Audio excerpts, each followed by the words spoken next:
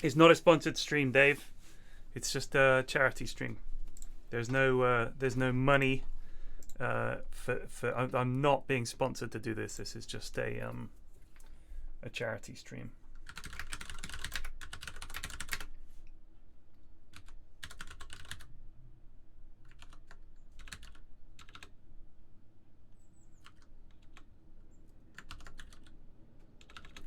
I've got to remember. Hold on, there was all specific.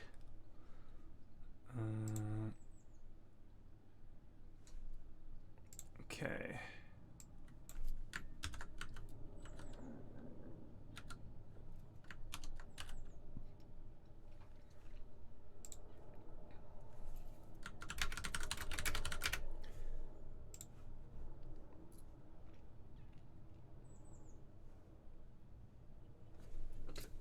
What was the thingy? There was a hashtag, I'm sure of it.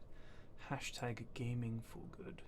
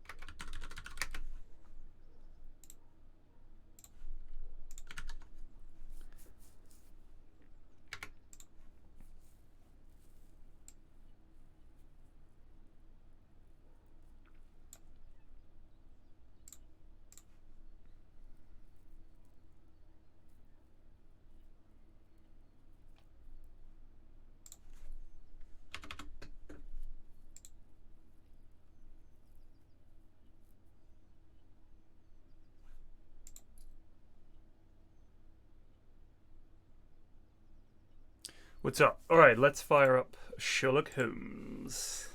I'm unironically loving this game, by the way.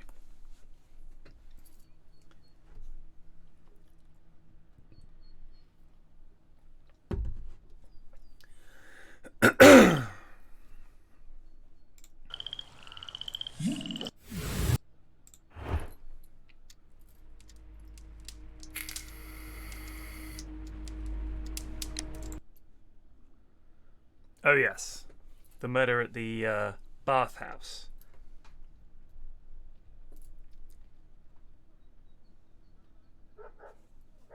We're now at almost $3,000, by the way. So just to give you guys some idea of how it's gone, we had 2 donations of $500 yesterday, and a couple of other people donated over the weekend as well. Sarah Beth, God bless her, gave us $100. So yeah, I don't know if Zimas meant to do that, but shout out. Is this session a result of the very positive first session? Yeah, I was just gonna do one. And I thought I was very confident we'd meet our goal, and obviously if we hadn't, I would have made up the difference. It was only 121 quid, and I thought, I reckon we can beat that. And now here we are at $3,000. So when it gets to later on today, I'll top it off, and then we'll. I think they're very happy so far. We've raised a bunch, so let's see if we can raise a little bit more today, and just crack on. Any progress, Mr. Holmes? No, and I've forgotten the buttons. What should we do next, Holmes? I don't know. What are the buttons? I have forgotten the buttons, Inspector Lestrade. I'm off my tits on opium right now. I don't know if you could help me out. Help me out with some opium. I feel like I'm not all there. Lestrade, I keep disappearing. I want it to just zoom in even further, but it won't. I'm going to do laps to warm up. It keeps the mind active, gentlemen. Keeping the mind active. I'll talk to this Rosa. Are the steam rooms on the other side, Mr. Holmes? Mr. Holmes? Oh, so that's the concentrate. That's right, I remember. Frigidarium. Are the steam rooms on the other side, Mr. Holmes? Other side of what? Exit. Sudatorium and Apoditarium. Oof.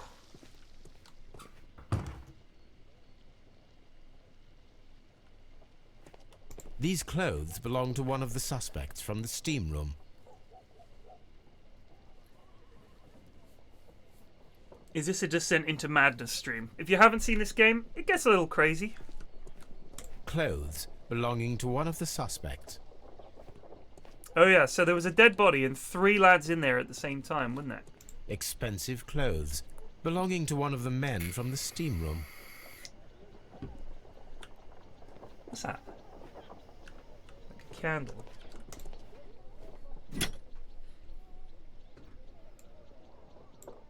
An ice bucket to keep the champagne chilled. Champagne for a special occasion. Unopened, it was intended to be enjoyed after the steam session.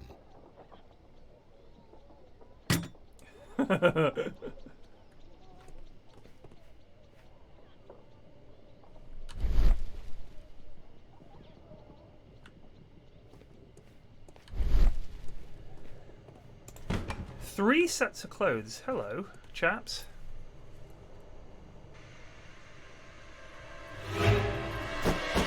Oh my good god. Good Lord. What? Death with a peculiarly Roman piquancy.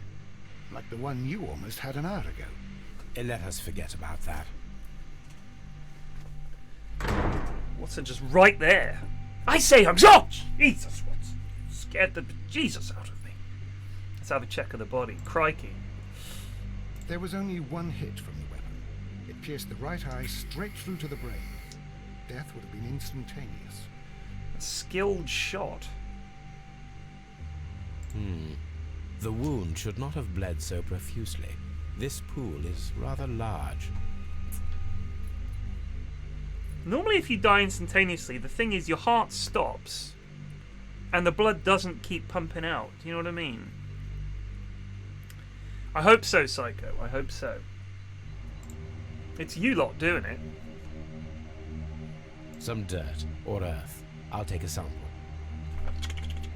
Sample taken. Look, Watson. He was wearing a ring. He very likely removed it before the steam session. Well, death is very recent. Between 30 minutes to 1 hour ago. I think we have found all that we can here, taking into consideration the abysmal lighting. Constable, we have finished with the body. To the morgue! We don't have many leads here. What concerns me is that we still have to find the murder weapon. Mr. Holmes? Please Mr. have the Holmes? body removed without disturbing anything else in the room. All right, Mr. Holmes. I was wondering, Holmes, it's fairly reckless to carry out a murder inside a closed chamber. Why do you suppose they did it? There are a great many possibilities. The murderer was in a hurry. Or he is an artist. Or a ghost. Or he wanted to ensure that I'd be brought in on the case. Probably the latter. You are ridiculous. Do you know that? Fuck you, Watson. How dare you? I've carried your ass. I have carried you, Watson, through so very many cases when you said, "Oh, Holmes, you're off your rocker." And I wasn't. I was right. Just you remember your place, young short round Holmes. Short ass. The brazier is still burning. The heat here is extreme. I will need something to pick up this melted metal.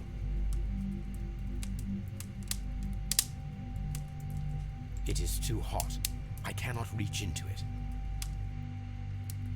Interesting. We'll talk to those chaps in a second.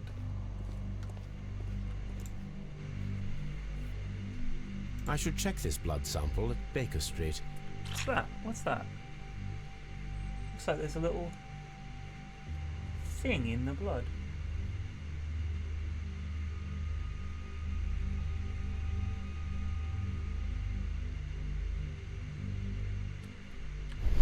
Oh, This key was covered in blood.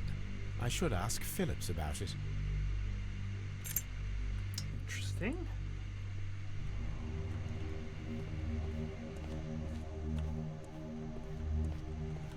Mr. Blinkhorn. It's horrible. I can't talk at the moment. Is that right? I'm in shock. I don't want to talk. It's horrible. So Rodney, he's dead. Can't we speak about it somewhere else? I see.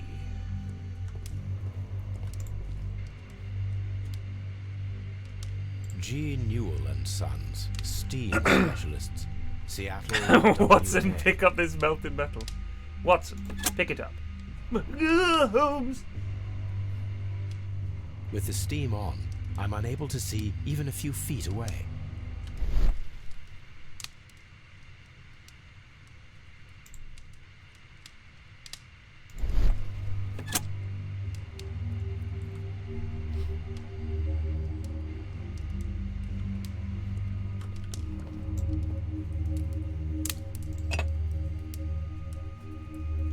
One lens is cracked, probably due to the temperature of the brazier. Brazier.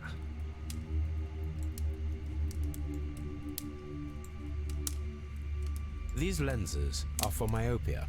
The wearer is short-sighted.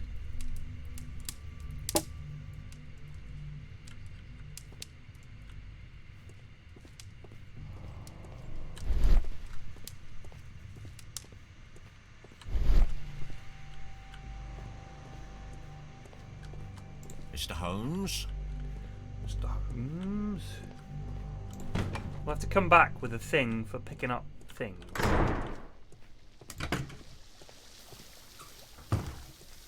You there, Phillips. Tell me about this. Good day to you, Mr. Phillips. My name is Sherlock Holmes, and this is my colleague, Dr. Watson. Would you be so kind as to answer our questions? Certainly, sir. Let's give him a little eyeball in. Light wrinkles. Grain hair. Scissor cut. Grooms himself. Lives alone.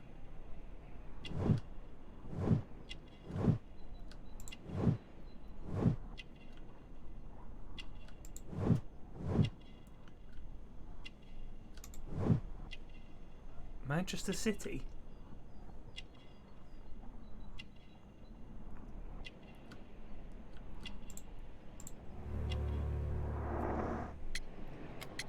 Tell us what happened. Please tell us the chain of events It's from a the jumper. start of your day. Everything that you can remember. The slightest detail may be of importance. Very well, sir. I came in at 6:30 this morning, and I opened the baths. I made sure that the room was clean, and I prepared the towels. The brazier was still burning. There was a fire burning all night. Yes, Sir Gregory ordered me to light the brazier yesterday. It takes some time until the room is fully heated. The gentleman had a meeting at 9 o'clock this morning. I wanted everything to be perfect. They'd been in the steam room for 20 minutes when I suddenly heard shouting. I ran to the door, but it was closed. I couldn't open it. So I ran out to the street to call for the police. One constable came up, and then there were others, and they picked the lock. Then Inspector Lestrade came along, and he told us that nothing should be touched. Did you receive any other visitors this morning? No one. Until these gentlemen arrived.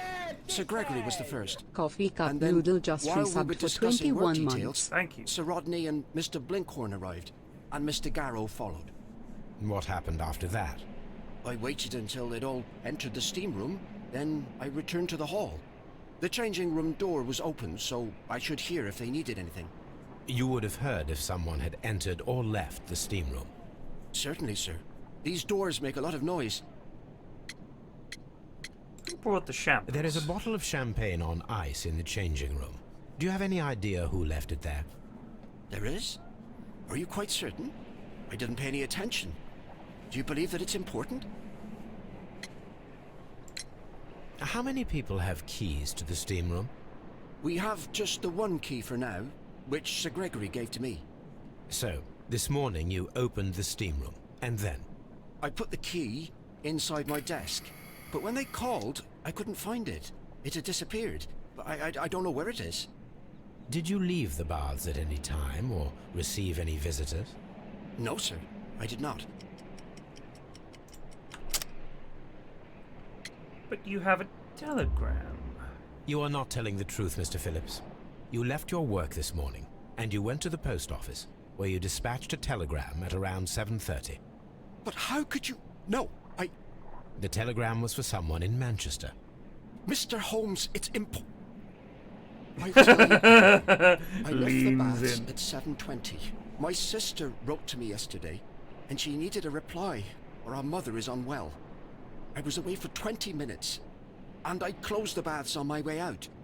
Did you receive a reply from your sister? No, she wasn't meant to. I just told her to pawn my old school uniform so that she could pay for the medication. Gosh. Did you check to see if the key was still in your desk when you returned? No, I didn't. Please, Mr. Holmes, don't tell the police about this.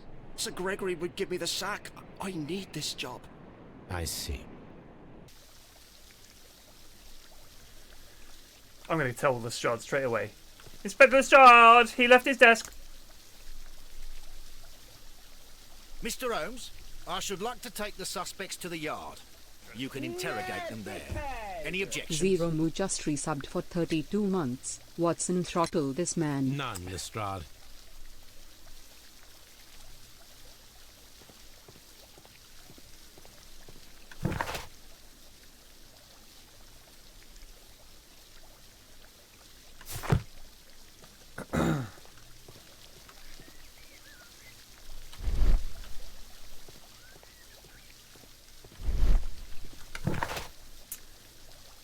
Search the crime scenes in the area. So we need a thingy. I'm gonna, you know what? I'm gonna go to my house.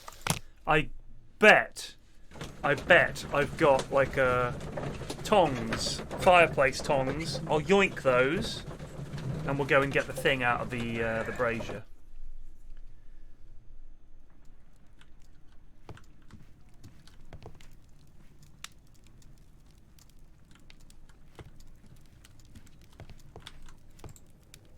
Some letters, hold on.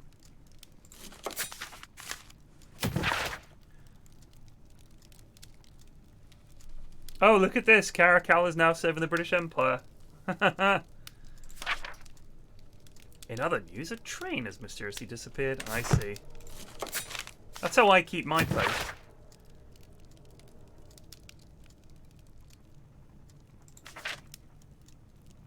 Oh no! The murderer of Peter Carey was Pablo Coventrao, one of Carey's former harpooners. However, lawful justice could not be awarded. Coventrao was found dead of natural causes. Shame. This is where I keep my post. So, do I really not have a pair of tongs that I can pick up a piece of metal with? I really thought I would have. On the sofa for the third time today. Well, don't be surprised if Watson sits on you again. Look out, Tobes! Let's analyse this dirt.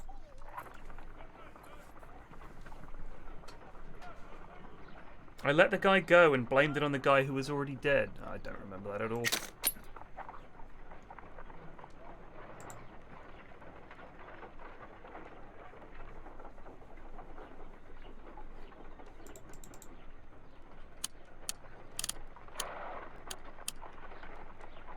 Pyrite, otherwise known as fool's gold. Selenite.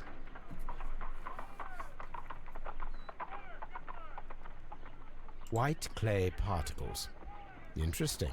According to the color and its composition, I deduce that this sample is white clay. Now, I need to find which area near London this sample belongs to.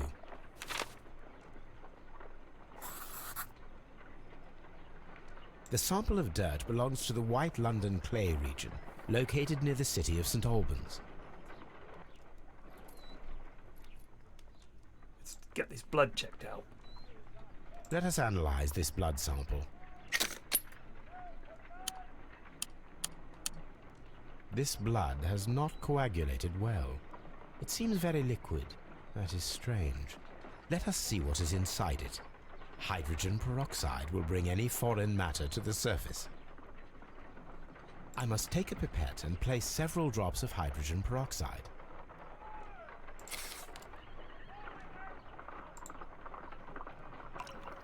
Yep, it's blood. I'm going to bugger this up.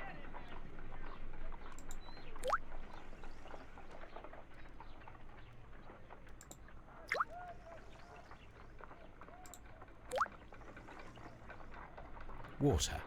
This blood is heavily diluted with water. Wow, he just spotted it. Amazing. Let's have a look at... Oh my goodness. I can't move this around at all. I get the impression that something's going to come from this. Holmes. Sorry, Watson. Just like to have a gander now and then, you know me. Oh, I've kept one of the harpoons. Let's have a nosy around Watson's room. Ah, what a boring room. Sorry, Watson, your room is too boring for me. What should we do next, Holmes? That's what I'm thinking about.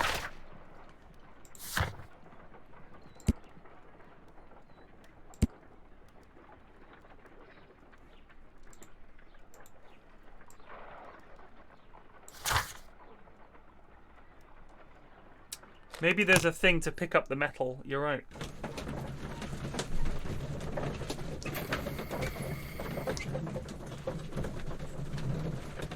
I don't know if it was an icicle. It might have been, because there was lots of water in his blood stream. But how do you get an icicle into a steam room? Maybe you sneak it in the bucket of champagne. But I think it's more likely that they popped the cork off and it shot into his eye, and loads of the champagne foamed in there. Clearly.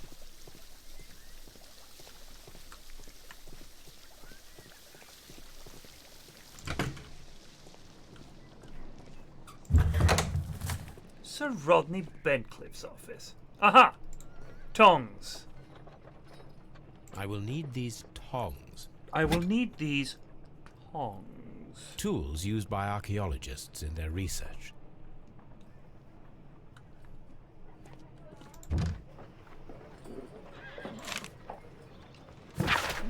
This metal plate, besides its archaeological interest, appears to be a part of something larger. At the present time, I'm unable to determine exactly what that might be.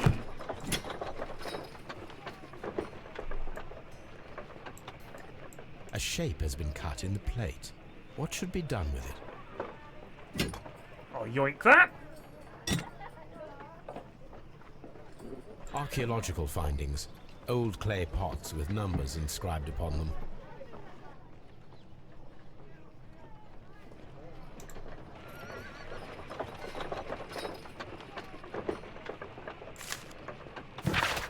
There are a few among us who could claim any degree of unfamiliarity with the name of Sir Rodney Bentcliffe. He is a gentleman who possesses the wealth, notoriety, and vigour to well match the finest of his ilk abound in London. His intellect is equal to his charms, as has often been declared by the young ladies of the European aristocracy. He holds powerful connections within the Lord Chamber and carries an influence inside the political world.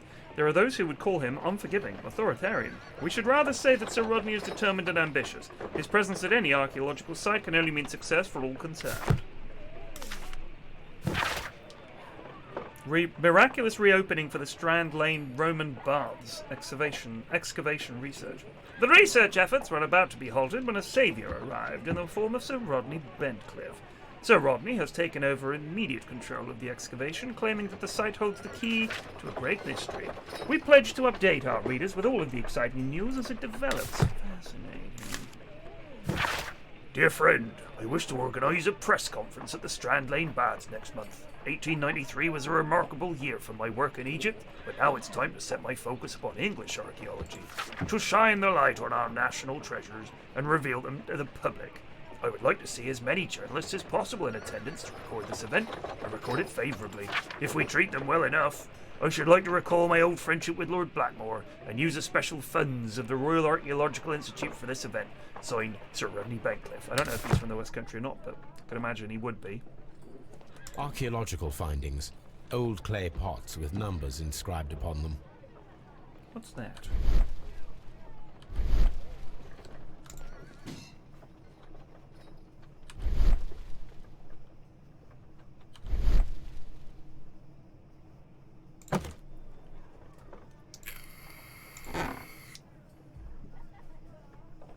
A glass plate negative is missing.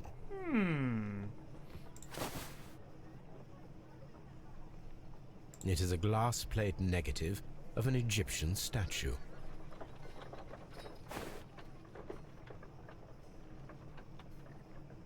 Glass plate negatives, a remarkable method for recording ancient civilizations.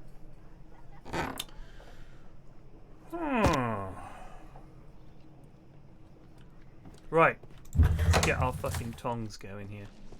Let's have a check around the back here real quick.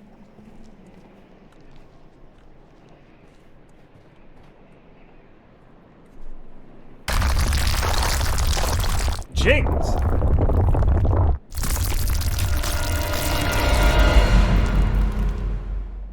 My God, are you all right? I wonder how this could have happened. Yes, it is somewhat treacherous. Fortunately, I am unscathed. To where does this corridor lead? To the frigidarium, the coal room. Barely unscathed and by a very small margin. And treacherous is an understatement.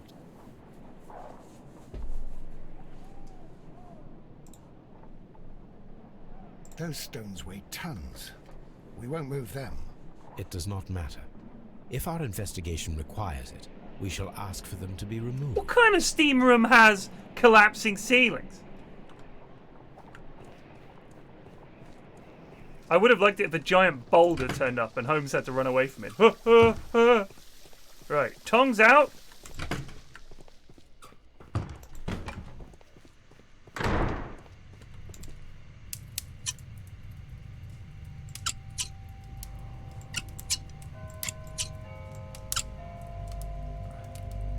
I should analyze this melted metal.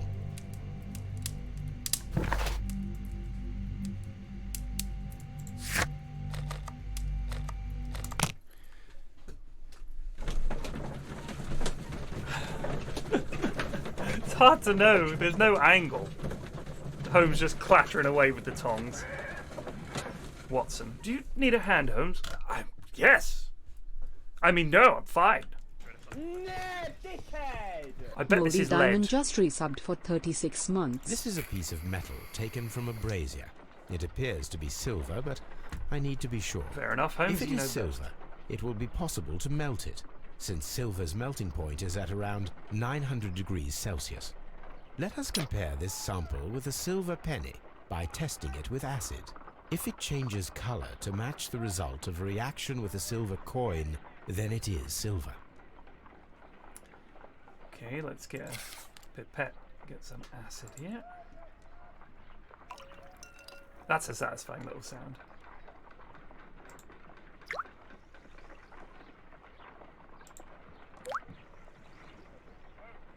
The reaction is the same red stain. It is silver, Britannia silver quality. Now we've ruined a coin and a lump of silver. Watson, I'm ruined. Let's go chat to these lads then, eh?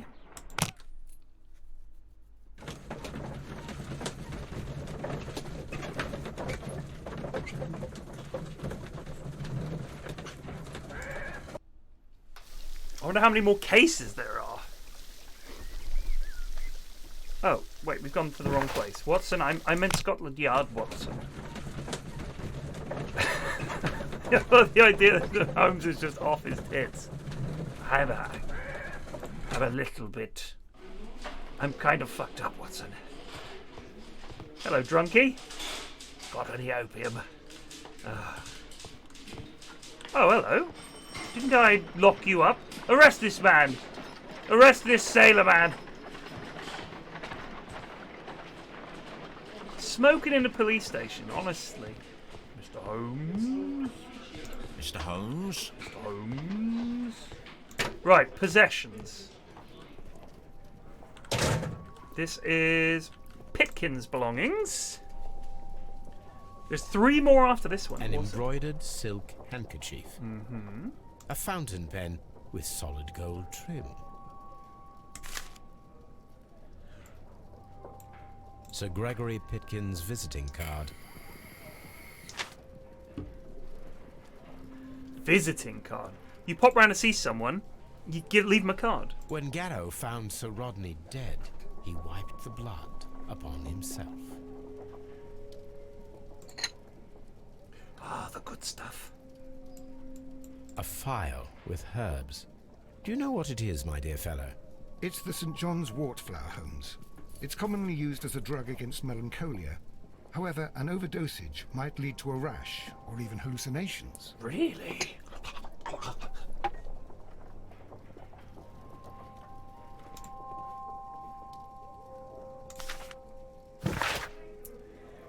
Sir Gregory Pitkin, manager, to Mr. Blinkhorn. Dear sir, the interests that I represent require the situation of the baths to be changed for the better. At the present time, the frigidarium excavations remain under your direction, and yet the works have not progressed.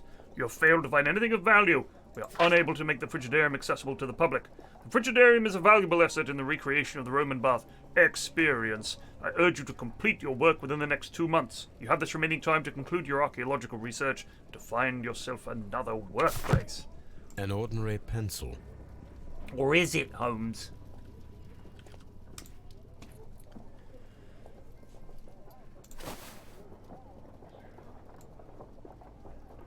Rodney Bentcliffe's notebook. It may contain something of interest. The last pages were torn out. We must find a way of retrieving Sir Rodney's last lines. Watson, please prevent anyone from entering the room. But first, fetch me a pencil. We just found a pencil there, Holmes, my boy. To begin with, a few strokes of the pencil will be enough. I don't want to damage the traces.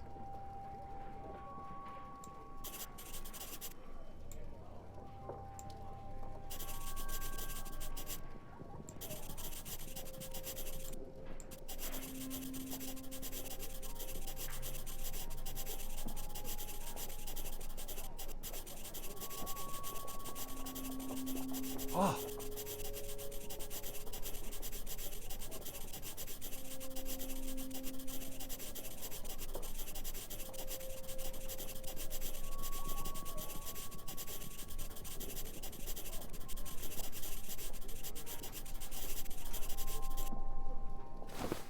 And then to gently smudge the leftover pencil marks with a handkerchief.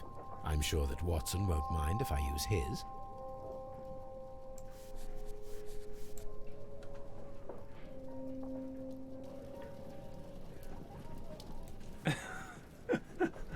Mr. Holmes, the coroner... But what are you doing? Tampering with the evidence? I prefer to make them talk.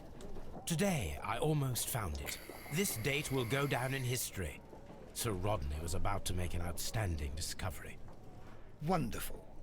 I could retrieve only the final words. The rest of it is lost. Perhaps the autopsy will assist us in that matter. I'm not sure that I can allow you to inspect the body now. I am sure that you must, Constable. Well, You do make a persuasive argument. Ugh, the right eyeball has been burst, pierced to the hilt by a curved-bladed knife. The blade cut through the orbit of the frontal bone, ripping a part of the frontal lobe and the corpus callosum, after which, completing its trajectory into the cerebellum, caused hemorrhagic lesions. All of these injuries led directly to the death of the individual. At the upper lobe of the right lung, there is an old injury filled with an amount of mucus and ciliated debris. It may correspond to a chronic infection by elements likely inhaled in a burial chamber, a decaying mummy, for example, or a dried and decomposing food product intended to accompany the deceased in their grave. The remainder of the body does not appear to have been damaged. Intriguing. A hand-drawn map. Get your pencil out. Ooh, a Roman coin. An old and rather dirty coin. Yoink. Oh. This ring was most likely the one that Sir Rodney wore. He removed it before entering the steam room. Good morning. This looks like one of the dwarven rings. An Egyptian symbol. It is a very old jewel. Kind of like a really old-style dangus.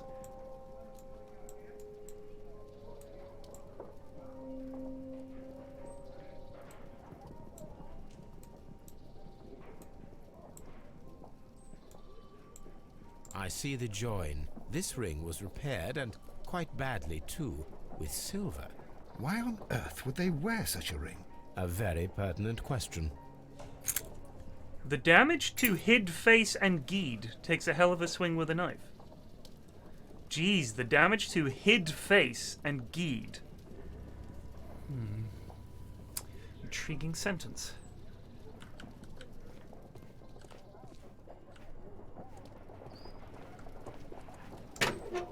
I think you mean his face and head. Yeah, I was gonna say. Damage to Hid, Face, and Geed. Let's check out the morgue. Watson!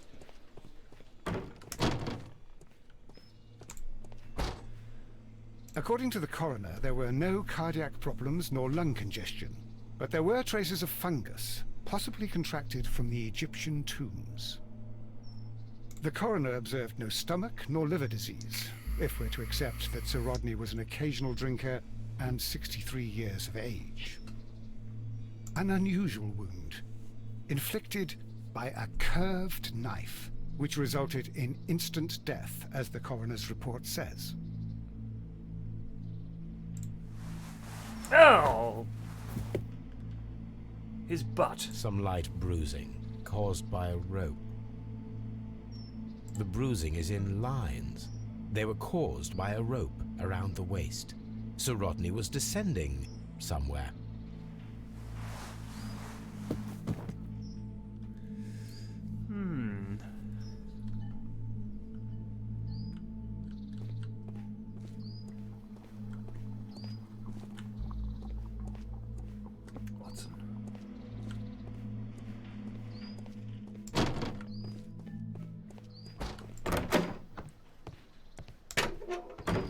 Got any Mind Palace to be doing?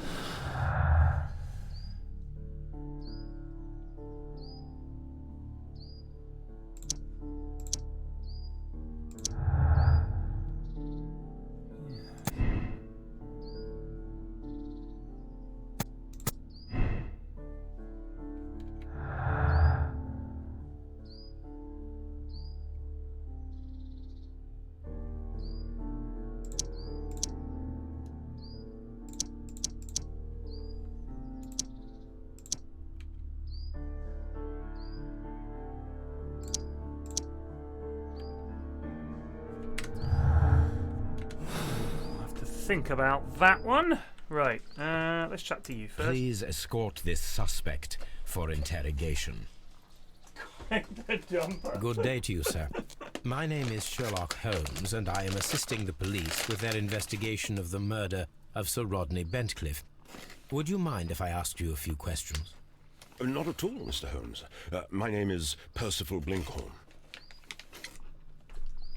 Oh, God.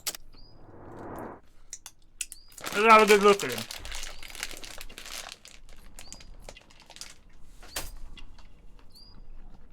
Can I get a shout out to Peanuts?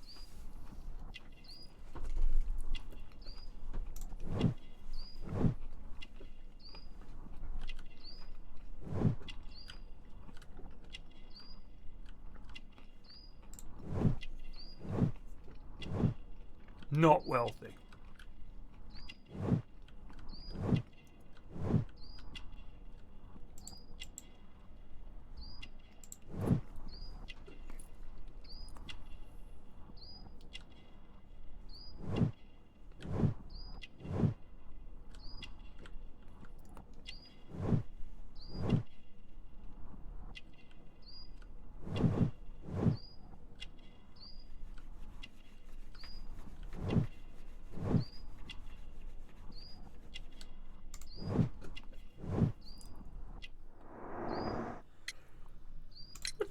What is your occupation?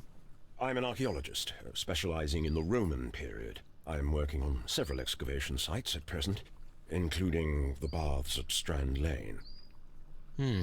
Can you tell me more about the baths? Well, we're hoping to retrieve a great many interesting artifacts from the site, and to list any items of value before their eventual restoration and exhibition. And has it been successful? It has. Thanks to Sir Rodney. Tell me about Sir Rodney. What was your relationship with Sir Rodney? Well, I couldn't say that he was a kind man, no. But he was talented. I felt a great admiration for him, I must say. Was it your first collaboration? I had met Sir Rodney briefly once in Egypt, and I'd shared my researches with him.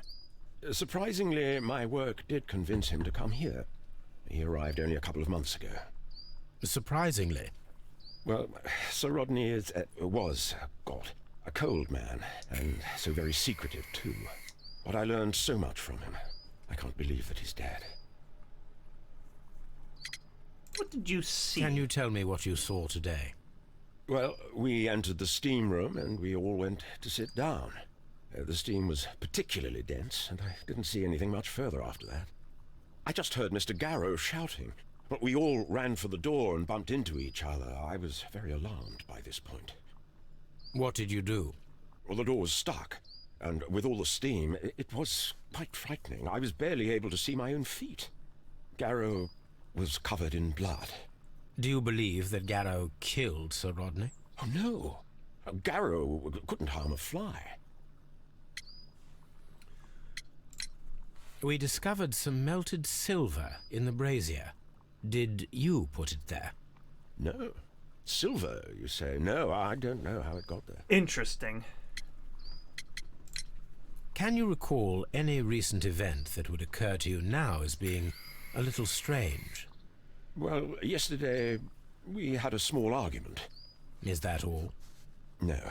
Sir Rodney informed me that he was to attend the London Archaeological Congress with me. Then he advised me of quite the opposite. And rather aggressively, too. Do you recognize this ring?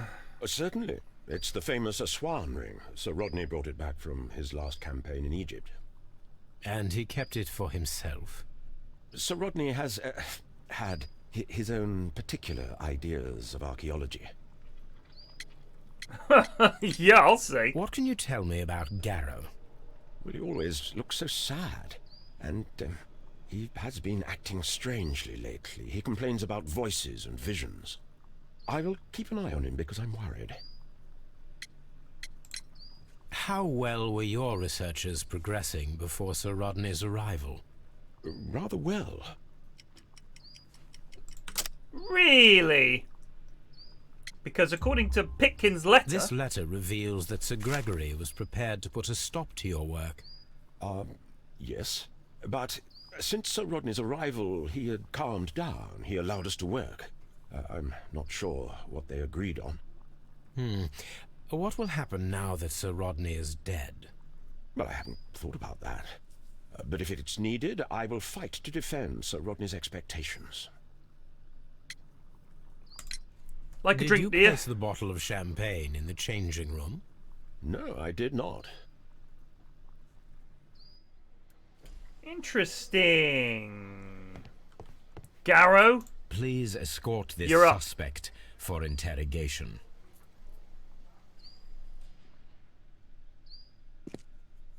A good day to you. Secret door, My you name is think? Sherlock Holmes. I'm assisting the police with their investigation of the murder of Sir Rodney Bentcliffe. Would you mind if I asked you a few questions? I am Tristram Garrow. Here's what I think happened.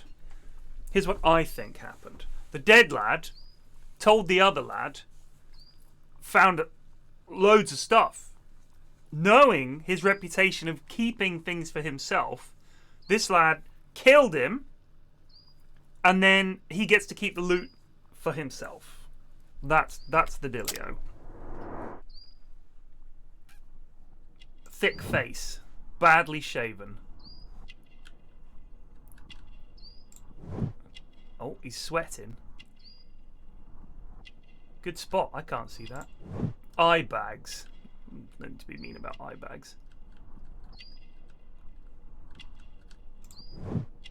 Dirty clothes. Gordo. Ah. Protective amulet. Who's this lad? What do you do? What is your occupation? I am a councillor at the district chamber. And what were you doing at the baths? Well, I follow the researches. I am interested in archaeology. You follow them? Yes. So many things happened, and We need to know. Or perhaps it's better hidden. I beg your pardon, Mr. Garrow. I meant nothing by that. I apologise. What was it like to work This with that Sir Rodney? shady as flip. It was like working with a genius. He was a hard man, but then you know this world is hard. There are always people who want to steal from you. And he trusted me, but oh. Are you feeling unwell? Oh, I'm sorry. It is I. I remember. Oh, I feel so sorry. Do you need anything? I feel bad. I hear. No, nothing. I'm better now. He's been at the Wart. He's Please been at the try St. to John's recall Wart. what you saw today. Thank you, The room Yogscast was Raid. So hot. I had to remove my glasses. I was not feeling so very well in there. But you found the body. I saw the knife, you know, flying through the air. I saw the blood. I tried to escape. I don't remember. Saw the knife? What did it look like? Everything was as if in a nightmare. It all happened so fast. This lad's The out knife off was his rocker. shining like gold. Did you put the champagne Did there? you place the bottle of champagne in the changing room? What? No. We discovered some melted silver in the brazier. Did you put it there? It didn't help. The power is too strong. What? His ring. Oh, it should be destroyed. Why do you say that? It is a cursed ring, digging dark secrets. Really? It is after me now. I know it. I shouldn't have worked on it in the workshop. It's too late now. Any Had Sir Rodney recent exhibited any unusual recent events? strange behaviour? Well, he had been rather secretive these past few days. Last Thursday, for example, I saw him leave. When he returned, it was very late. He showed me some wet coins, Roman coins, and he started to laugh. Are you on something? Thank you. Thank you. This will help me to calm down. Do be careful with the dosage. I will. I mean it. This is A the dealer coin now. that he showed me. It is from the 3rd century. It must be very rare. No, I don't know. Garrow appears to be rather mentally disturbed. Either that or he is a good actor. Good spot, Holmes.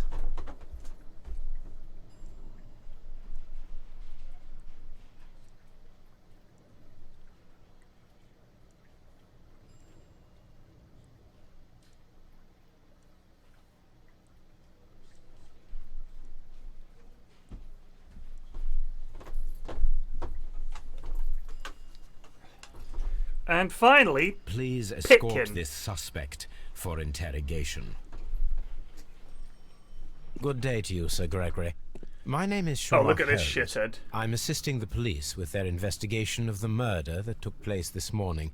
Would you mind answering a few questions? Tell me, Mr. Holmes, will I need to stay here for very much longer? Let's have a look at this prick.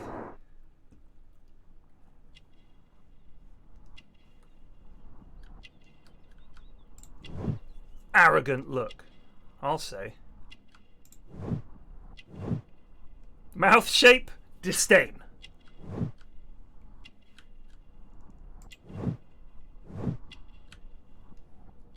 Fancy duds.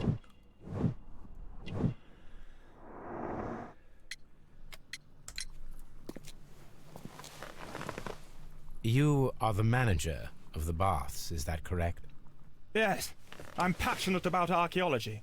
I wanted to restore the ruins. My ambition is to open the baths to the public. Living archaeology can be a profitable business, although now I'm not so sure. I see. When do you wish to begin using the baths? When the archaeological researches are over, I will be free to complete the restoration. It is the usual process. Tell me about Sir Rodney. What was your relationship with Sir Rodney Bentcliffe? We were not particularly close.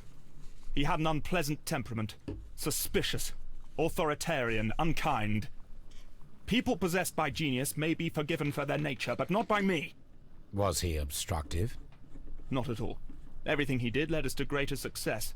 He helped us increase the potential of the building. Tell me about your work. How was the work progressing before Sir Rodney's arrival? Rather slowly, I would say. Oh, shit!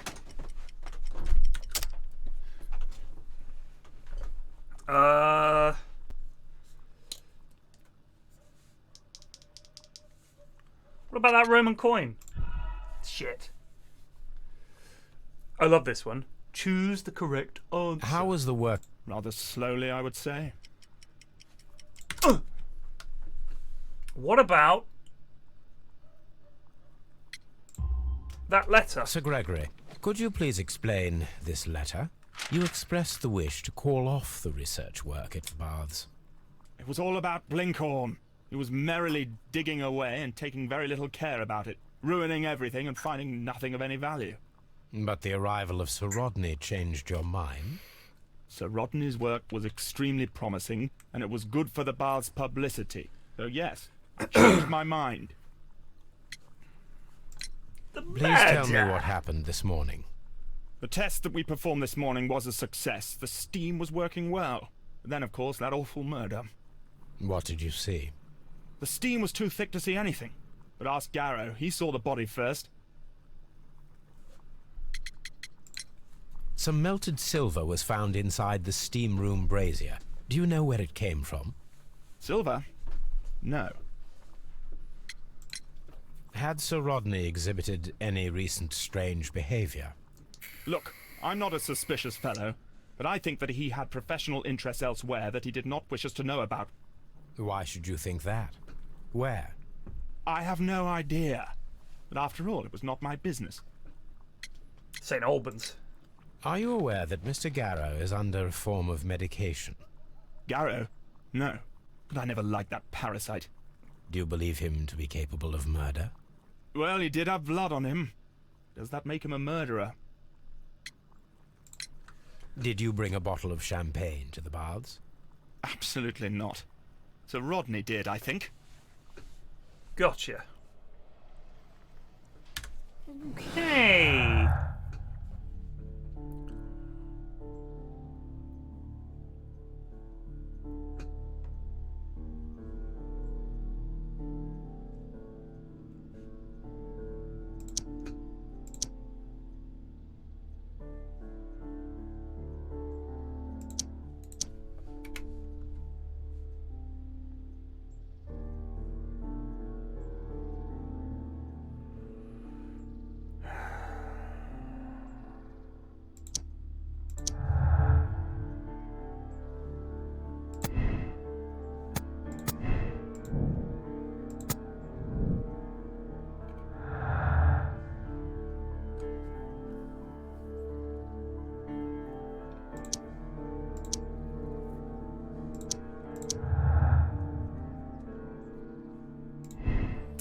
Blinkhorn's work was saved by the arrival of Sir Rodney, but at a high cost to his morale. Blinkhorn's work was saved by the arrival of Sir Rodney. He was thankful for the possibility of working together and the chance of learning from him. I think so.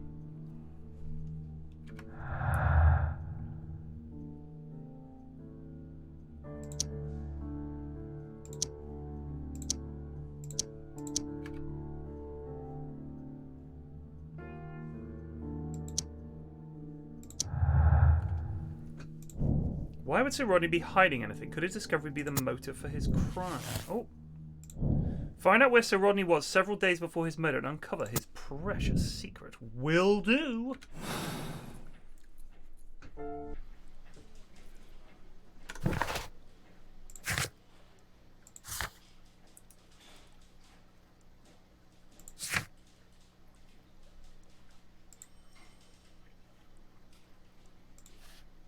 It could be found on the map at Baker Street. I'd love it if he was just looking at some of that Victorian pornography. Just some titties. Really badly drawn titties.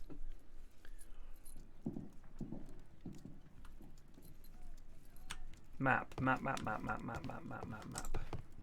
Now we have two maps. We must combine them properly. Okay. What are we looking for here? Bridge. Maybe?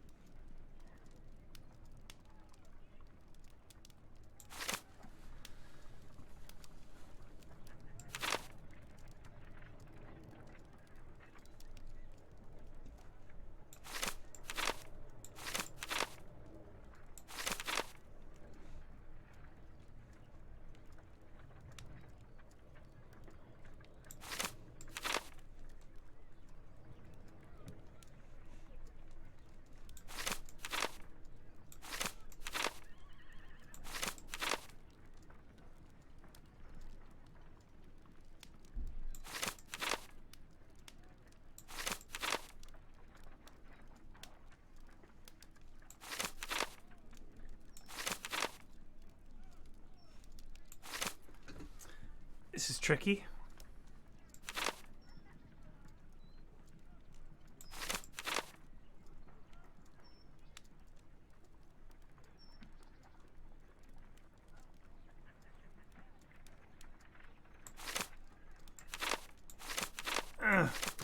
Oh! Okay, that makes things easier.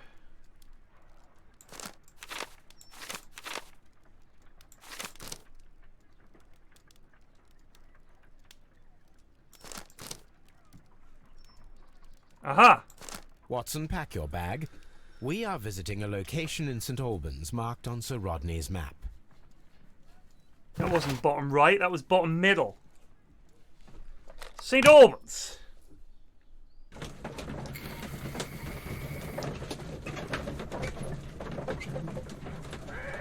Oh, that's a good point. We need to update our thingy. Hold on a sec. Let's see how we're doing.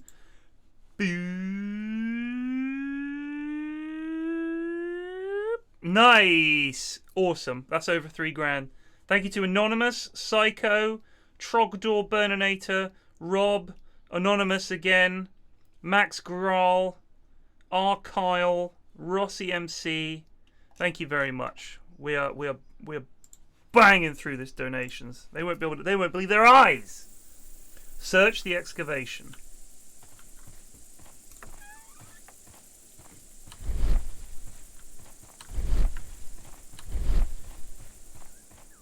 Witcher vision on.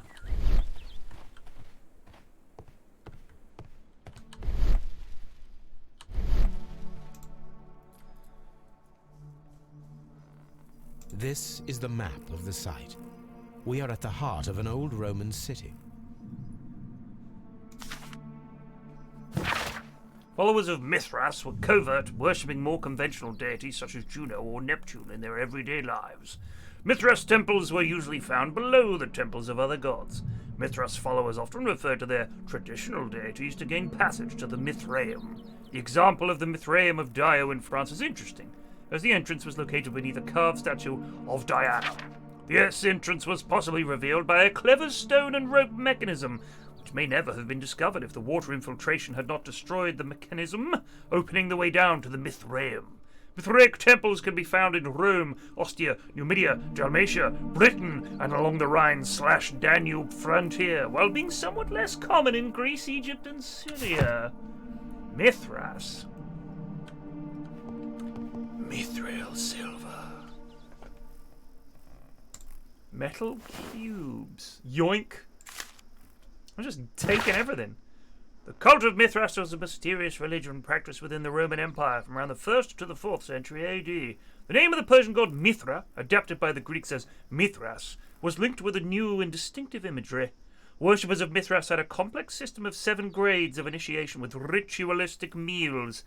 Initiates would meet in the underground temples, called Mithraea, that were retained in large numbers. The iconic scenes of Mithras show him as being born from a rock and slaughtering a bull. Good heavens.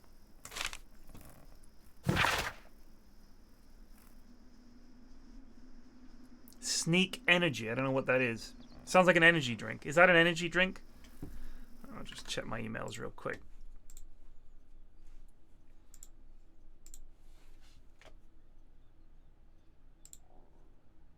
No thanks. Not interested. Thank you very much. The knife used by Mithras for the tauroctony, the sacrifice of the bull, is originally a curved sacrificial blade of Persian origin. Its curve can be from 5 to 15 degrees. The name is derived from the Persian shamshir, which means sword. This radically curved sword family includes the shamshir, scimitar, talwar, kilij, pulwar, and Mongol saber. A myth of the golden knife is the key to the Mithraic mysteries that some describe as an equivalent to the Holy Grail. The golden knife carries a curse that will spill the blood of the unworthy who dare to touch it. Aha!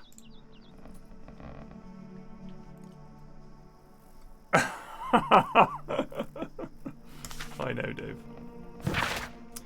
And the empty coconuts that they use to imitate the sound of horses' hooves. Another strange ritual for the old gods to keep the evil spirits away. The people, feeling that the dark eye was upon them, would melt their valuables in the fire. Sub-Saharan tribes burned fruits, and the rich Roman family spared no expense, melting silver or tin. It is not recorded if such valuable offerings were thrown away with the ashes or if they were reused at a later date. Interesting. So, something to do with the weird worship of the cult of Mithras. Watson, we're onto something, Watson. Something bigger than you could ever imagine. Hail Mithras!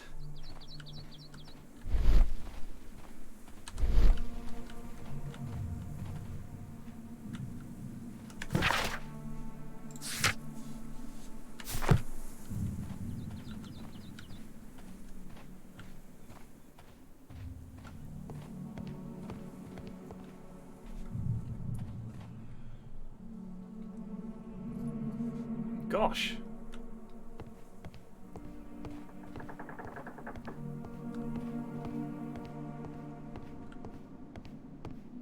Look at this. This lad's only got one eye. The Cyclops, a one-eyed creature helping Vulcan at the forge. Vulcan, the god of fire and metalworking. Here's my thoughts. That lad that was off his tits took too much of the St. John's wort, went bandy, thought he was seeing stuff, believed all this Mithras stuff about golden dagger not being worthy. He didn't think he was worthy, so he slew him in the eye to make him a Cyclops.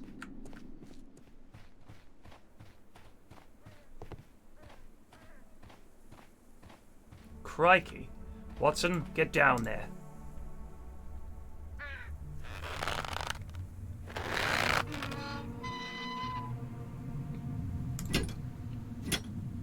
Excavating tools, a bucket, shovel, and brush.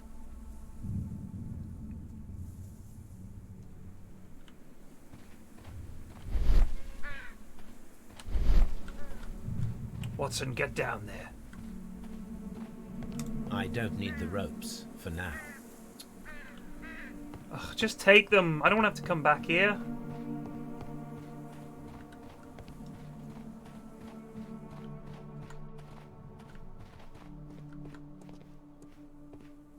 Construction hooks. Stomping around.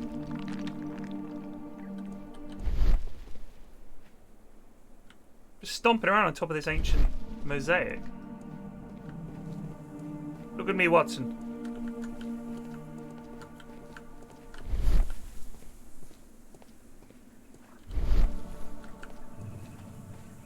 It is a statue of Minerva. Minerva?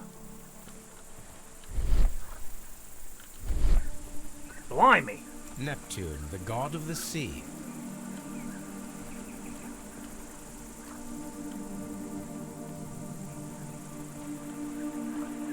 It is a broken statue of a bull.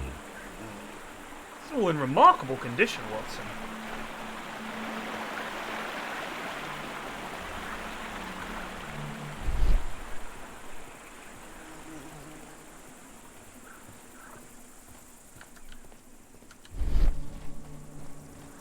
I reckon this one's going to be a bit nutty.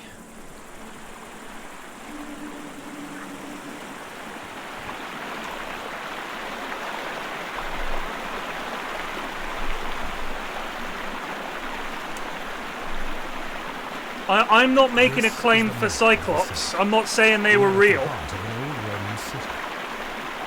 The gastrophats were used with ropes and hooks for sieges.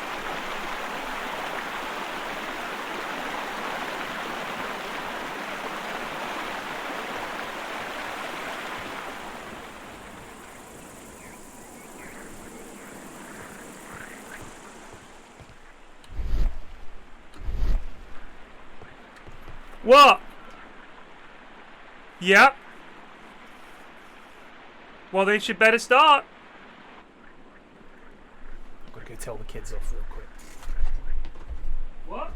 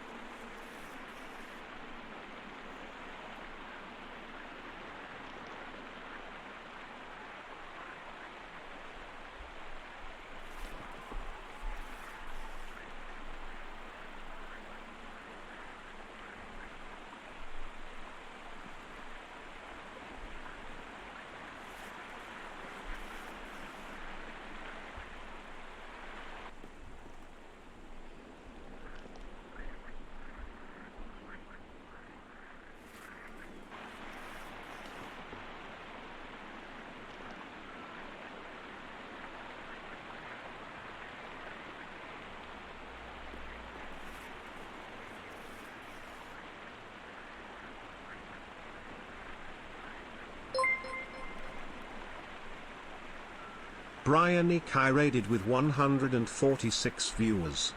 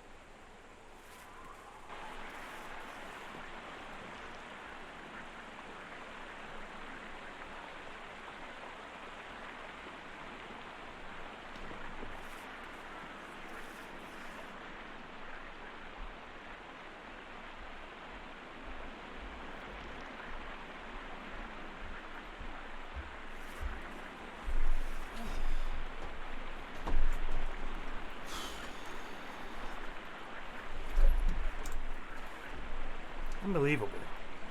Messy devils! Dear Lord Blackmore, the manager of the baths, Sir Gregory Pitkin, was quite a nuisance at the start when I arrived. After you stepped in, he became rather more helpful. Occasionally, people of his rank are not well suited to a work of such great magnitude. They lack the necessary vision. In a few weeks' time, I hope to bring good news of the Strand Lane Baths. I am on the verge of discovering a major archaeological artifact, one that might be used politically by your party to demonstrate the strength of our ancestors and fulfill the need to protect our empire from any present and future threats. Good God.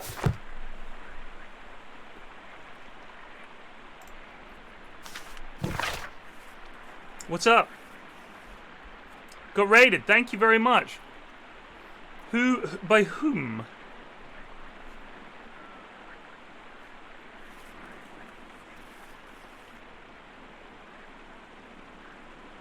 Bryony, thank you. Thank you, Bryony. Calvin, Hobbs and you consider yourselves as being so smart. Calvin and Hobbs, come on. Being so smart and funny. I had a good laugh when you froze Miss Durkin's notes about the Archer Hadrian in the ice. However, our thesis exams are just ahead. As you're the so-called brain of your improbable duo, I have to warn you that my Gastrophetes model, the ancient Greek crossbow, and not the medical device to relieve constipated people, as you might have thought, is not to be touched. Or else I'll have to inform Mr. Wormwood about everything you've done these past 2 years. P.S. I ate Help's tuna sandwich. S. Spittle. Strange. It's Harkskinstrom just This resubbed is for a 13 reproduction months. of an I ancient mean, Greek nobody crossbow. wants to admit they ate 9 cans of ravioli, but I did. I'm ashamed of myself. The first can doesn't count, then you get to the second and third, fourth and fifth I think I burnt with the blowtorch, and then I just kept eating. Thank you for the sub. Sorry, what's going on? About what? You don't need to tidy her stuff. Why is she doing that? Mummy is working. I am technically working. Shouldn't she just get on with it?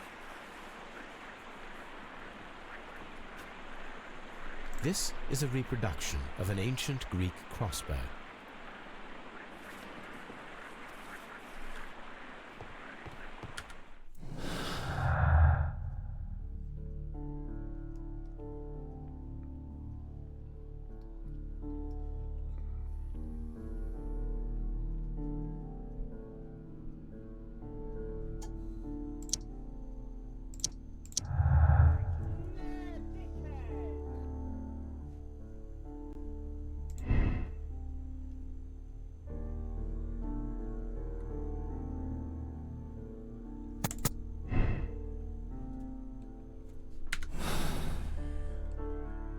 Thank you.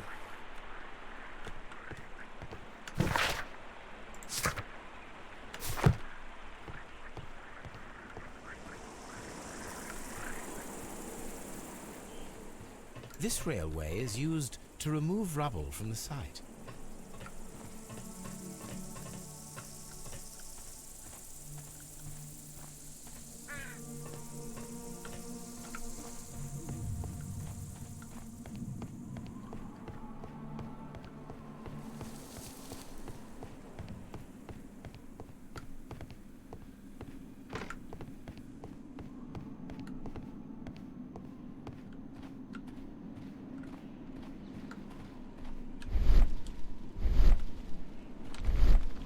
This wall was covered with mud recently.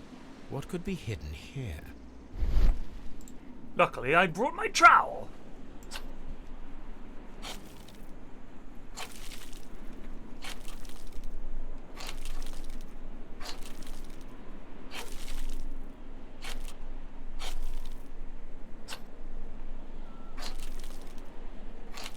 Now that's some good excavating. I can see now. Frigidarium. It is located at the Roman Baths in London. Someone took the time to hide the fresco, but what for? I need to visit this place.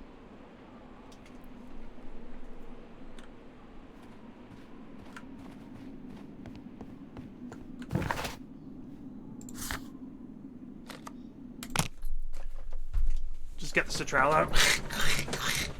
Holmes, you've ruined an ancient fresco.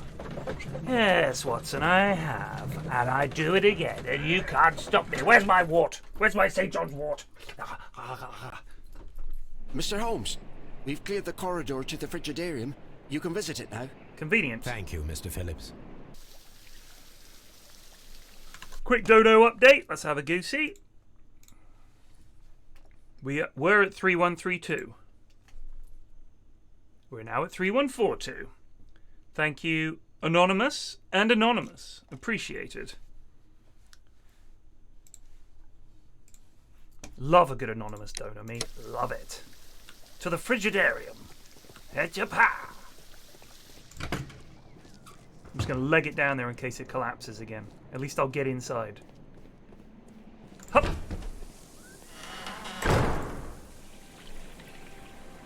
Perhaps I could find some clues by activating the flagstones. A hidden sign. Ah.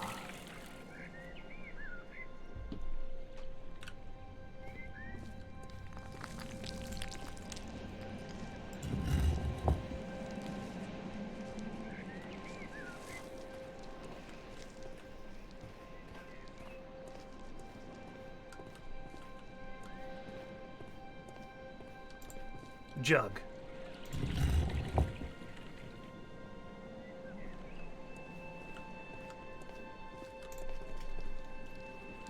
Trident. Uh-huh. A symbol. Alright, so which ones didn't have a symbol? We'll push those ones back.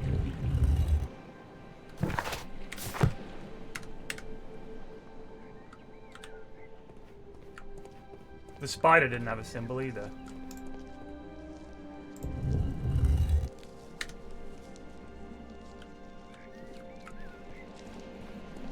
I am Mithras. I'd love that.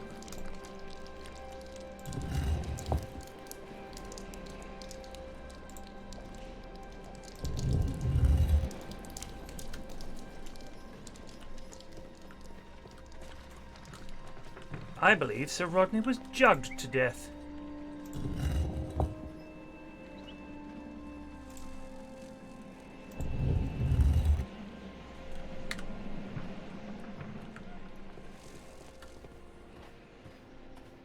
Just your number one sub check-in in. Thank you.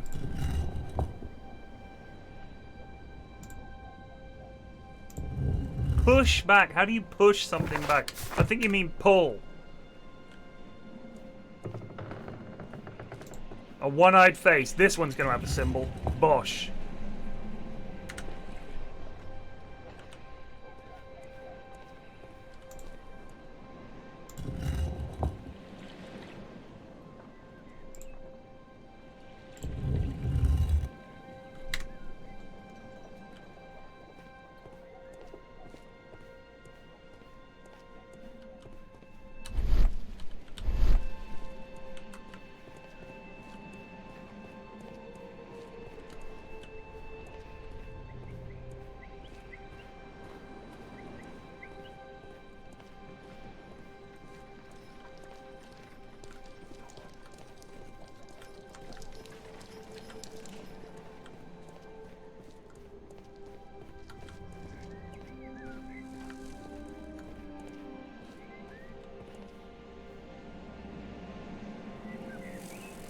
Is that?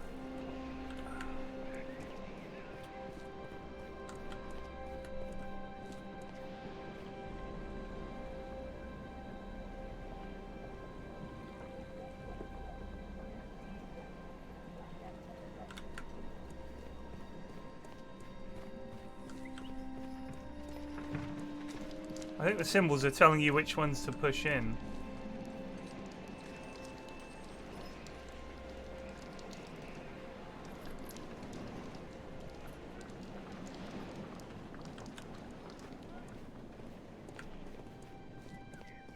Maybe we didn't examine the symbol.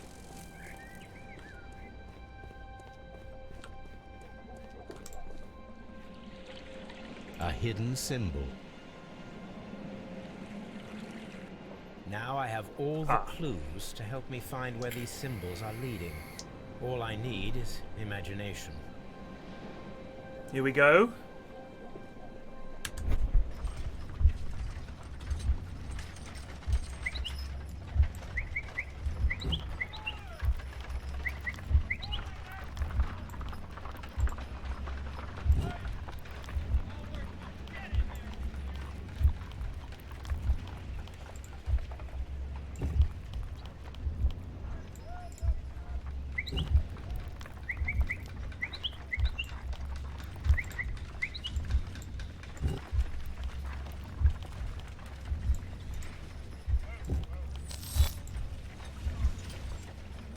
Zongo. The signs are pointing to this bust.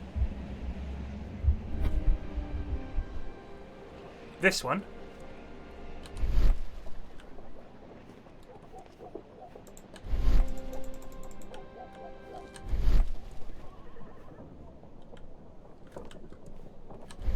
Oh, that one.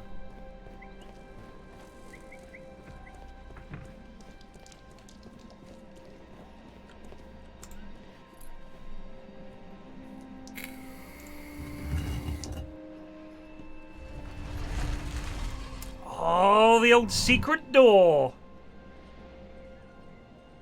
Where was that?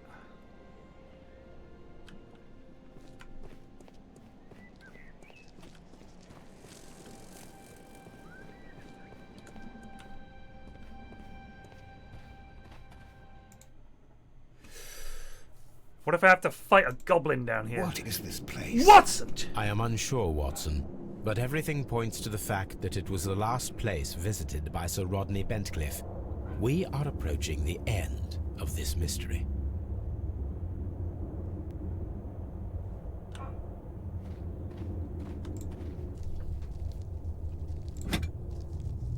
That will come in handy. A broken glass plate. What is it doing here? I should examine it at Baker Street. Yoink! How very peculiar. An ice maker. Why would Sir Rodney have brought such a device here? Take. Watson, carry these things. A sack of crude salt. Not the refined sort of salt I'm used to, Watson.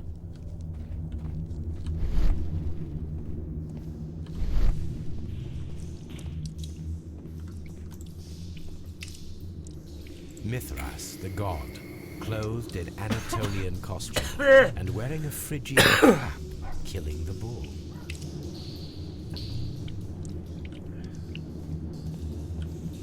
This fresco resembles either a ladder or a hierarchy.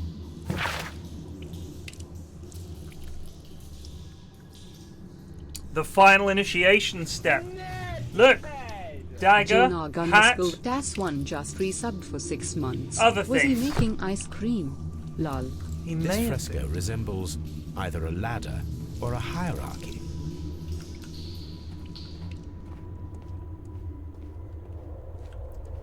Watson? What? Watson? He's gone.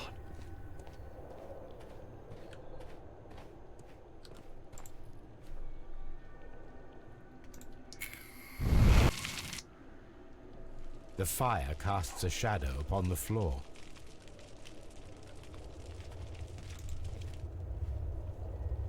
That is the symbol of Neptune, the god of the sea.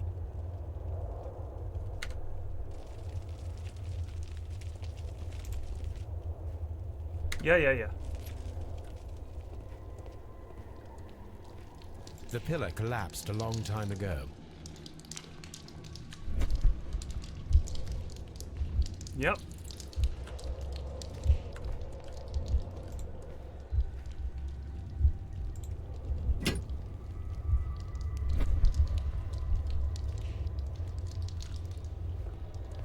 Just using my imagination here, folks.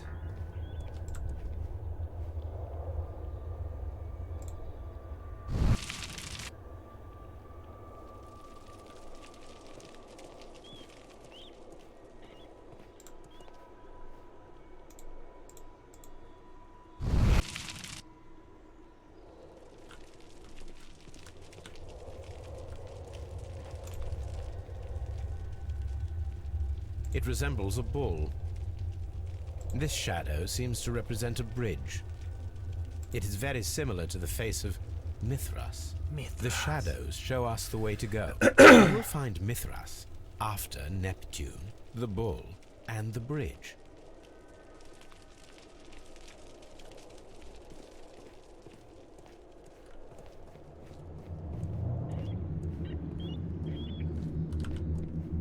A shovel, not from the Roman era. We cannot go any further. Huh. Mummified bodies. We're in some type of catacomb. What was that? Mummified bodies. We're in some type of catacomb. Good God. Mummified bodies. We're in some type of... How dreadful. Judging by the broken orbit, this poor fellow met a death similar to Sir Rodney's. This shoe is not from the Roman era. It is medieval at best. This man was a tomb raider who met with an unfortunate end. By the eye he was punished, for he saw that he was not worthy. Dreadful.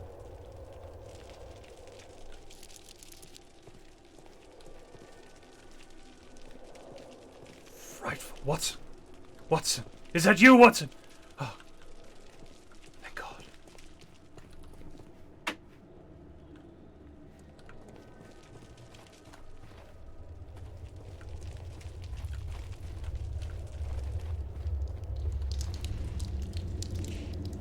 Eerie, isn't it, Watson?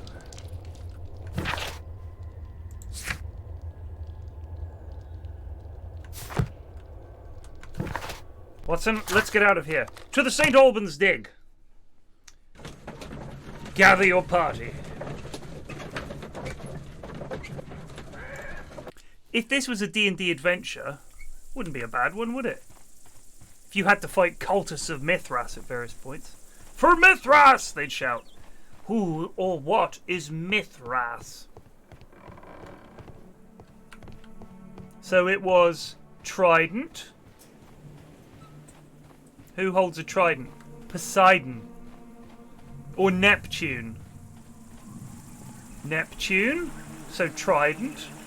Bull. Bridge.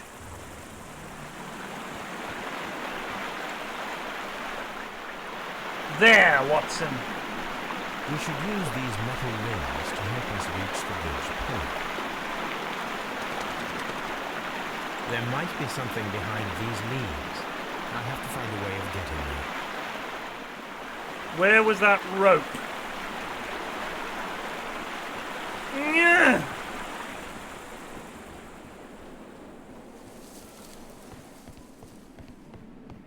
Was it near one of the holes?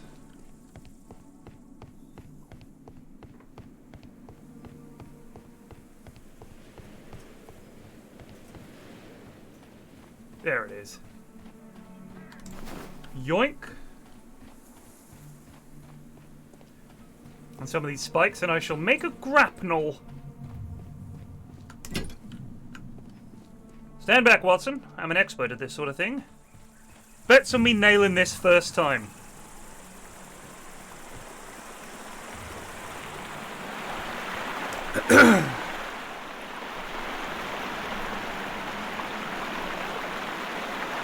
We should use these metal rings.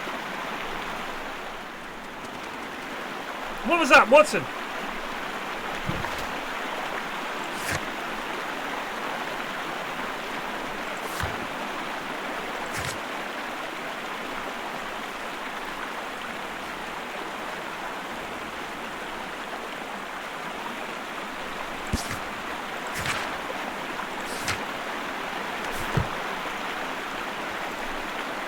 Ah, wait a second, that crossbow. I think it was in here.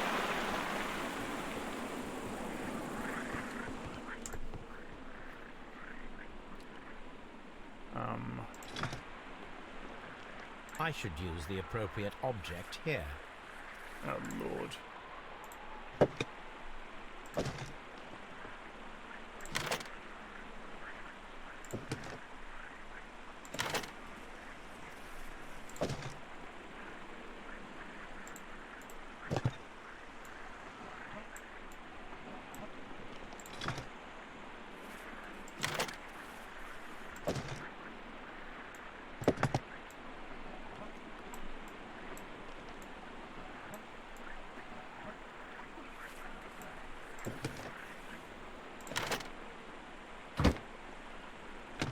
I've made a bloody crossbow.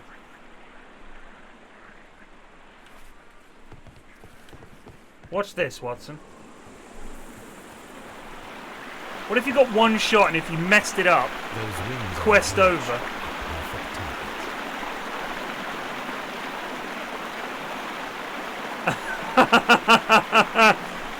What are the chances of me making this first time?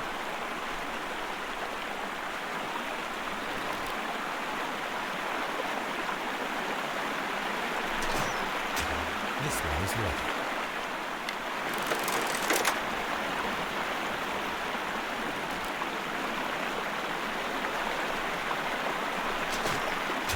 This one is ready.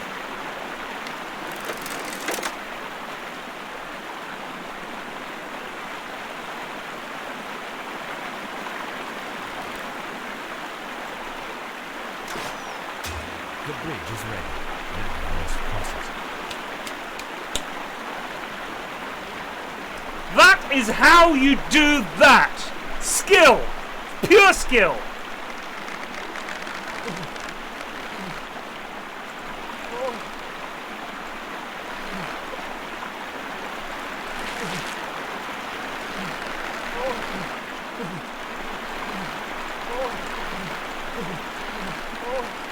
Oh shit!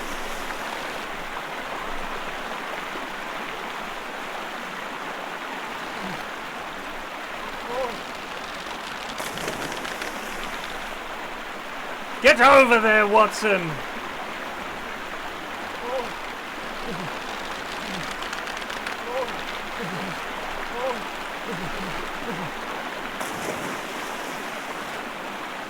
See, if Holmes was doing this, we'd be all right.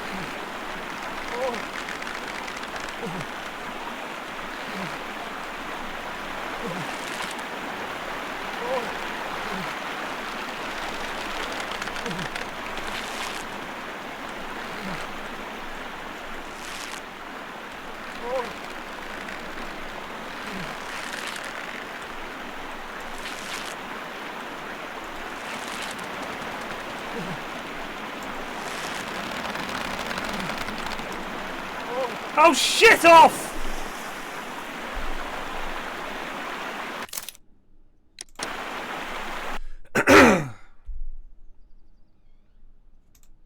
Are we inside the hidden temple of Mithras, Holmes? Somehow, yes, I'm not Watson. sure. We had better be careful. Just made it across first time. That game was impossible, by the way.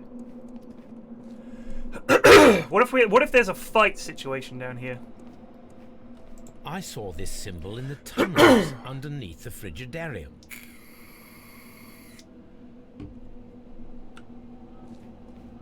Which way should we go, Holmes? There ought to be some clues here. Let's take a look around. I saw this symbol in the tunnels underneath the Frigidarium. Is this one, wasn't it?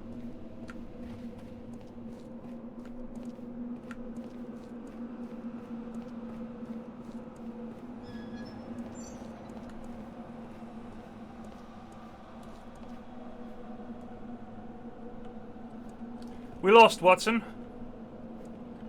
Oh wait, Trident?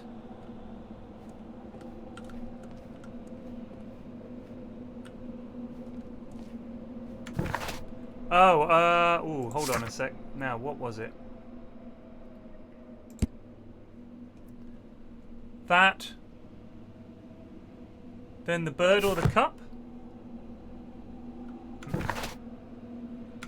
We've gone the wrong bloody way, Watson.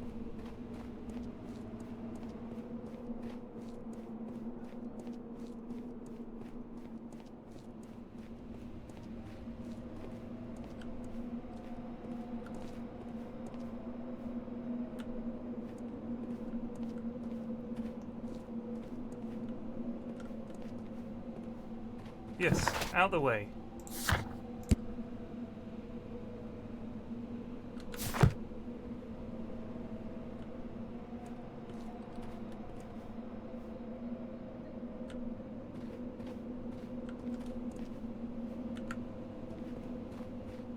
We did this one already.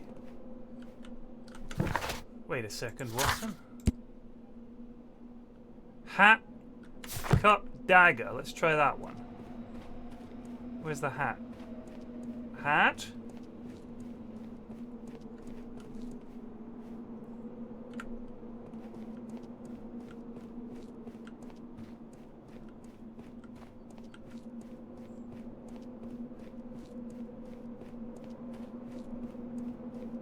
Nope.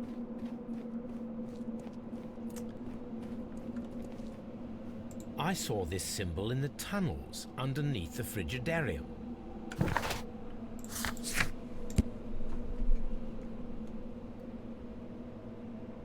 It's that one, isn't it?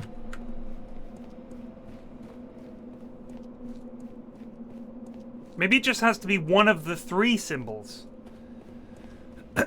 Okay, so what were the other ones? The next one is that.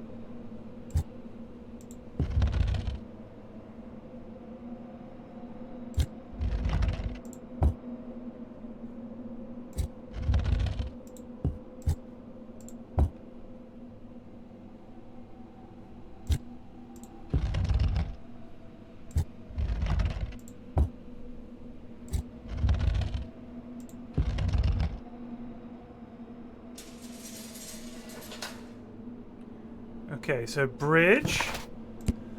And then it's either spear, weird hat, or even weirder hat.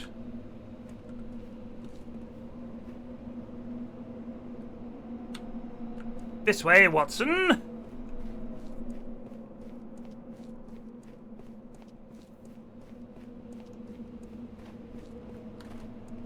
Now what have we got? Shovel, centipede, cockroach. Cockroach.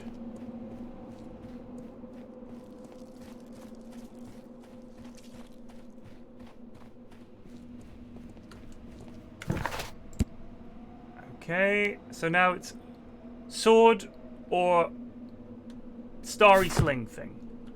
Starry sling thing. There we go.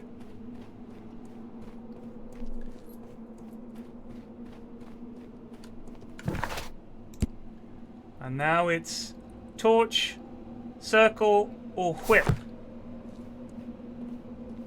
Circle.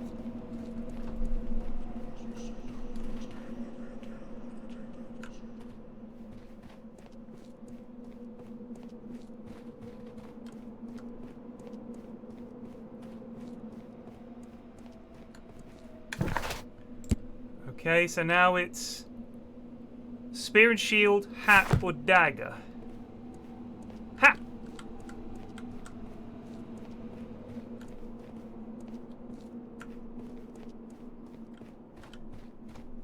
Oh, Watson. Aha!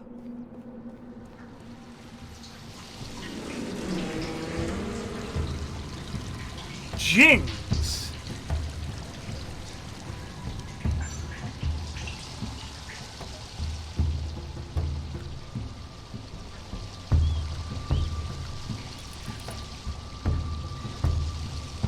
Fascinating, Watson, eh? Holmes is just fearless. He's a fearless dude.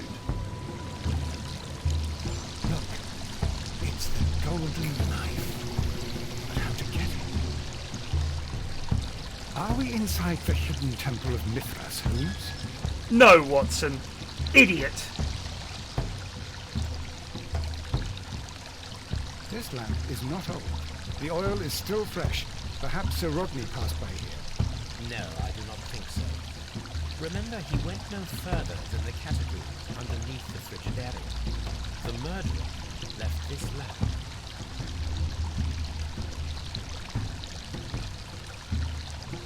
Look, it's the golden knife. But how to get it?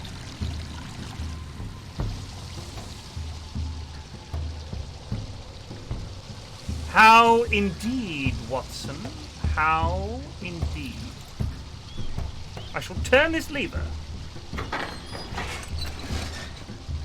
Oh no. Watson, I need your help.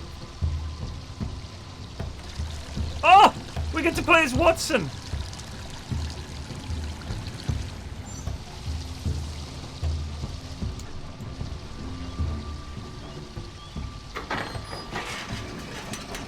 Oh no, I'm getting a phone call.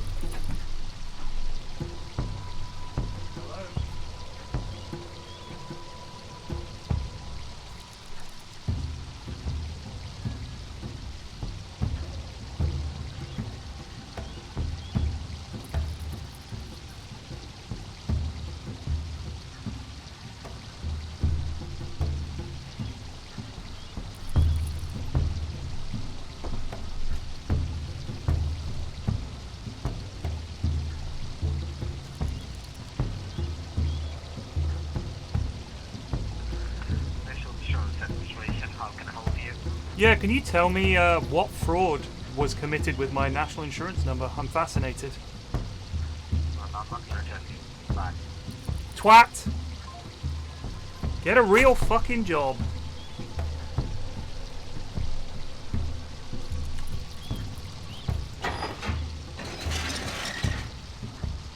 Disgraceful.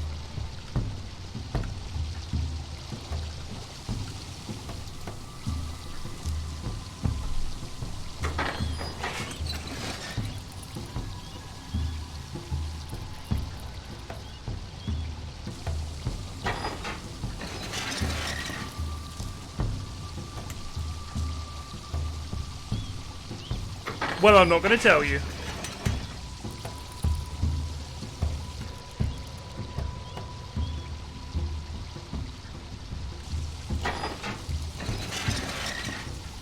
Just fraudsters, man. Just trying to trick people. It's disgraceful.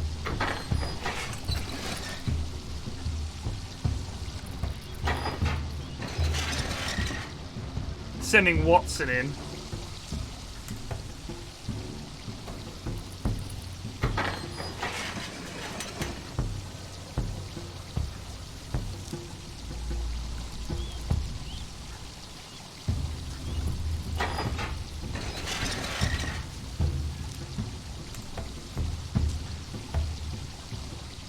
I've tried that, Gatches, and it doesn't go well. They don't appreciate it.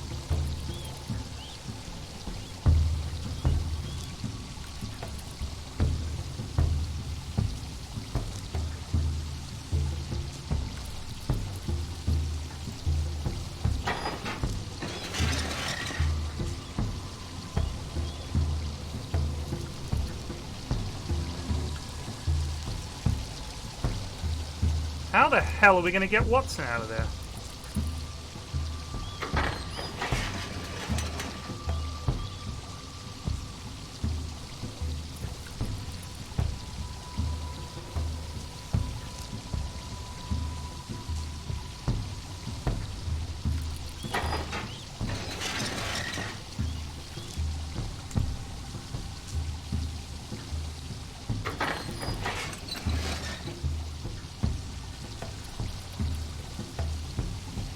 Watson, I'm afraid you live there now.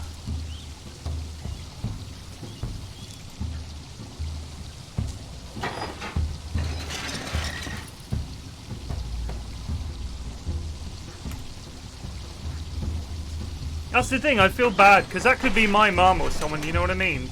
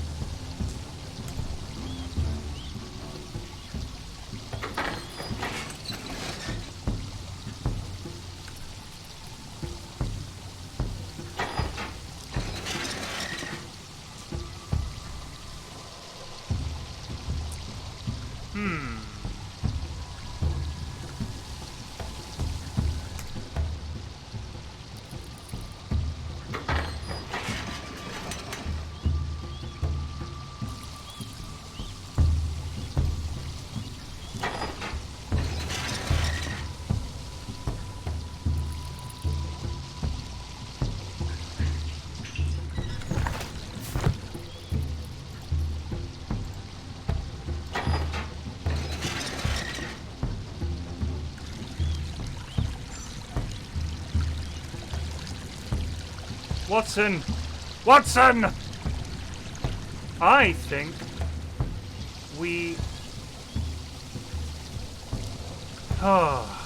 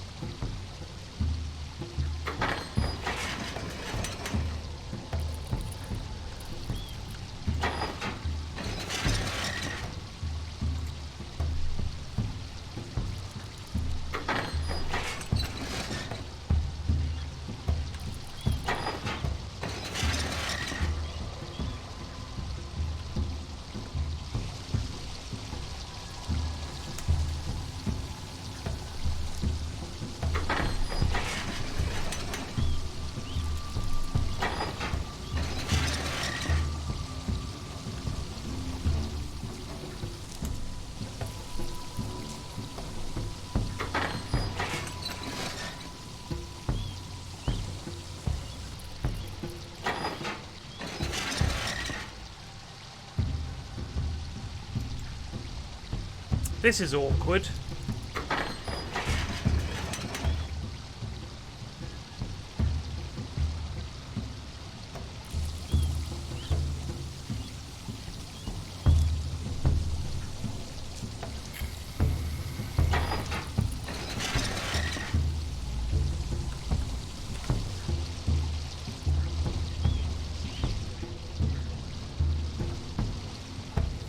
Watson, I'll be honest with you, I haven't the foggiest.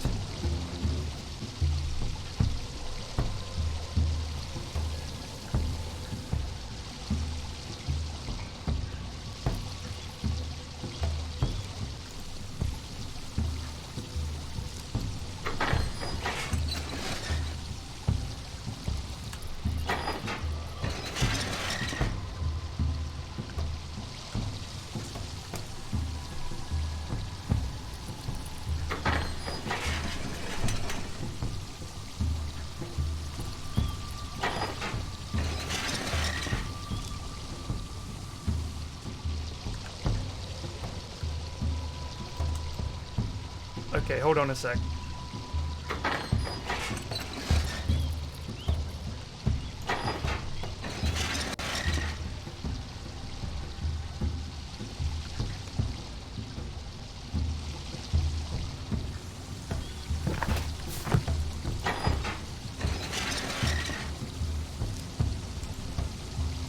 Doesn't this open a little trapdoory thing? That opens that! Alright! By Jove, Watson, we've done it.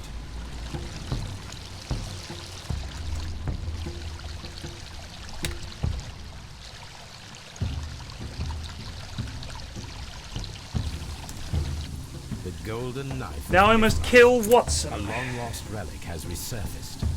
Watson, it is time to conclude this case.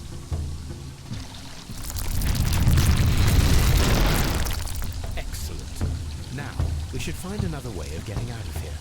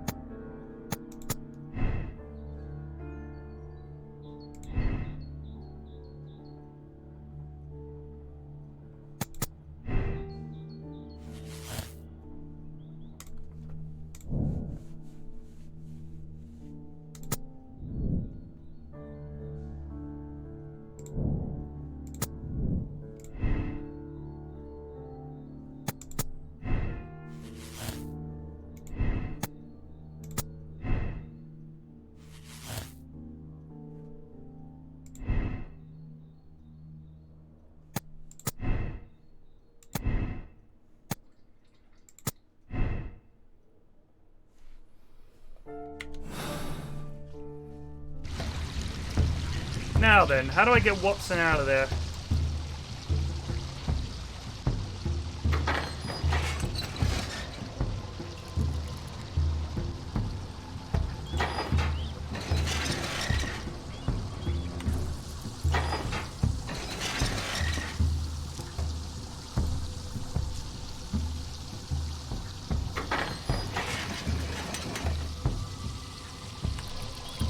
Just leave him.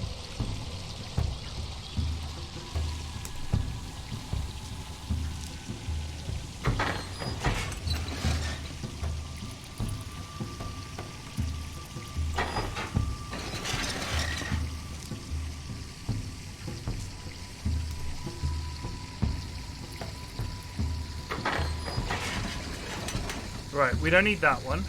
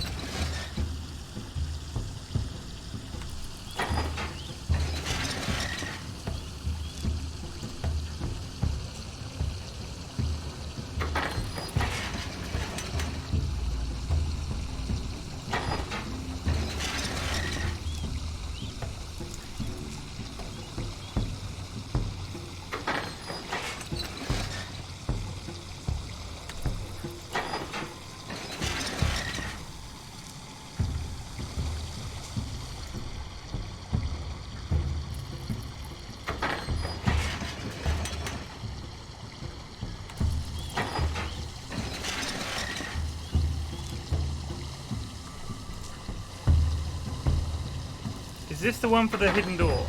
It is. Okay, so if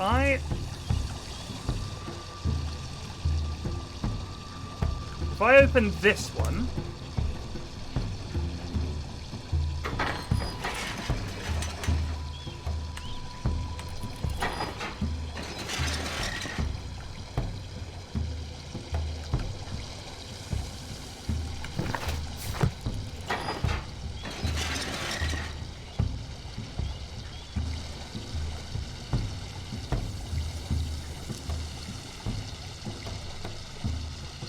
God, this is tedious.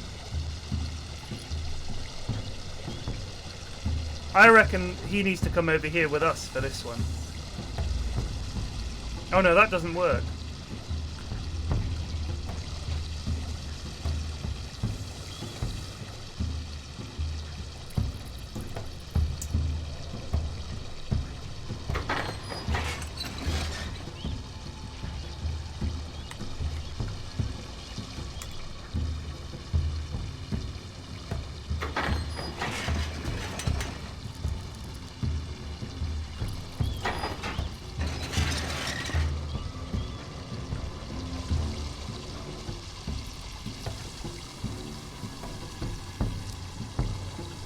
This is the hidden door.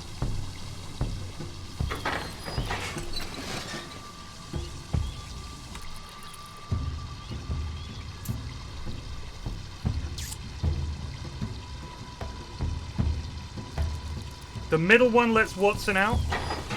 So we let Watson out, then we open the door and he scoots out. And he leaves me down here.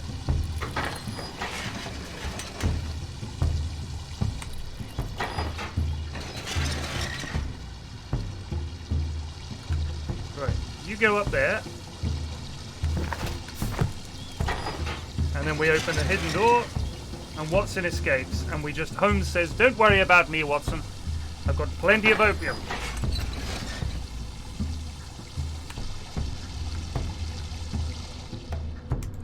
This mechanism seems inactive. Most likely the door it controls has already been opened. This mechanism seems inactive. Most likely the door it controls has already been opened.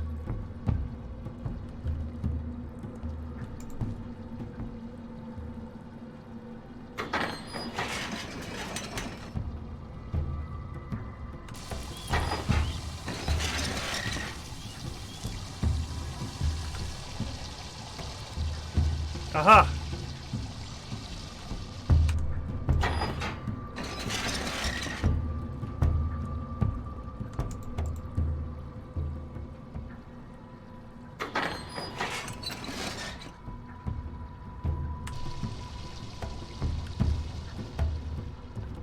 Are we inside the hidden temple of Mid...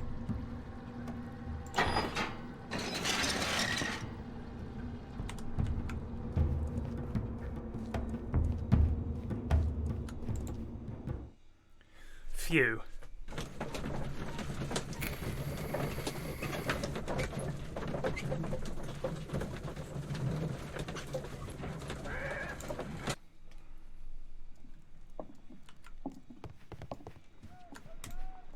There are Combine 12 the pieces here. cubes. Let's try to gather them.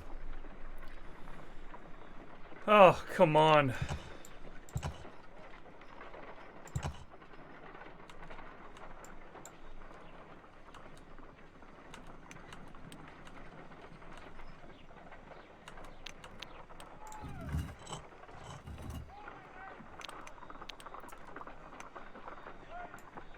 Oh my good God.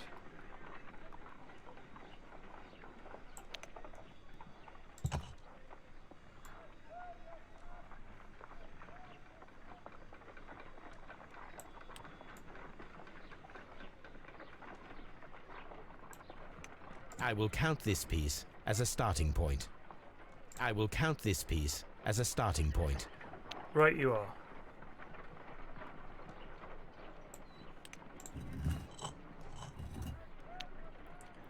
Ah!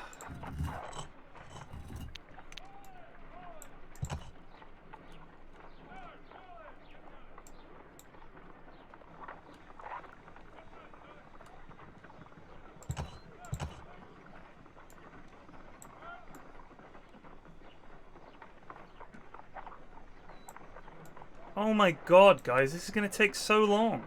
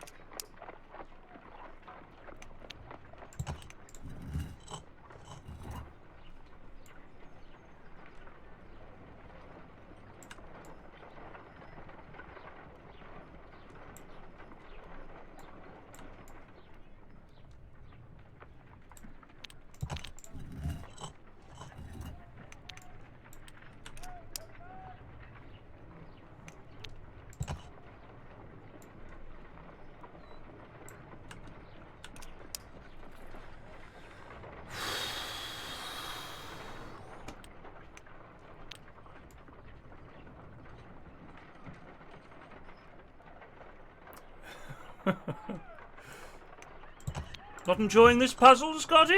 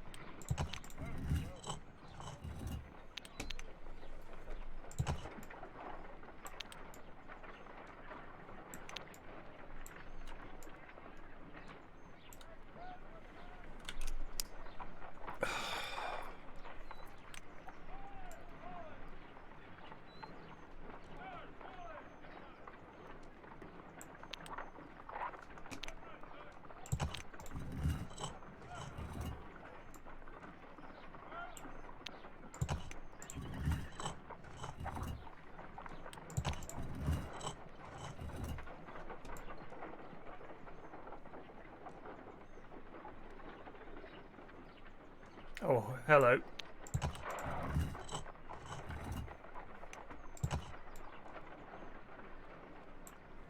Yes?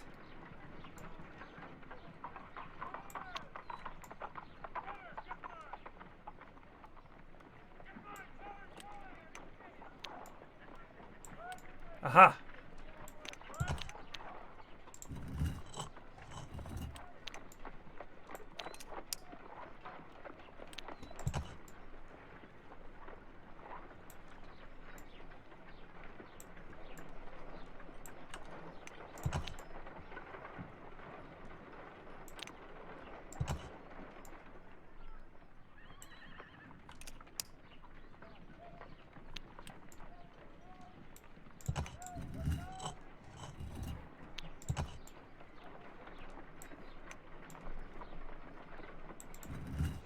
No!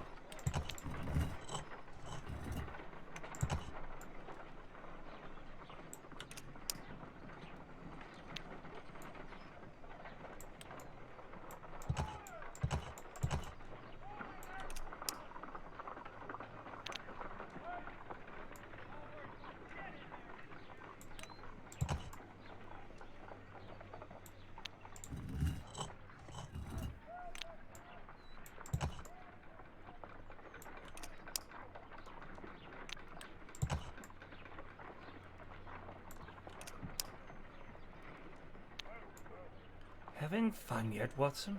Holmes! Holmes!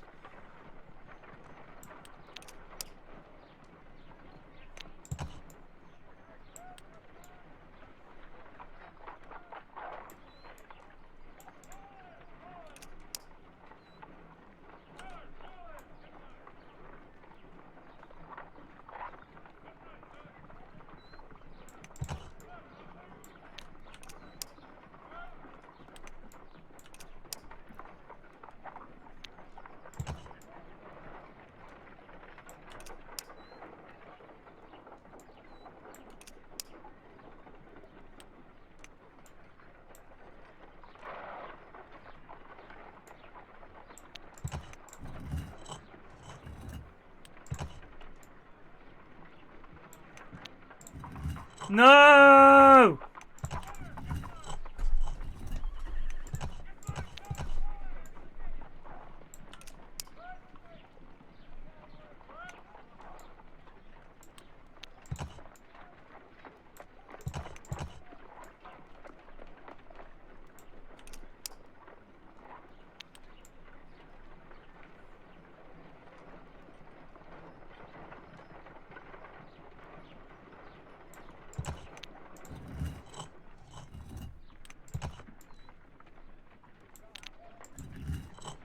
Fuck me rigid.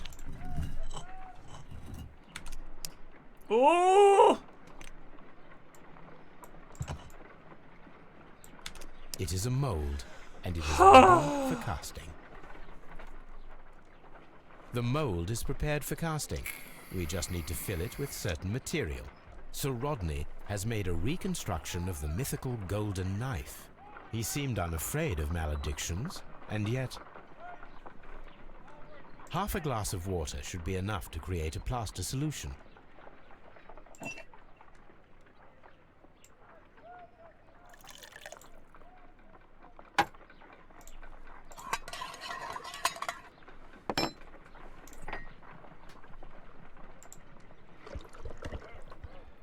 Now let us see what we have here. Wow, that was quick.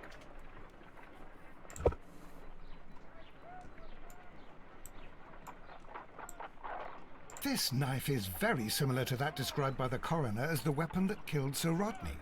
You should not leap to any hasty conclusions, Watson. Let's have a look at these pictures. Oh lordy.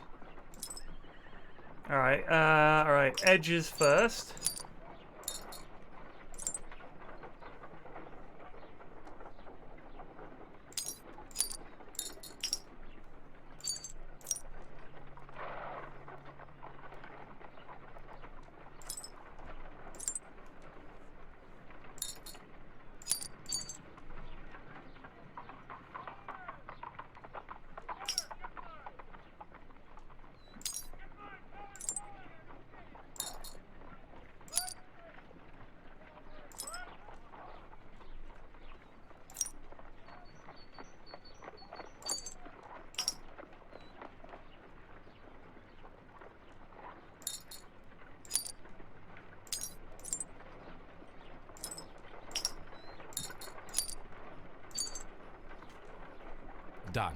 Watson, could you please use this negative and your photographic equipment to process the photograph?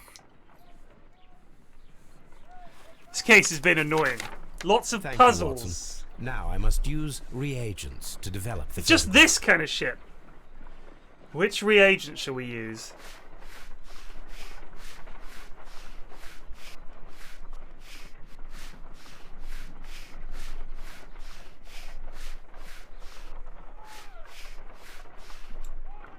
Sir Rodney. Sir Rodney. Another archaeologist, most probably. Ice. Salt. Ice cream. The pyramids of Giza in Egypt.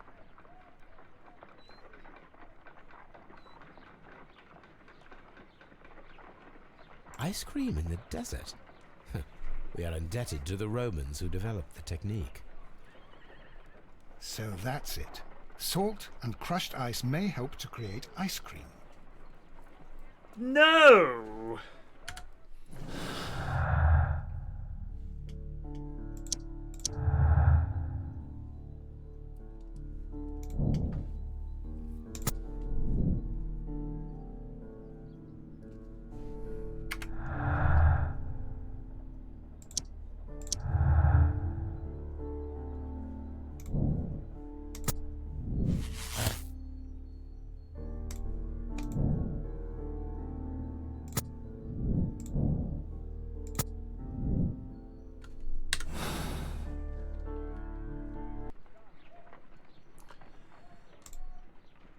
Let us try to create an object from silver by using the mold. It will take a minute to melt the silver with my gas burner. Good old gas burner. Done. Now I can proceed further. Bosh it in there. The mold is hot. I should wait for it to cool down. You didn't wait for the plaster to. Done. Now I can proceed further.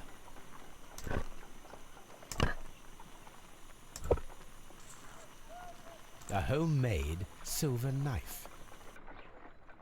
Excellent. We have created a knife with the silver that we found. It could have been used to kill Sir Rodney. It was extremely clever to create a weapon that could dissolve at the scene of the crime. Now the ice experiment. If I wish to shape the ice knife, then I need to pour water inside the mold. Water?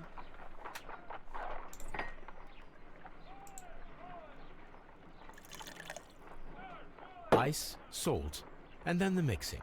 It should be elementary. We need to reach -20 degrees Celsius to fully freeze the water inside the mold. Before beginning, I must remember that I have enough ice and salt for no more than 4 attempts. Oh, come on! A block of ice. I have only to use my ice pick.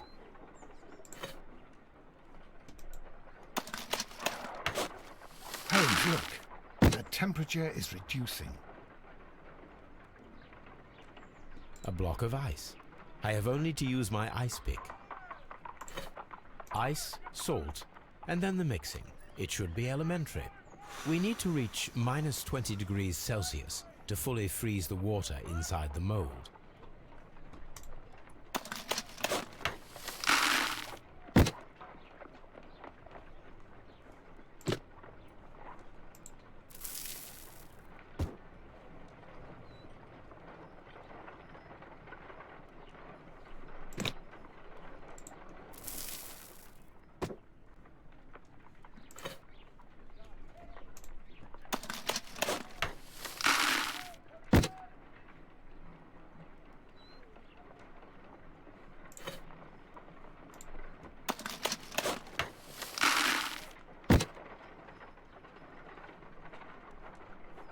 It's empty.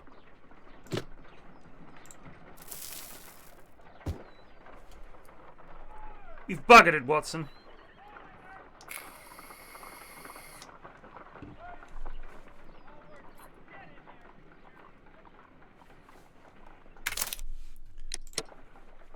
An ice knife.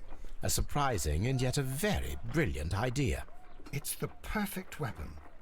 It enables one to kill a man and then it melts. The only trace it leaves is a small puddle on the ground.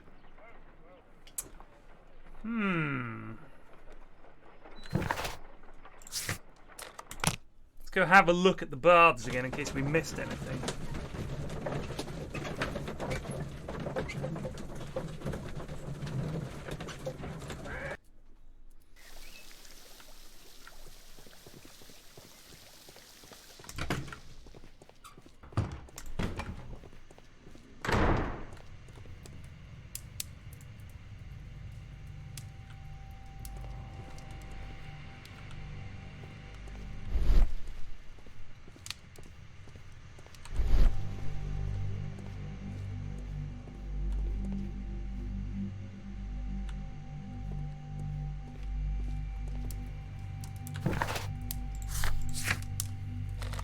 If there's any more questioning.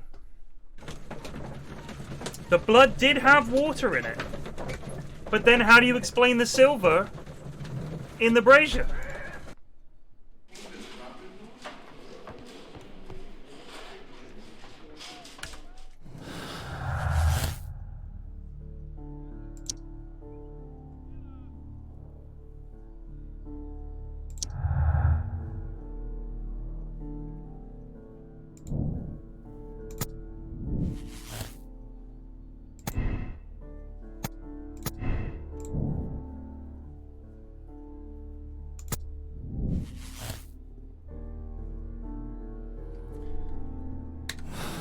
Can we do any further questioning?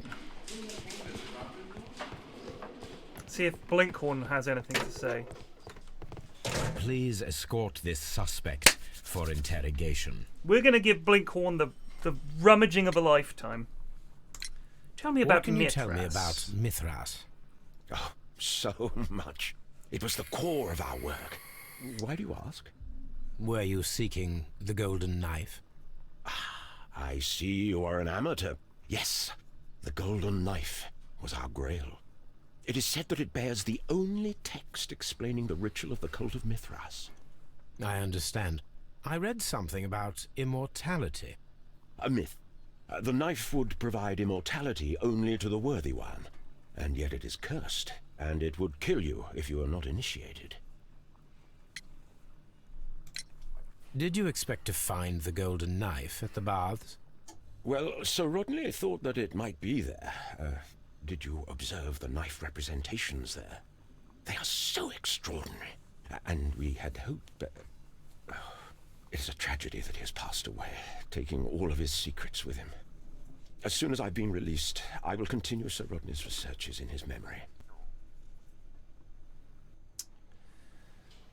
Please escort this suspect for interrogation.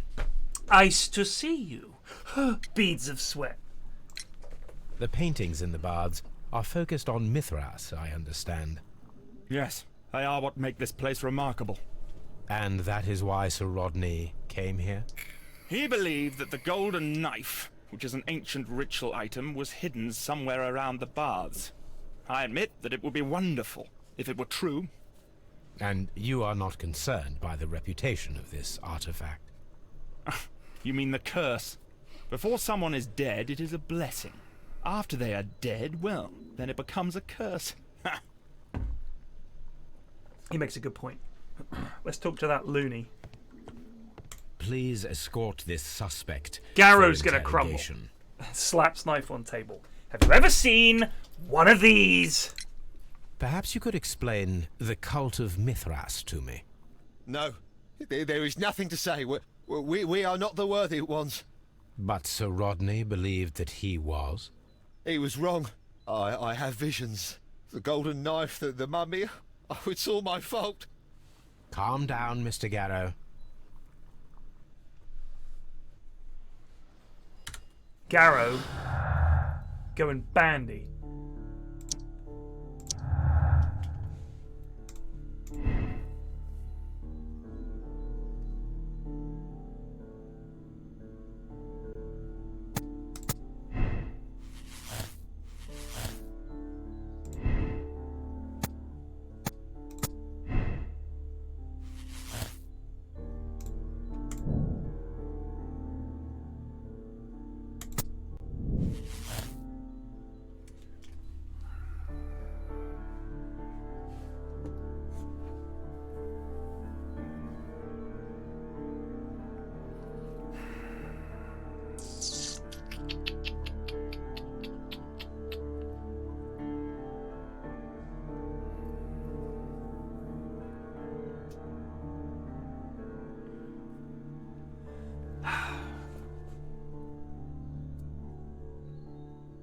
It's a little too obvious.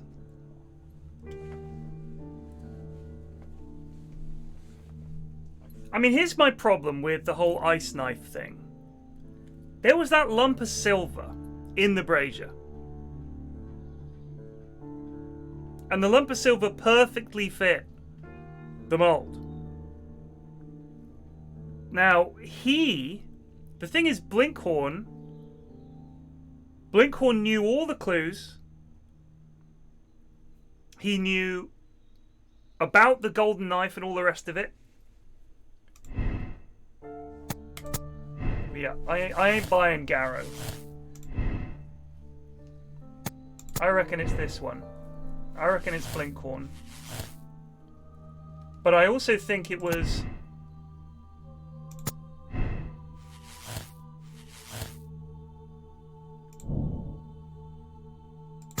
They're saying the ice weapon.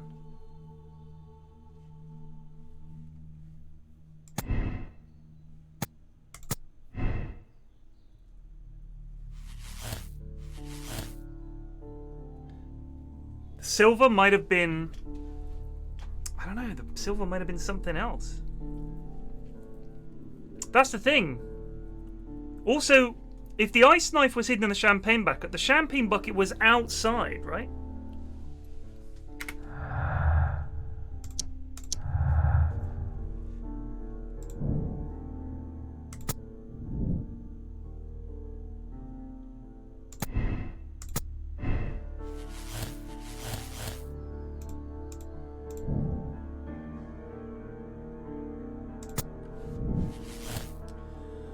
I'm going to go with Blinkhorn with the silver knife. And we know that he tore out those pages. I've almost found it. I reckon it was Blinkhorn. Yep. Yep. I'm feeling rather uncomfortable. Why have I been put into these cuffs? I fear that you had better get used to them, Mr. Blinkhorn. They are your reward for the murder of Sir Rodney Bentcliffe. What? No, that's a lie. It is regrettable, for you are a talented archaeologist. I will request that you are placed in a prison where you are unable to dig an escape tunnel. That is, of course, if they decide that you shall live. The consulting detective who salutes your intelligence in performing the perfect crime, yes, but also the gentleman who detests your motivation. You know nothing. You wish to be the one who would reveal this to the world. Is that the golden knife? How? I also like to dig, you see. I only followed your trail. Such a pity that there is always someone willing to steal your credit, wouldn't you say? He's going to come at you. And there was You've the given him a chance of knife. a lifetime. You had to take it. It was not to be shared. But now I am here, and there is no one who will stop the tread of justice, Mr. Blinkhorn. Goodbye.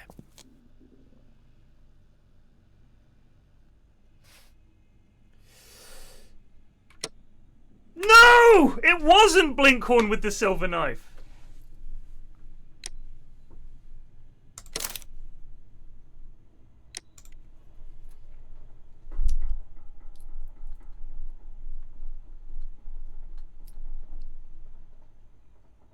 Dumbass. Fuck you, dude. What the fuck are you talking about?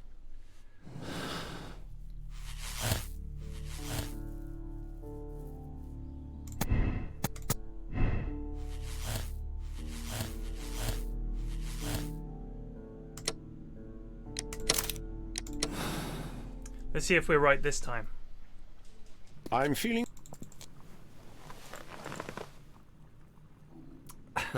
What? It is... That is, of course, if they decide that you shall live. The consulting detective who salutes... You know nothing. You wish to be the one who would reveal this to the... I also like to dig, you see. I only followed your trail. Such a pity that there is always someone willing to steal your credit, wouldn't you say? But now...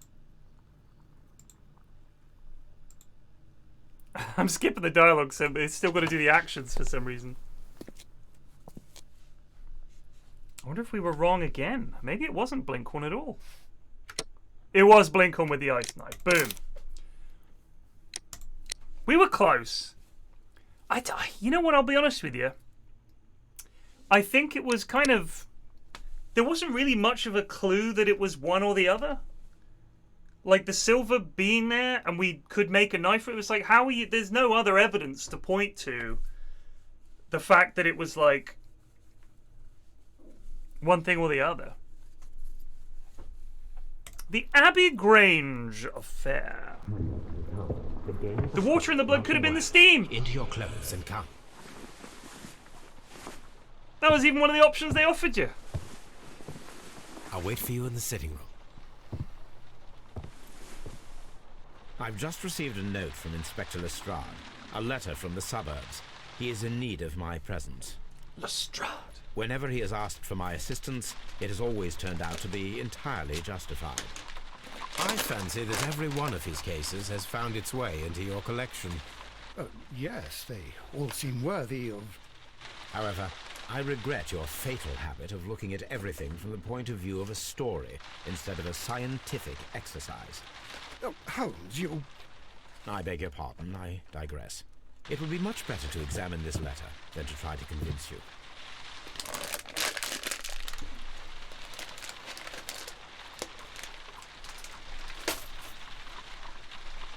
See what she's up to. That's her. Check the dono page.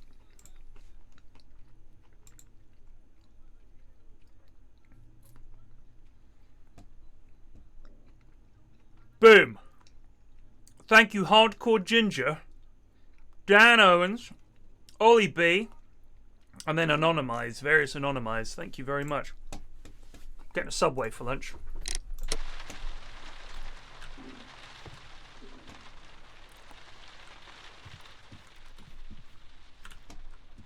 The letter is on the table, Holmes. You should take a look.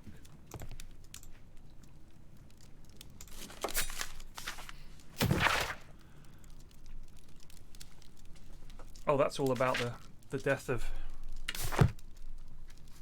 This is where I keep my post.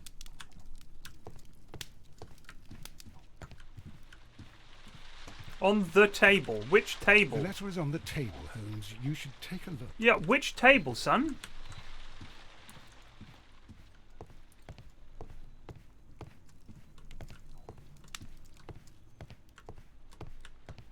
Yeah. There's like 5 tables in here, dude. I can tell from Lestrade's handwriting that he was in a hurry when he wrote this letter. It's like 1,000 times better than my A handwriting. wax seal with the monogram E.B.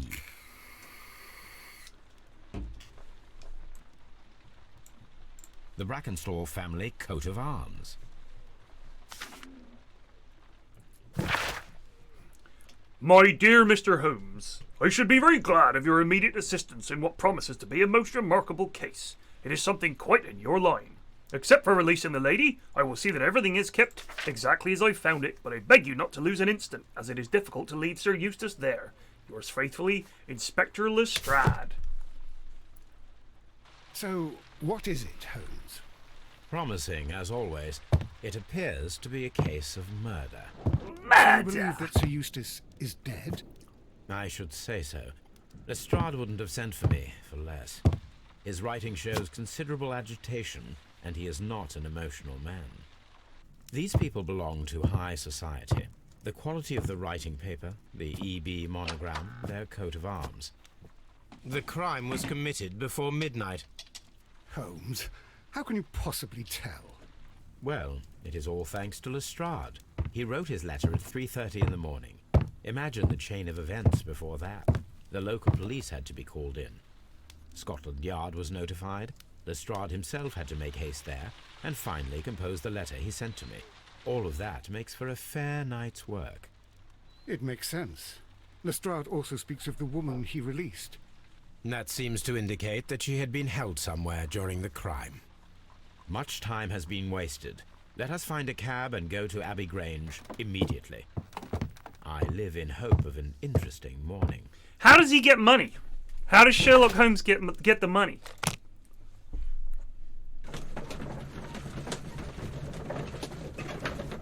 Do they pay him when he cracks the case? How many people has Holmes sent to the gallows just for a little bit of extra cheddar? Ah, Mr. Holmes and Dr. Watson, here you are. I'm very glad that you have come, but perhaps I should not have troubled you after all. And why is that? Lady Brackenstall has come to her senses, and she has given so clear an account of the affair that there is not much left for us to do. You remember that Lewisham gang of burglars? What, the three Randalls? Exactly. The father and two sons. It's their work. They stole a silver service, which is of great value. Sir Eustace Brackenstall is dead, then? Yes. His head was knocked in with his own poker. Is that slang for violent something? act of aggression. Yes, the poor lady. She has had a most dreadful experience. She was assaulted and tied to a chair. But I think that you would best see her and hear her account of the facts. She's in the morning room with her maid to raise her right. Where is the body of the deceased? In the dining room. We haven't touched anything. All right. I'm going to examine it. Very good, Watson. Go on, Watson.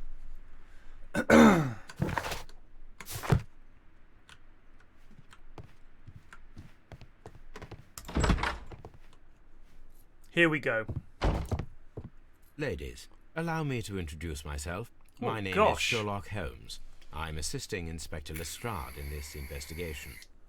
Mr. Holmes, I am the wife of Sir Eustace Brackenstall. We were married only a year ago. I am sorry for your loss.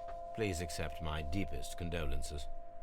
I suppose that it is no use my attempting to conceal that our marriage has not been a happy one.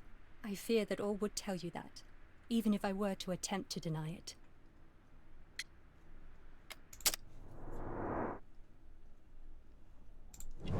Yeah.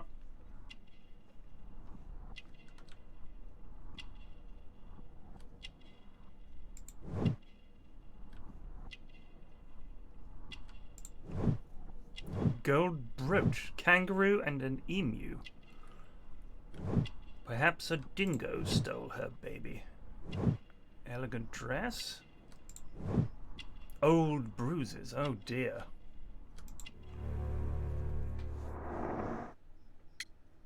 She's very pretty. Can you describe to me the events of yesterday evening? Is it really necessary? I have already told Inspector Lestrade all that happened. Yes, madam, it is. I will tell you then. Sir Eustace retired She's at a bloody about Aussie. 10. I sat in this room until after 11, absorbed in a book. Before I went upstairs, I entered the dining room to fetch a candle and... oh God. Please, go on. As I approached the French window, I found myself face to face with an elderly, broad-shouldered man who had just stepped into the room. Close behind the first man, I saw two others. One of them struck me a savage blow with his fist and felled me unconscious to the ground. And then? When I came to myself, I found that they had secured me tightly to a dining room chair. It was at that instant my unfortunate husband entered the room. He fought with the intruders? Yes, I think he had heard them, for he was holding his stick. But they were three, and he eventually succumbed. One of them, the elder one, struck him a terrible blow with the poker. I fainted once more. When I opened my eyes, they had withdrawn. Then my brave Teresa came to my assistance. Did these three villains steal anything? Yes, I found that they had taken the silver from the sideboard, but you can see for yourself in the dining room. You mentioned that your marriage was not a happy one. Was there anything specific that was troubling you? He was... That was my first thought, Nigel. He was Nigel. drunk, and he suffered from dark moods, but nothing else. The bruises on your hands are at least 1 week old. Your husband caused those bruises? Oh, do you... Yes, he did. He was very angry at the time. Out of control. Again. Sir Eustace was a drunkard. To be tied to such a man for life is worse than death. Your ladyship? Let's talk to this tiny, tiny maid. Teresa, I would like to hear your testimony. Certainly, sir. Sus. Eyes of a killer. She's got a killer's eyes.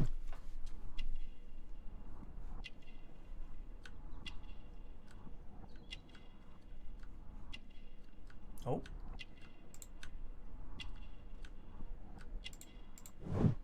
Working hands. Coffee stain. Handkerchief with a vinegary smell.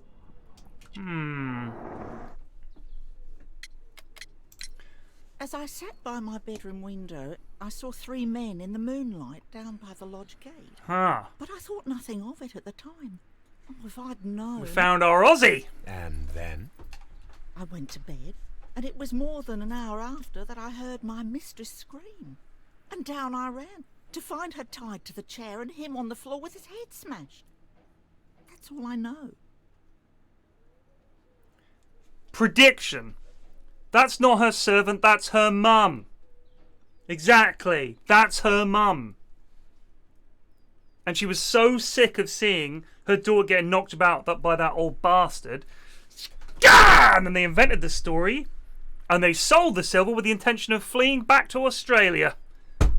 Lestrade, I've solved the case. Hang that one, job done. Payment, please. I've got a busy day. What's this? The Times?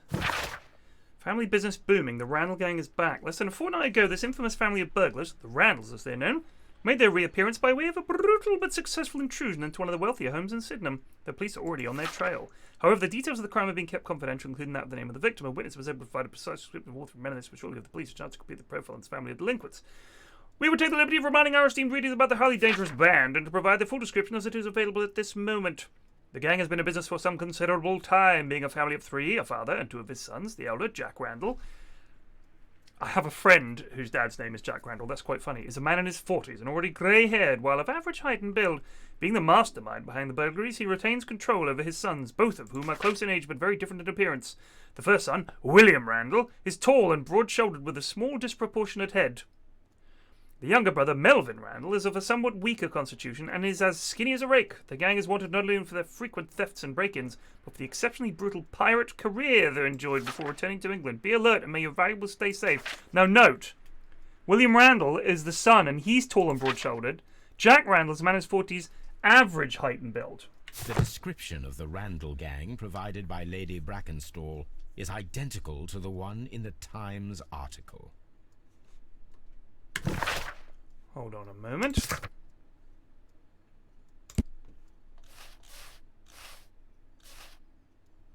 Face is an elderly, broad-shouldered man.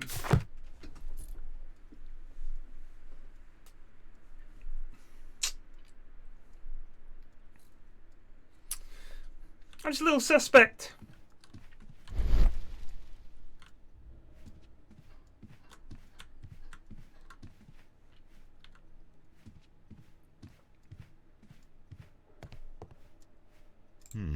These scratches are most definitely made by the picture frame.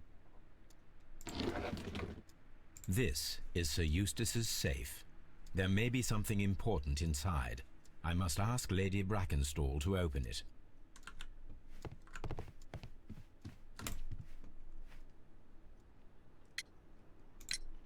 Lady Brackenstall, could you open this wall safe? No, it is my husband's safe. I do not know the combination. We have to open it. Time to get cracking. Your ladyship. Let us try to open this safe. This safe can be cracked. I only have to pay attention. The dial will vibrate when it is set to the correct number.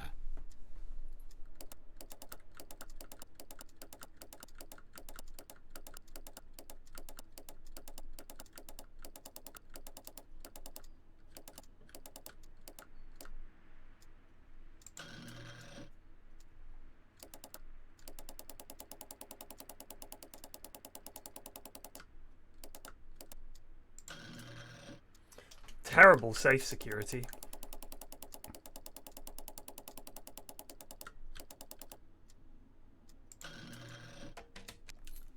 worst safe ever. Sir Eustace, your current physical and Stallion mental underscore state is of just great resubbed for concern. 19 months. 19 Have months, you thank ever you. seen one of these? One of these! Your current physical and mental state is of great concern. There are several signs of a hepatic decompensation.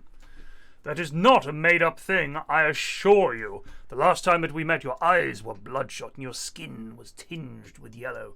There is a particular odour from your breath that is common in those suffering from liver damage. Then there are the lung abscesses that we have discussed. The leg cramps you have described to me are caused by an alteration to the nervous system, which in turn is caused by an excess of alcohol. That includes the tremors. Your liver seemed excessively hard at the time of your examination, which is a sign of evolving cirrhosis. There are also signs of ascites, fluid in the peritoneal cavity, which are evident with your swollen stomach. The pain beneath your left rib indicates a pancreatic malady, which may lead to fatal and fulminant pancreatitis. Your condition may pose a risk to others. Your excessive alcohol consumption lowers your self-control and heightens your aggression. I'm available to help you with this problem. There are a number of treatment options. He was not a well man, and he was a drunk. It is common practice to keep one's valuables in a safe behind a painting. It should not really pose a challenge for a criminal. Antique coins, possibly of value, but they're scattered without care. Interesting. Let's have a look at this small table. This photograph of Lady Brackenstall and her maid Teresa was taken at a port, but which one?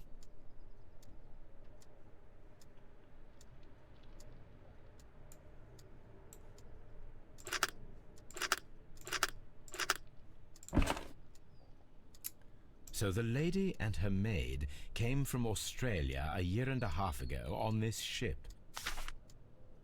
Yoink!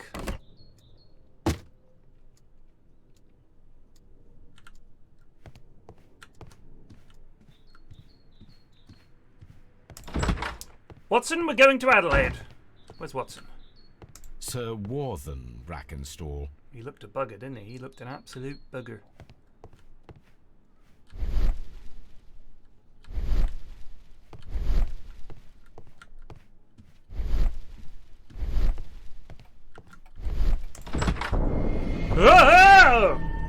You should examine the body of Sir Eustace Brackenstall.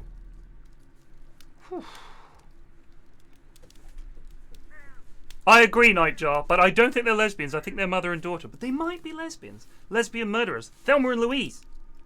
It's a classic case of Thelma and Louise, Watson. Have you seen Thelma and Louise? No, Holmes, I don't know them. The movie. It's a movie. Oh, they haven't been invented yet. Don't worry. It's the opium talking. Let's check out this body. So, Watson, what have you learned from examining Sir Eustace's body? Well, I can confirm that the death was instant. Sir Eustace was facing his attacker when he received the blow to his head. There are no other apparent injuries. Interesting. Let's have a look at his noggin. The head was cracked with the force of the blow. That must be the murder weapon. Barefoot, he had therefore been in bed and did not have time to fully dress. Quite a large stick, a formidable weapon.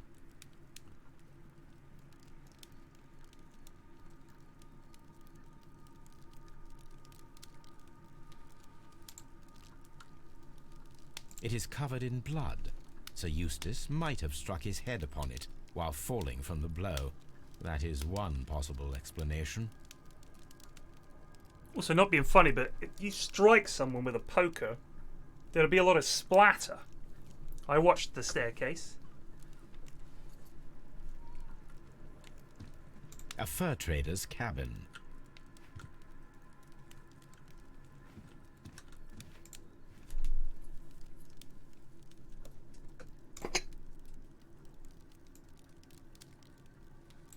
This glass has some wine traces, but no visible beeswing.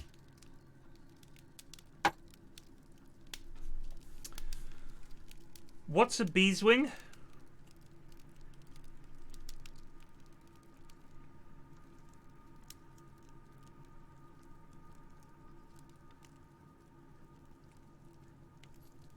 Is that a wine thing? A decanter standing next to the open bottle. An inseparable pair indeed. Chateau Calon-Ségur, French wine, Grand Cru. Beeswing, usually uncountable plural beeswings, a filmy, translucent crust found in port and other old wines which have been bottled, aged for a long time. Beeswing. I've got some beeswing here. Beeswing at the bottom, as if the wine had not been decanted before being poured. This glass has some wine traces, but no visible beeswing. So, it is rather strange that only one of these glasses has dregs of beeswing inside it, beeswing. while the other two... Beeswing! It looks like 2 people had a drink, and then a third made it look as if 3 people had had a drink. Also, which 3 people are having a drinky?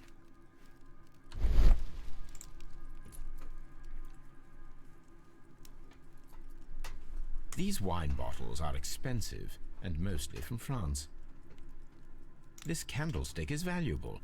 It is interesting that it was not also stolen. An empty silverware box. It appears that the intruders have stolen the contents.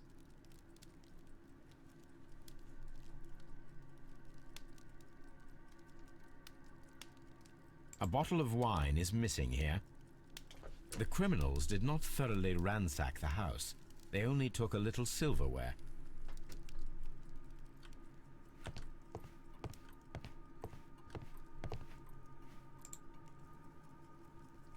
Sailor's knots. That's interesting. This rope was handled by the murderers. We need a scent hound to follow their trail. I will take it with me. We'll get Toby! This is the chair that Lady Brackenstall was tied to.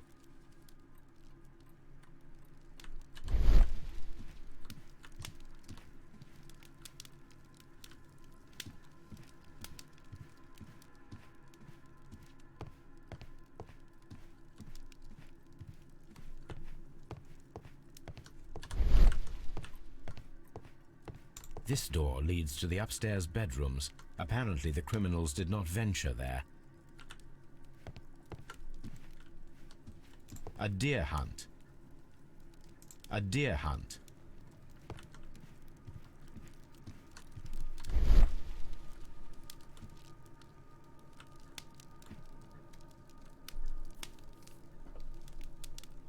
It appears that the bell rope was cut by someone taller than me.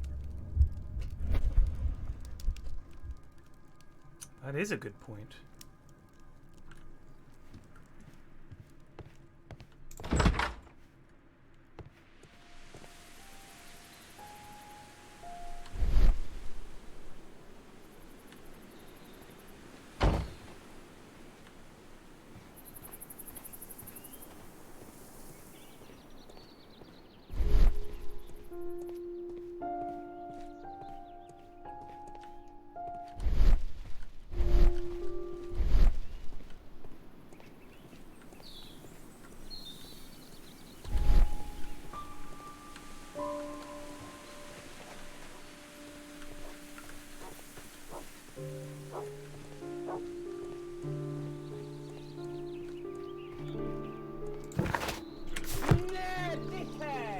Dimethylargin industry subbed for 5 months. Thank you.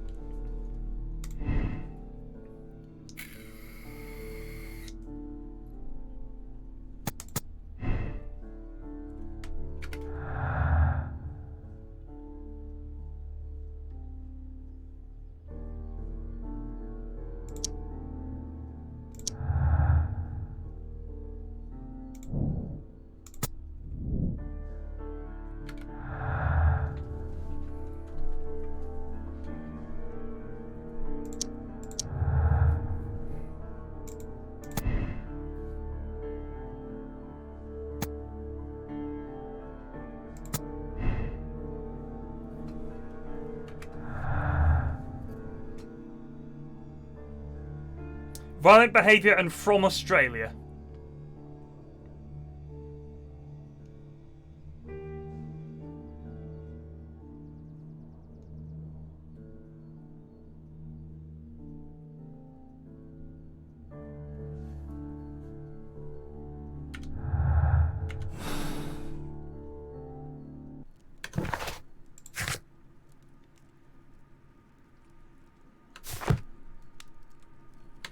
Watson, let's get Toby.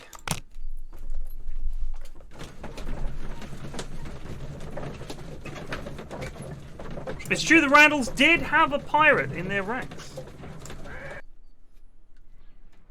But I think, Watson, that is not the thing. Take Toby. Come on, Toby. We need the best nose in the British Empire on this case. Rolf! Talk to Toby. I agree with you, Toby, that Watson's shoe is preferable to Mrs. Hudson's cold cuts. Right, to the Abbey Grange, this time avec Tobes. Toby should be reading a book as well, that would be the best. Are we there yet? This way, Toby.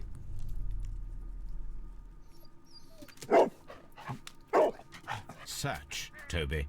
Search. Infernal dog. Oh, I get to play as Toby! This is the best part of the game.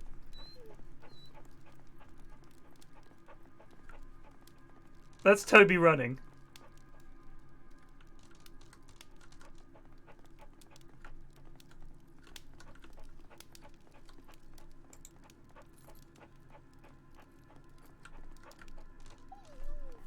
Oh.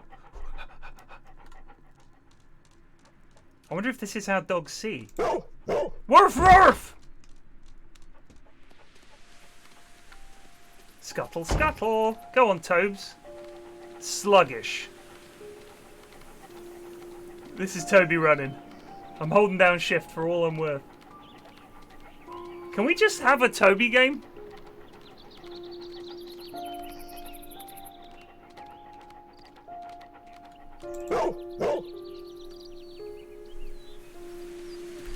Good boy. The intruders entered the shed for some reason when they were making off with the silverware.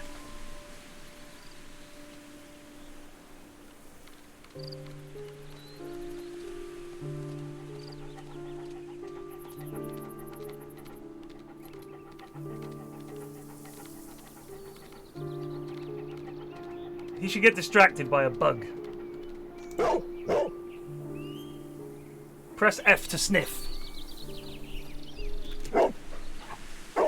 The scent leads to the well. I should check it.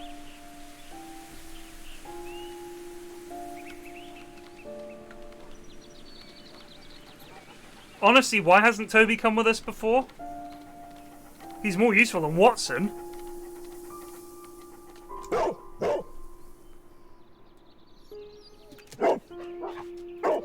The intruder's trail is lost behind this wall. What's that, Toby? There's something down the well? Left the house through the French window. They walked to the shed, then across to the well, before fleeing by climbing over the wall. I wonder why they chose such a winding route.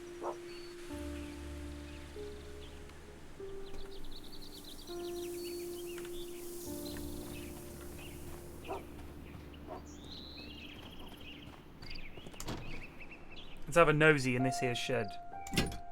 This hook might be useful. He's just such a kleptomaniac. Small gardening tools, nothing of great interest. Bags of seed. Some empty bags were recently moved.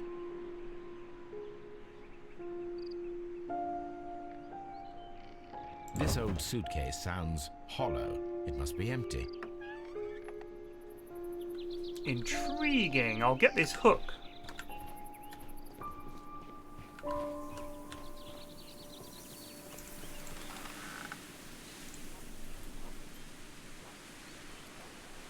There's something glittering at the bottom there, but how can I reach it?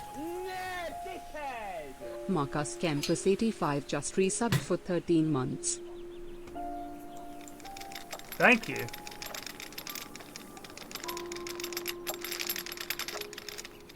The silverware? Silverware? This is hardly a coincidence. Good call.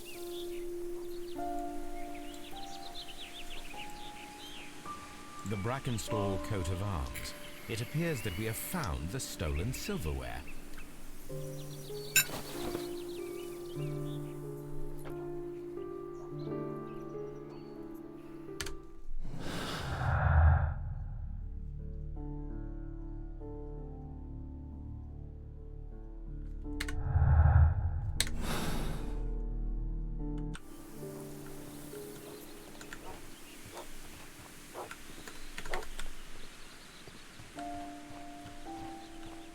I can't stop running.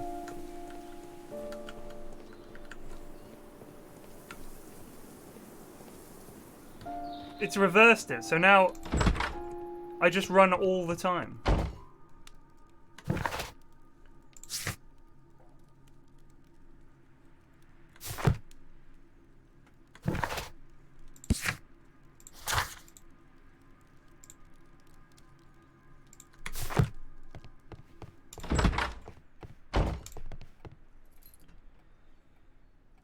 I tried to inspect the wall.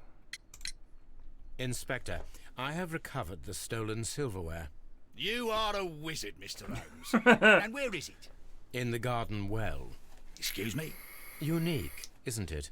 Rather absurd. What is the point of stealing silverware and then throwing it down into a well? Perhaps it was used as a temporary hiding place, or simply the thieves wanted to get rid of it. It is up to us to solve this mystery. What do you know about Sir Eustace, Inspector? What was his reputation? A charming man when sober, but an absolute demon when he was drunk. In such moments he was apparently capable of anything. Why, once he splashed fuel on Lady Brackenstall's dog and set it alight. Another day he threw a decanter of wine at Miss Wright's head. The alcohol seemed to madden him. To the point that we were forced to intervene several times to avoid a scandal. Wondered if he was being poisoned.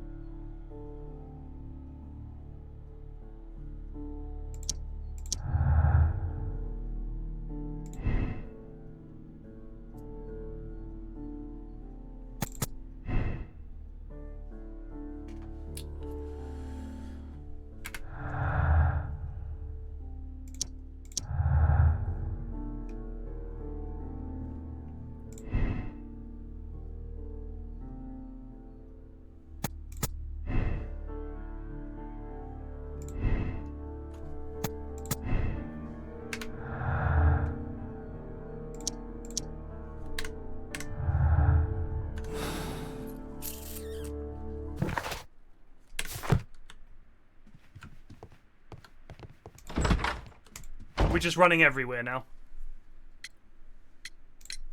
There are 3 glasses on the dining room table. I was wondering if... Oh, I forgot. When I came to myself the first time, each of them had a glass in his hand.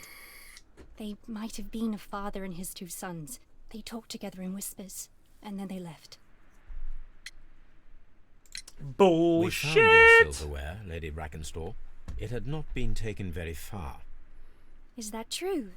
I am very thankful to you, Mr. Holmes. She's shitting herself right Your now. ladyship? Right, you, murderer. Sir Eustace's doctor speaks of his violent behaviour. Yes, Sir Eustace was an extremely violent man. A detestable human being, to be more precise. It is true that he once threw a decanter at me, and all because I dared to stand up to him in defence of my mistress. Sly devil. God forgive me that I should speak of him so now that he's dead, but a devil he was, if ever one walked the earth.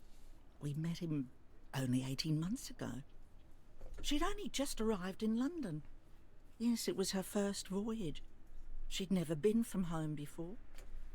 Wonder with his title and his money and his false London ways. Oh, those London ways. If she made a mistake, she has paid for it, if ever a woman did.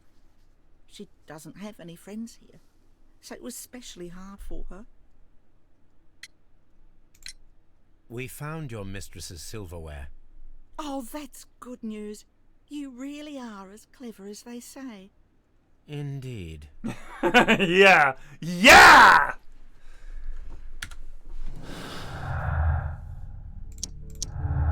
From Australia, no personal life. No surprise there.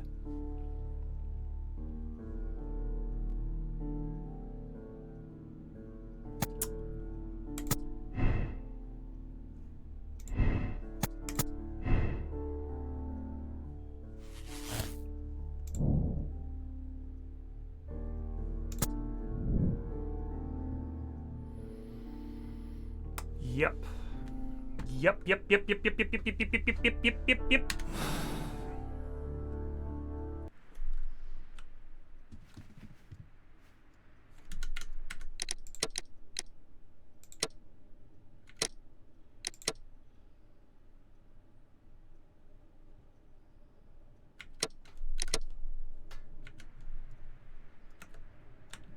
Oh, there we go. I had caps lock on.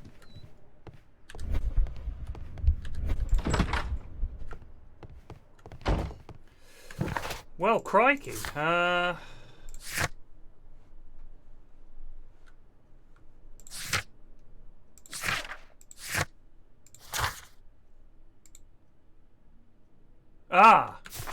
Perform analysis.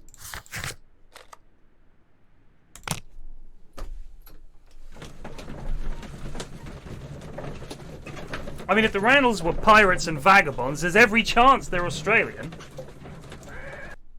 I'd say it's more than likely. In fact, Watson, it's a dead cert. Australians strike again. Was cut. The fibers at the end of the rope are smoothly cut. Let us try to find out what tool was used to cut the rope. I tried to look at the wall.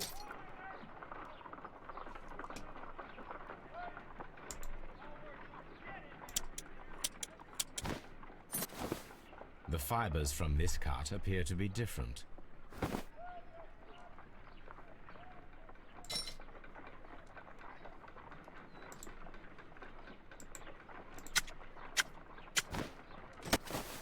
The fibers from this cut appear to be different.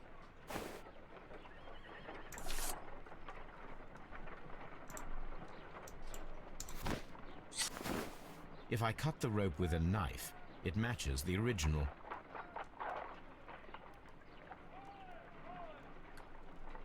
I'll have a look at the wall again, just in case. But I thought I'd looked at it. How can you read? Your vision be going like this with the book. Driver, do please try to be careful. I'm trying to read here, man.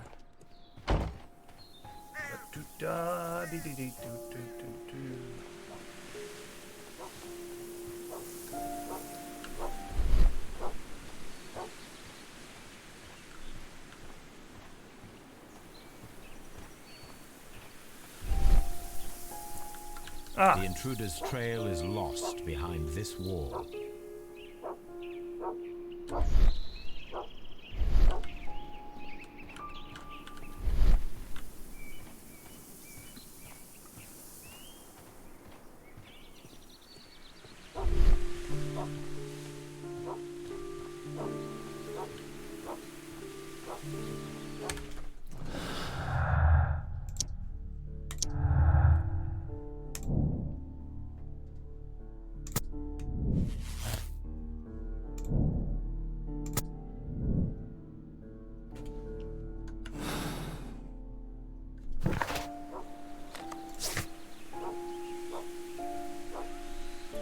Search for possible sailor suspects. How? Just go to Scotland Yard and have a look for sailors? Holmes, don't look at me like that. I don't know what to think about all. Oh, what a horrible thing to have happened. Please leave my Mary alone. She suffered so much, she deserves some rest. Rest? We'll check the papers. So we are looking for traces of semen? Precisely, my dear Watson. Let's have a look at our total, see how we're doing. Boom! Thank you to Anonymous. Cat Facts. Thank you to both of you. It's been a very successful fundraiser. You guys are incredible. Imagine that. You play a video game for a few hours, you appeal to people, and you raise over £3,000. It's out there. It's just sitting out there waiting to give you their money. Incredible. What should we do next, Holmes? Well, that's the question. I'm going to check the newspapers. Rock of Gibraltar. My search must be focused upon the ship's name and year of voyage.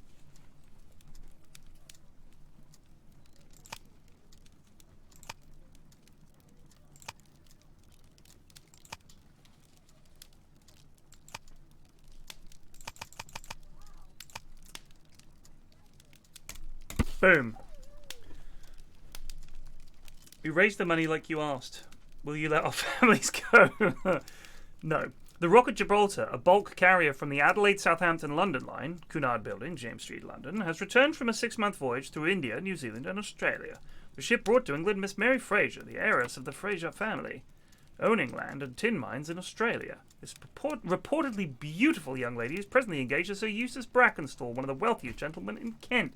Here Fascinating.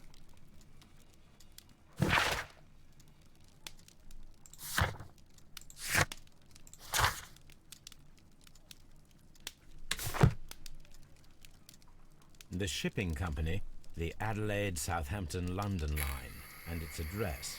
Interesting. It must be the place where they keep the records, including the one for the crew of the Rock of Gibraltar.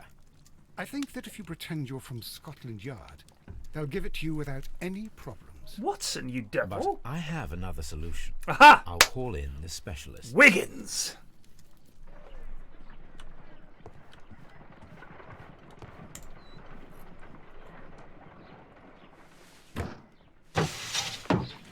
Wiggins, could you come upstairs, please? Very funny, Bob.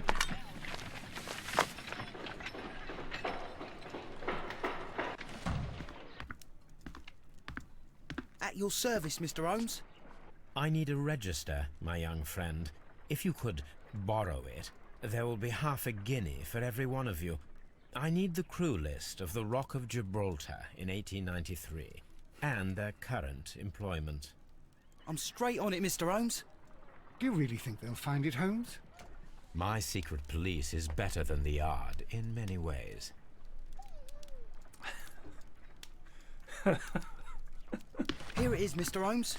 But we can't take it back. It's too risky. Put it on the table. I'll take care of it. Good work, young Wiggins. Ting! That's when he flips him a coin and he catches it and goes, gee, thanks, mister. Which table did he... Oh, he's put it on this one, alright. That's a desk! This list shows the senior officers of the Rock of Gibraltar, on which Lady Brackenstall and her maid made their voyage. Lady Brackenstall does not know anyone in England. This must mean that someone on this list is our mysterious visitor. And these are the lists of the senior officers of the Adelaide, Southampton, London line ships. Let us find out who was in London upon November the 7th.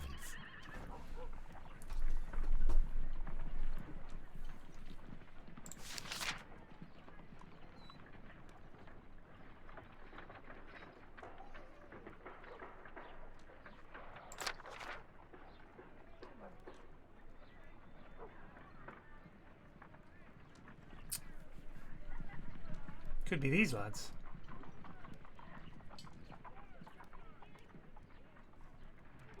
This list shows the senior officers of the Rock of Yeah, Gibraltar, yeah, I know. on which Lady Brackenstall and her maid made their voyage. Lady Brackenstall does not know anyone in England. Yes! This must mean that someone on this list is our mysterious visitor.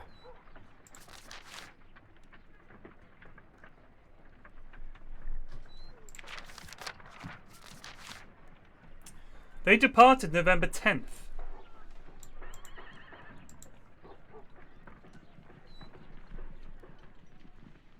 I mean, I see Jack Crocker, the captain.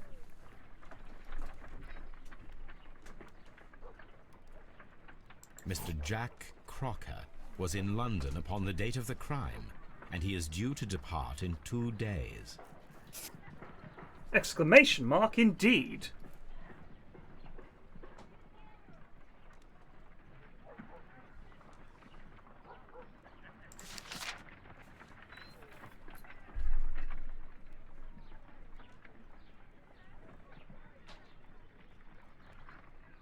This officer is still at sea, therefore he cannot be involved.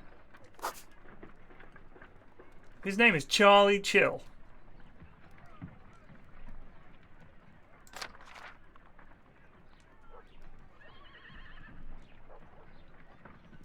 This officer is still at sea, therefore he cannot be involved. Same with South. This officer is still at sea, therefore he cannot be involved.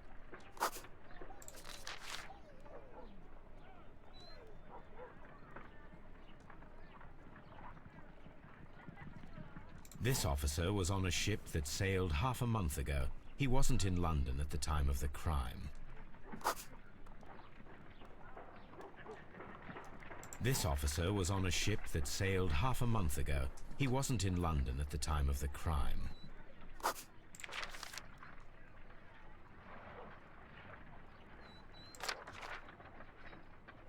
This officer is still at sea, therefore he cannot be involved. Crocker. Captain Jack Crocker is our mysterious visitor. He was the only one around at the time of the murder.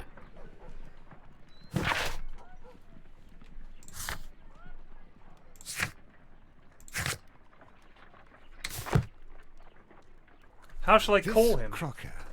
Do you think... It would be interesting to meet him. Our young friend should be able to find him. Wiggins!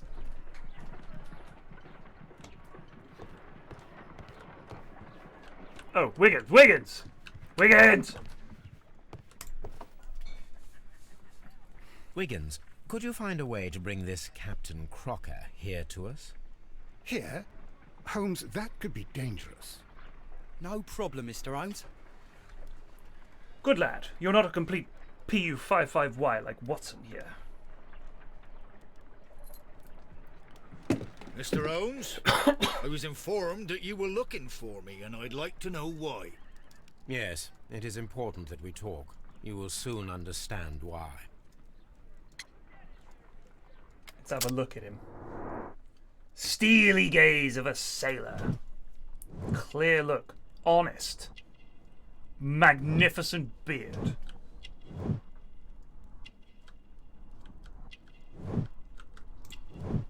Strong build. We can tell by the green fluff.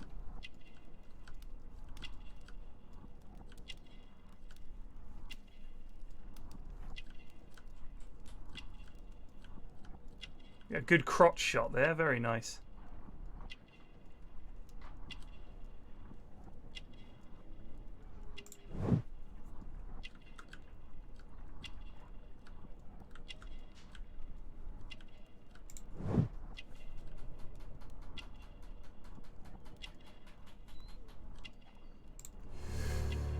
A sea knife. You are acquainted with Lady Mary Brackenstall, are you not? Yes, I think I do remember her. From when I was first officer, but I still don't see... It seems your relationship went beyond that of mere passenger and first officer. How dare you? Indeed, how reckless a feeling is love, particularly if one is prepared to commit a murder in its name. Explain yourself this instant. You are aware that the murder made the headlines of the morning press. You read the newspaper report, but to your dismay, found it much fabricated. Once you learned that I wanted to see you, you came straight away. You needed to know what I had found. You... and what do you know? That evening, you were with Lady Brackenstall, despite the danger. I'm not afraid, Mr. Holmes. Besides, all of this is just guesswork. You would be right if there was no evidence. What then? You tied her up. Lady Brackenstall was tied to a chair on the night of the murder. And it was you who tied her up. You call that evidence? That knot. Yes, as she was tied with a sailor's knot. Your handiwork. So, it's a sailor who's done it. That proves nothing, Mr. Holmes. I'm not the only sailor in London right now. Your theory is flawed anyway. On the night of the murder, I was aboard the Sharp. I was supervising the repair of a porthole. At night? It was an emergency. There was a leak. You can ask the ship's carpenter. He can confirm. I'm sure that he can. Perfect. In that case, we have nothing more to talk about. Good evening, gentlemen.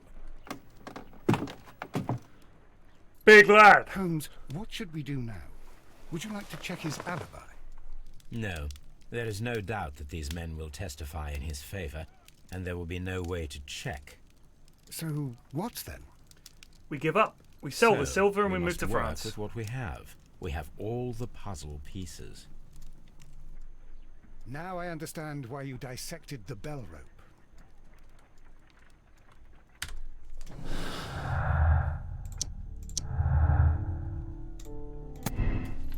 Oh, thank you, my lover. Give us a kiss. Mwah.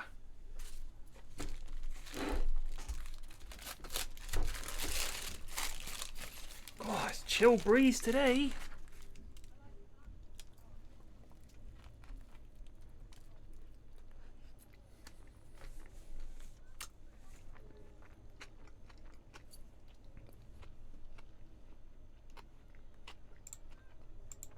Oh no.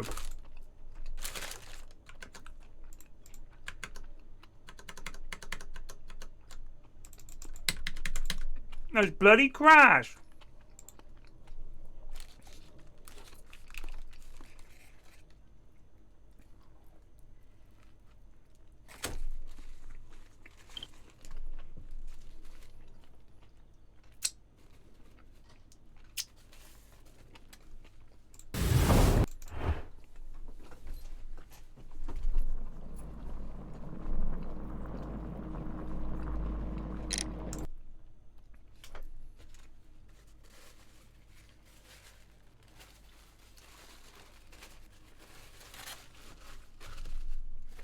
No!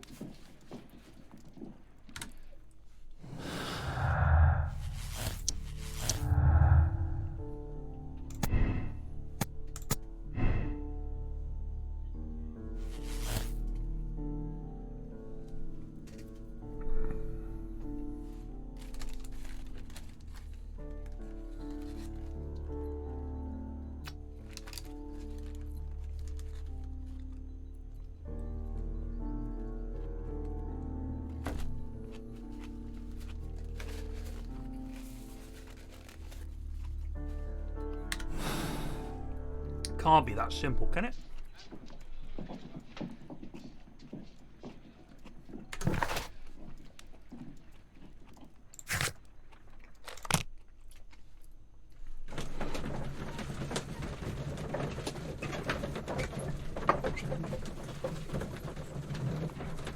The problem is, the rope in here was cut by someone much taller than that tiny little servant lady. Also, the blow to his head clearly came from above. The injury mark is here. M0 She was going to smack him one. Just resubbed for 3 months. In front of the fireplace. I would have expected the blow to come from behind. So she would have had to get up on a chair to cut this. But why cut it all the way up there?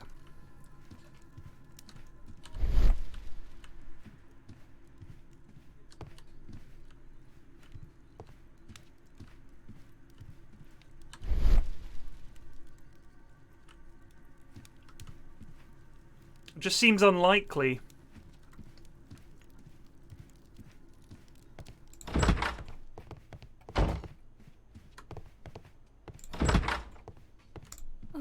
horrible thing to have happened.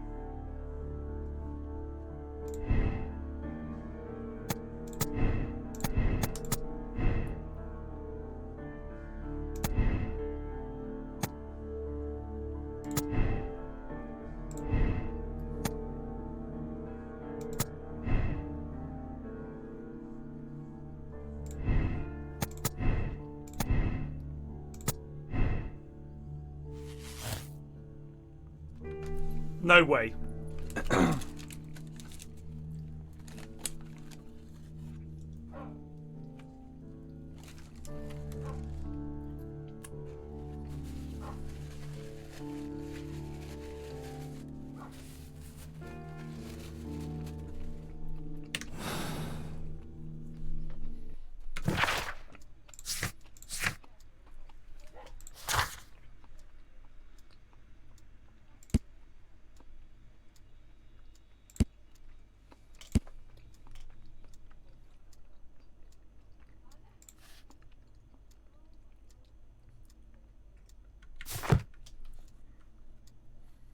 What are we missing?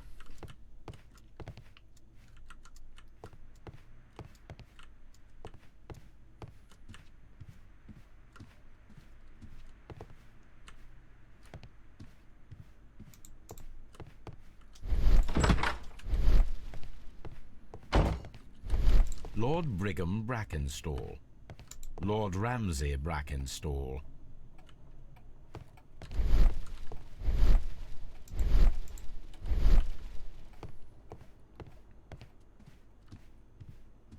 Holmes, don't look at me like that. I don't know what to think about all this.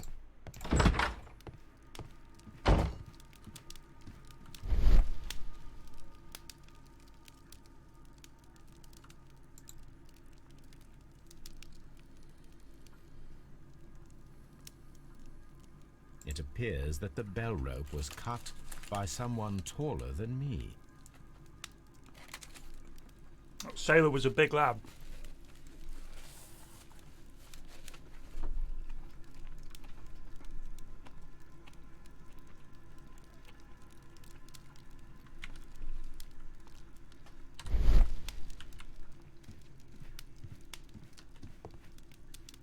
A fur trader's cabin.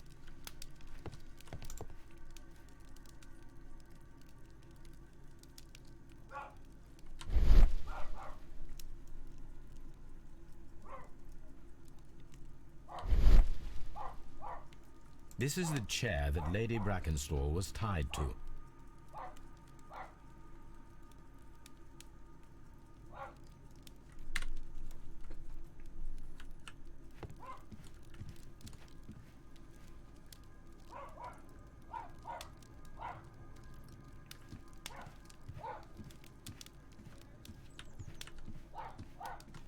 Antique hunting weapons.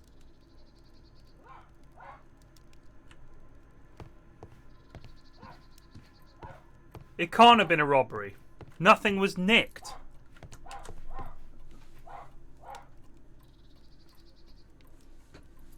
Nothing was nicked.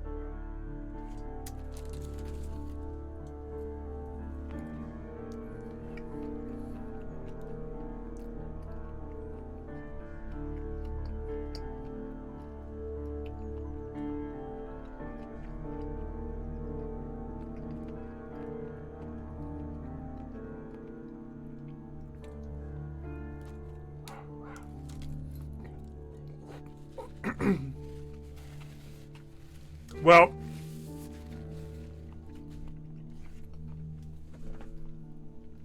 we enter the question every lawman has to ask himself.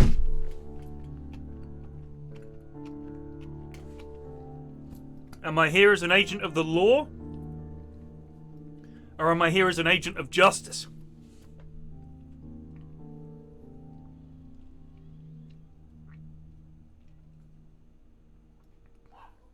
So Eustace was a twat. You don't think it was the poker, you think he just cracked his head on something?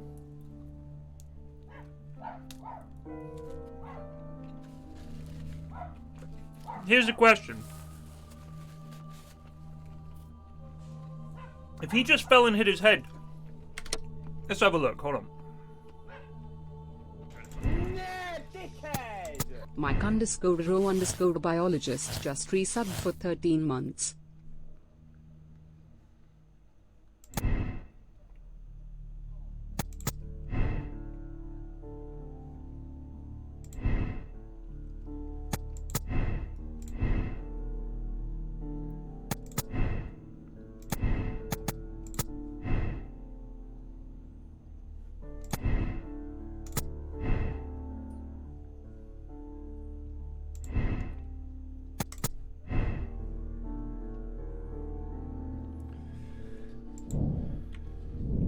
We don't get any other links coming up.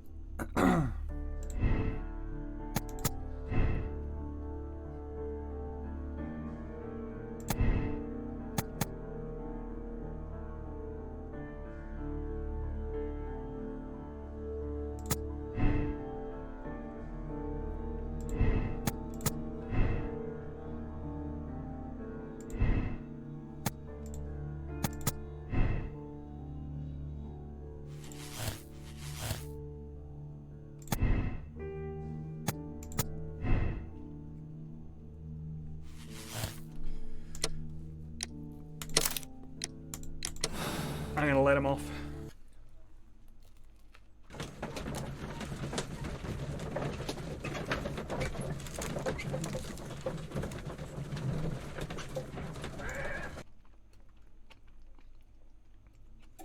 Wiggins, could you ask Mr. Crocker to come here again, please? Right away.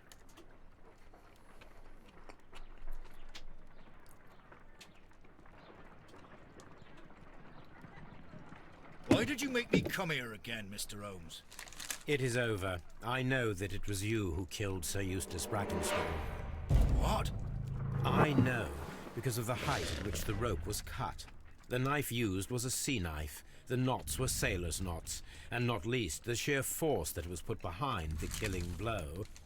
And because you are the only one who knows Lady Mary Brackenstall in London. And because you love her. It's true. It is time for you to tell us the whole truth. I admit that I loved Mary madly from the first day that I met her. But I never did come to visit her, for I believed that she was in a happy household. When I talked to her maid, who told me everything, I was insane with rage. I was due to set sail for 6 months away. I wanted only to see her again. But it turned into a damnable nightmare when he barged in. He dared raise his hand to her. He was not even worthy of licking her boots. Oh, I regret nothing. I admit I killed the monster out of love for her. She will forgive me if she is able. Lady Brackenstall already forgave you. She said nothing. Mary. But that makes her an accomplice as well as her maid. It places her in danger again. Mr. Holmes. You would not have managed to protect her. Till I die, do you hear me? Here is a letter that sets everything clear. And it is the one that should be disclosed to the police. I am the only culprit. Mary had nothing to do with it. Now it is time to end this. Oh shit.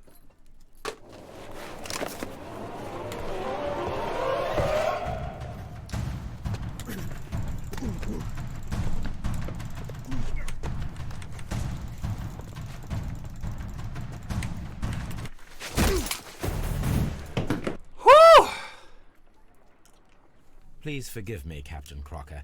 I wished only to test your sincerity, and your words and deeds have far exceeded my expectations. See here, Captain Crocker, we'll do this in due form of law. You are the prisoner. Watson, you are a British jury. Captain Crocker, the evidence shows that you acted without premeditation and used reasonable force to protect an innocent victim from her husband's brutality. Your devotion pushed you to attempt to kill yourself in order to protect the one you love. Now, what say you, gentlemen of the jury? Not guilty, my lord. Vox populi, vox dei. You are acquitted, Captain Crocker. So long as the law does not find some other victim, you are safe from me. Mr. Holmes. It is a great responsibility that I take upon myself, but I will give Lestrade an excellent lead, and if he can't avail himself of it, I can do no more. Come back to your lady in a year, and may her future and yours justify us in the judgment which we have pronounced this night. I'm happy with my choice. Inspector, I'm afraid that the murderers have escaped us. What? Do you mean to tell me that you failed? Never thought I'd live to see the day. I mentioned the murderers, not the case. It is obvious that the crime was committed by 3 criminals who cannot be the Randalls. You really think so? You only need to find a gang of 3 thugs wandering around. I can trust you to do that. If they exist, I'll catch them. You'll find someone, I have no doubt of it. Goodbye, Inspector. Now I'm less happy.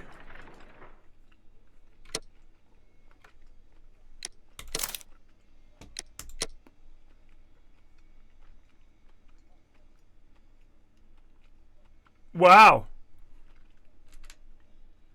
Quite a few people saw them hanged. Q Guns drama! This isn't far from me. Exciting. That's my problem. 3 other lads are going to get hanged.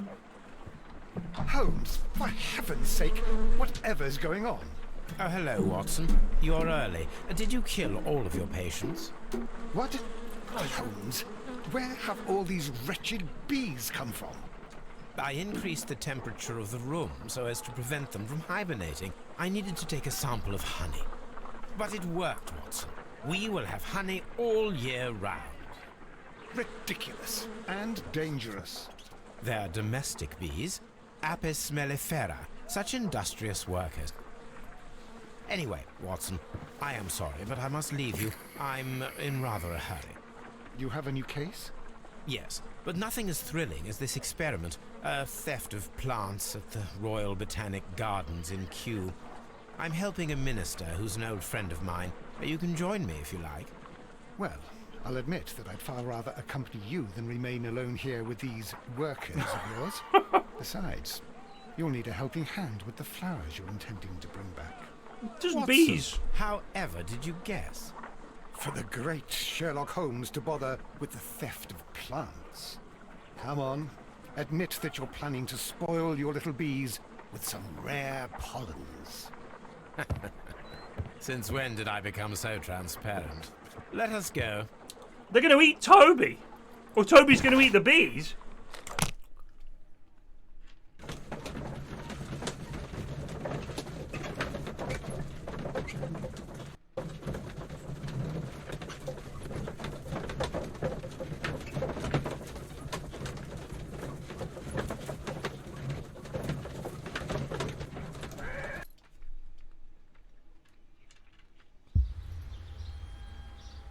Well, Holmes, here we are at the Royal Botanic Gardens. There's no doubt that this place is beautiful.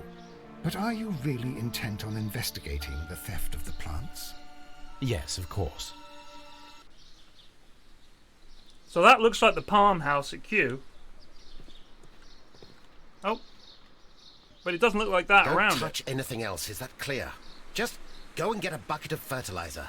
And without turning it over this time. Good day to you, gentlemen. How may I help you? If you are here for a visit, please do come back on Sunday. I am afraid that it cannot wait. My name is Sherlock Holmes, and this is my friend and colleague, Dr. Watson.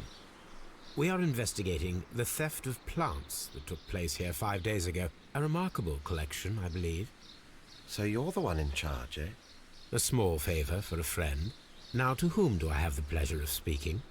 I am Martin Hamish. I am the Deputy Director of Kew Gardens. And that fellow yonder is Albert. He works here. I am delighted to meet you. What can you tell us about the plants? They were rare and exceptional plants. We presented them at our last exhibition. We haven't removed the stand yet. It is still in the large glass house. We only learned of their disappearance the evening after the exhibition, and nobody saw anything. No doors were forced? No, but I would imagine that for a thief it would be fairly easy to gain entry, for there are no guards here. Well, if you don't mind, we will take a look. Now, you say that it is in the large glass house. Yes, the one just behind me. Just a second, since Albert has nothing else to do. Albert, show these gentlemen where the exhibition was held. How many people work here? Only myself, but occasionally 2 students, Albert, whom you have met, and Miss White. Kew Gardens is massive.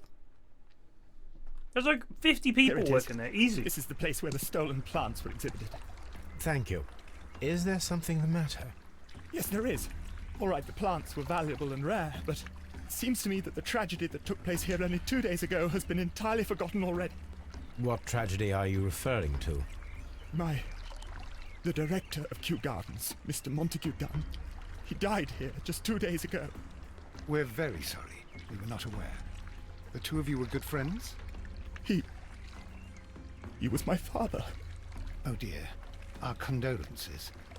We should not be troubling you. Please do excuse us for the intrusion. You say that he died here, in the large glass house? The farmhouse! Holmes? Yes. Just here, near the door to the colonial collection. He suffered a heart attack. Just like that. So suddenly. It was terrible. Excuse me, gentlemen, but I cannot remain here. If you need me, I'll be in the reserve. That's the room next to the front of the large greenhouse. Of course, we understand. Poison, clearly. What?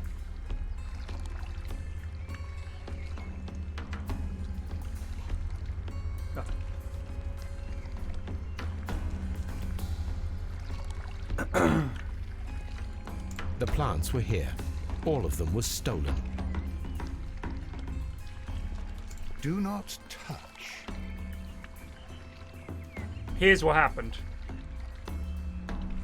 All of those plants were poisons. And then to cover up the crime, they got rid of the plants so people wouldn't realize that it was the same poison. Balloons. Very weird looking balloons. What's with this music, man? Here is a list of the stolen plants. Darlingtonia.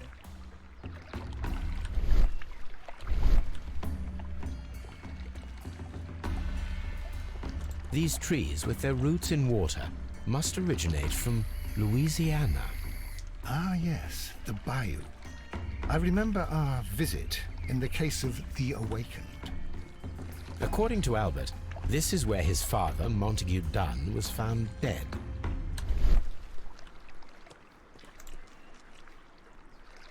Soil. It should have come from a flower pot. The soil on the side of this flower shelf is the same as that on the ground. Fragments of a flower pot.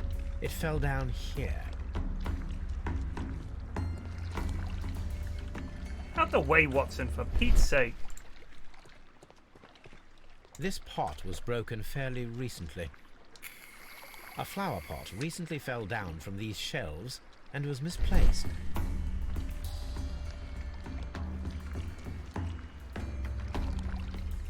This sign is broken. Something heavy was dropped upon it. Blood! Blood. Someone fell violently against this sign, and they were injured in the clash. Most likely a head wound.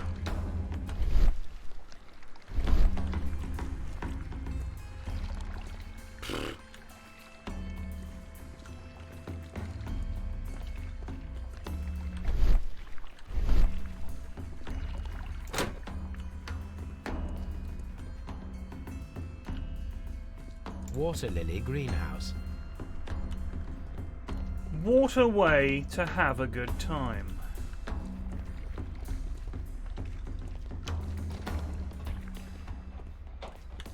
Very strange.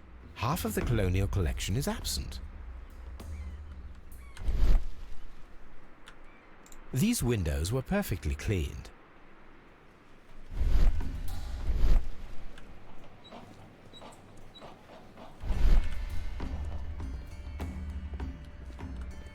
According to this, they have light and moisture control in some parts of the building. The smell is strong. It is a detergent. These windows were perfect. This broken fragment was the result of a heavy blow. A fragment of marble, most likely chipped from a statue or sculpture. Part of this greenhouse was emptied and thoroughly cleaned. Interesting. This is one of the outlets of the ventilation system.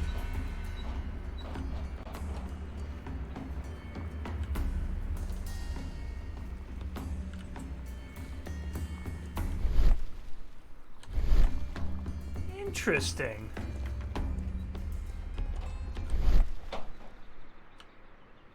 Hello. A broken esconson. The esconson was breached near the handle.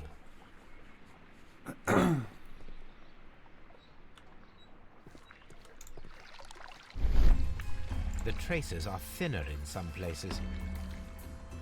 These boot marks are fresh. It appears as though someone was dragging their feet. The footprints reveal that someone staggered here.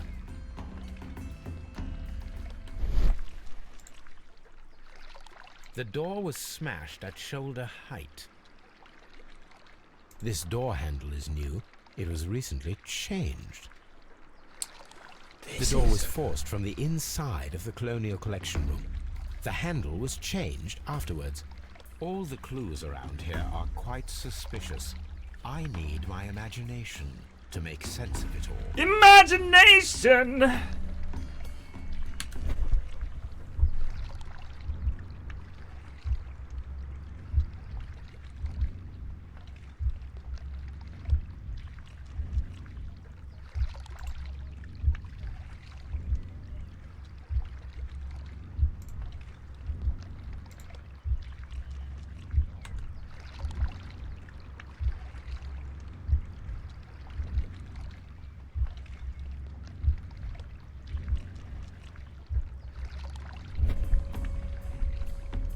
This reconstruction reveals a disturbing fact.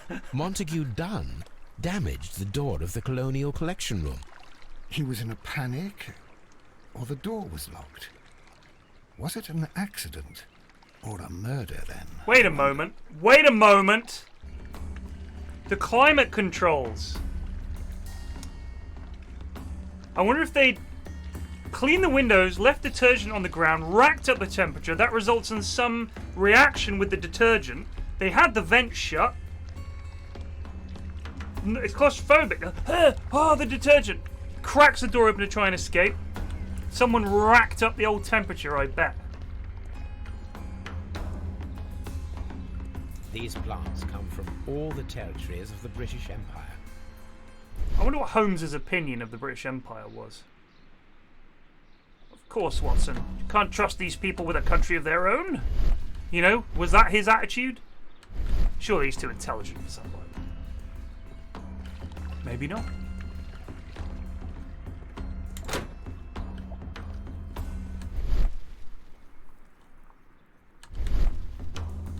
According to this, they have light and moisture control in some parts of the building.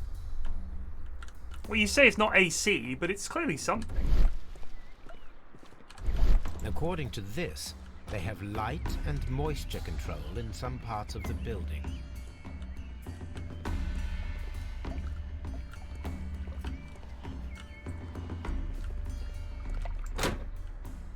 Dry tropics.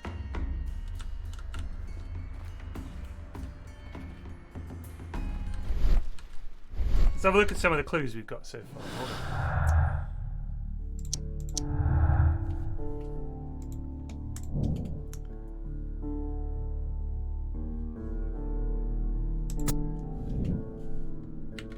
on. Autopsy time.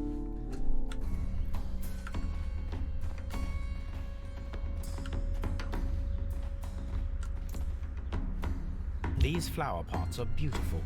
They are intended to be used for exhibition purposes.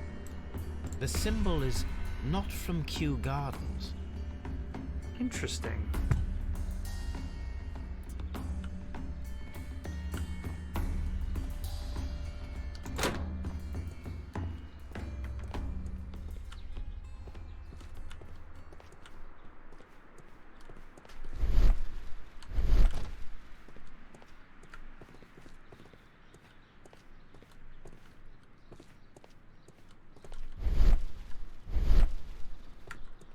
Out of the way, Watson, man! There is a smell of burning.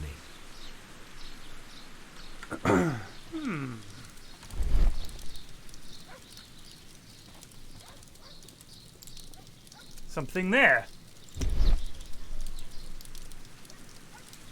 The symbol is not from Kew Gardens. Yoink!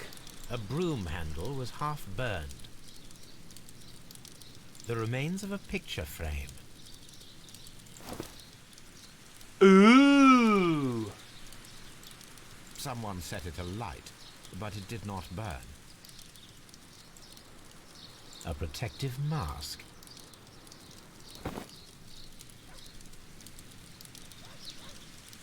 A door handle? Why would anyone throw such a thing in the fire? The door handle to the Colonial Collection and that of the fireplace are made of the same material. The plants were set alight fairly recently. Some have not completely burned. Someone trying to cover their tracks. Whoa! My hair goes blonde in this smoke. Watson, what do you think of my new hair? I think it makes me look rather like David Bowie. Oh, that's better.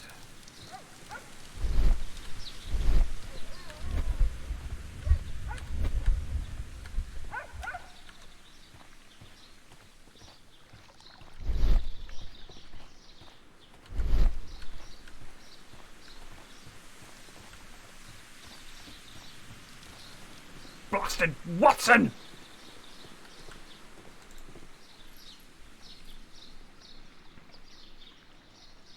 Palm House. Water lily greenhouse. This is not what Kew Dry Gardens looks tropics. like at all. Ventilation system. Aha! Seed house. Nursery. Director's office, cloakroom, and laboratory. They spelled cloakroom wrong. Director's Look. office, cloakroom, Cloac and room. laboratory. Cloaker room. Ventilation system. You are here. So we've left the dry tropics. We want to go to the ventilation system and have a look at that.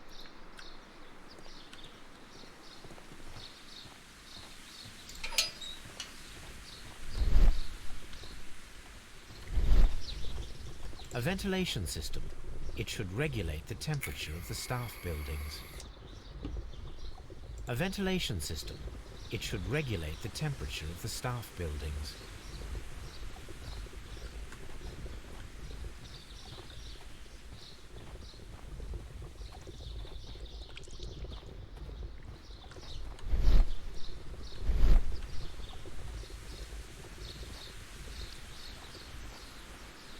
Just having a look around, Watson. Don't you mind me, my lad.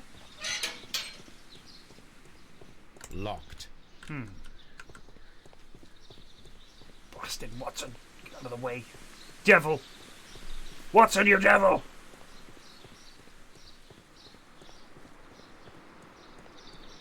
Locked.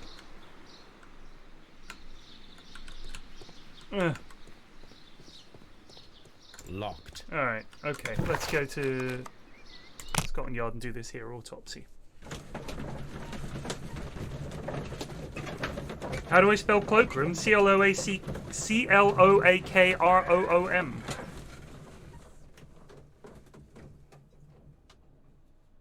Did you not see it in the subtitles? It said C-L-O-A-C-K-R-O-O-M.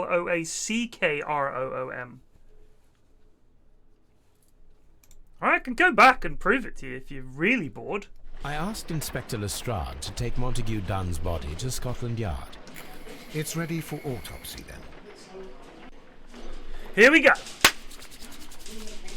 Crack open the corpse, Watson. Mr. Holmes. Mr. Holmes? Yeah. I love an autopsy, Watson. You know me. First of all, let us carry out. Oh my God, we're going to have to do the cutting. There are no suspicious marks upon the chest. Let us finish our external. We're going to have to do the cutting so that we can proceed with the autopsy.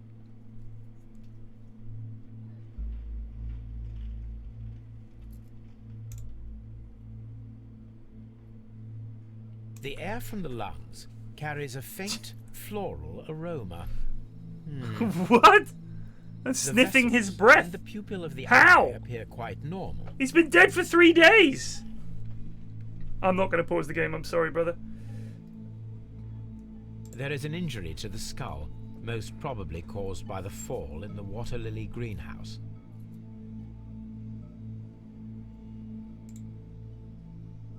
No redness, stings, or bruises. Nothing suspicious here. Now, let us examine the internal organs.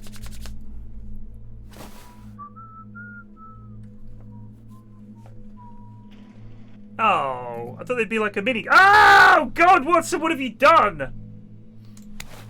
Oh! The lungs are congested and edematous.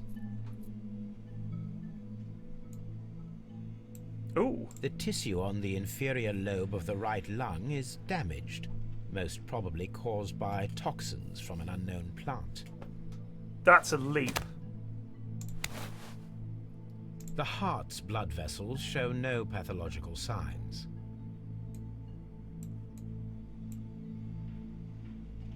The heart tissue shows no visible pathological signs.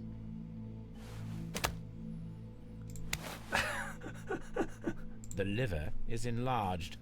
It would seem that he was suffering from an alcohol addiction.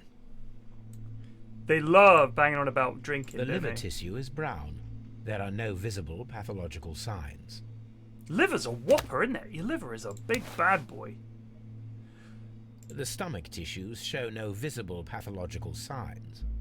Do you reckon you could, like, pinch one end shut and then squeeze it like a bag, like an icing bag? Get everything out onto a tray. Let's have a look inside, Watson. License plate falls out. Looks like he came up from the coast. Men like this swim and eat everything they see, It appears Watson. that he breakfasted lightly, only a short while before his death.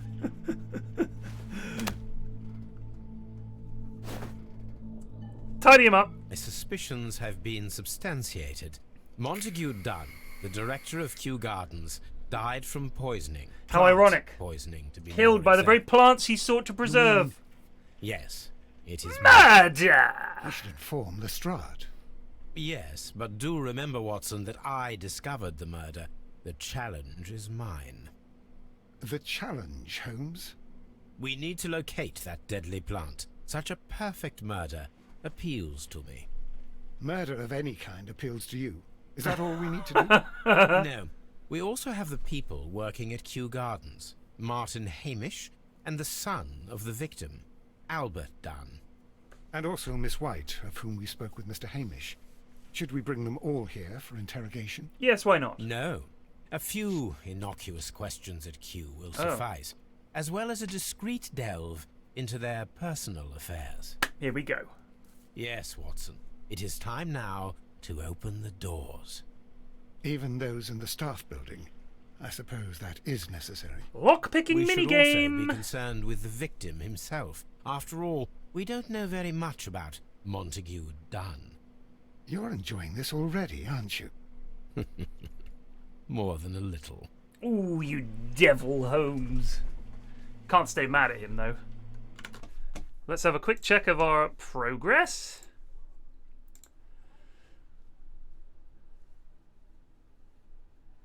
Awesome. 3255. I think we've done brilliantly. I think you guys have done brilliantly, specifically.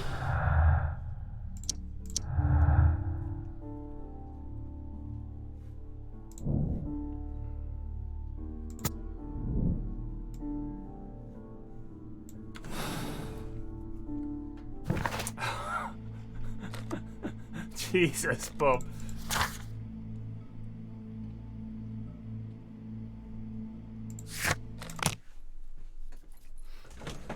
Oh, this murder's really clever. Just how I like it. How many were killed, Watson? 11. Oh. Tell me more, Watson. Don't stop. Oh, I love the imagination thing. My favourite was when you had to rotate lines to make a sombrero, and he goes, Mexico, of course! You there, suspect number 1.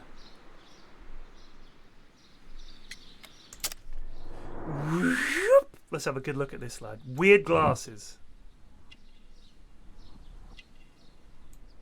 Yes, myopic indeed. Plant stuff.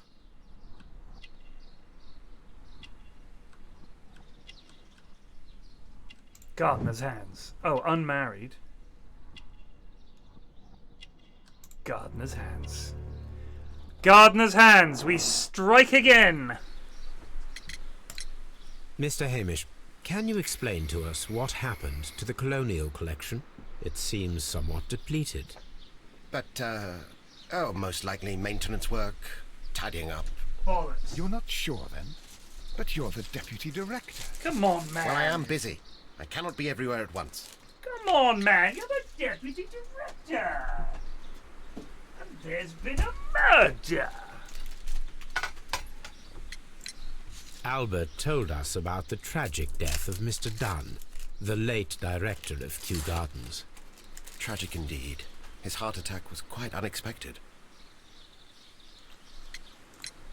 As deputy director, how was your relationship with Montague Dunn?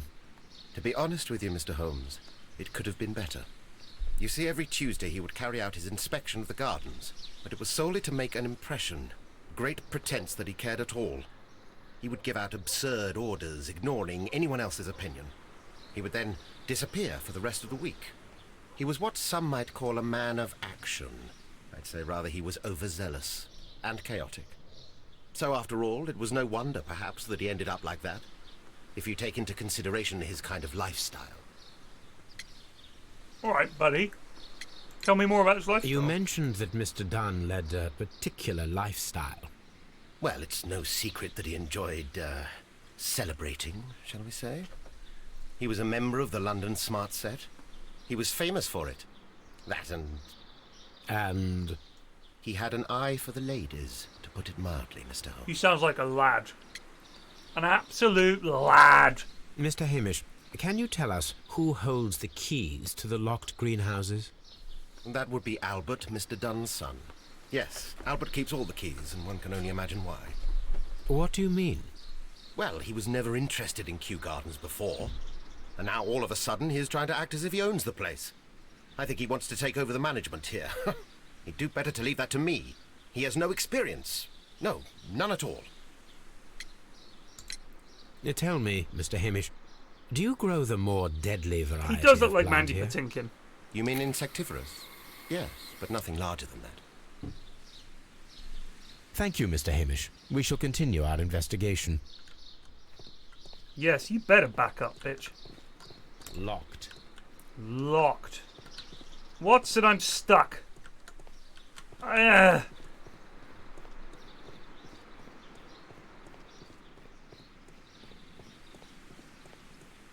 Locked. Oh!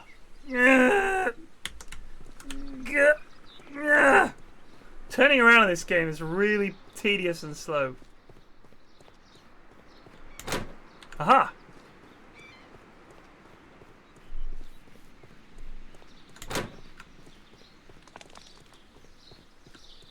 These are all locked, aren't they? Where is he, Watson? We'll run about till we find him. And we're back here.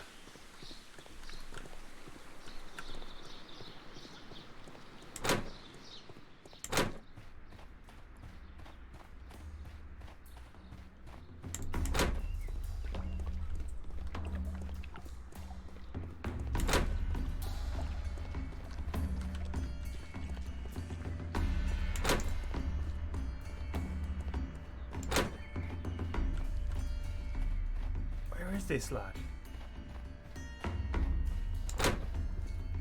Aha. Can I help you, gentlemen?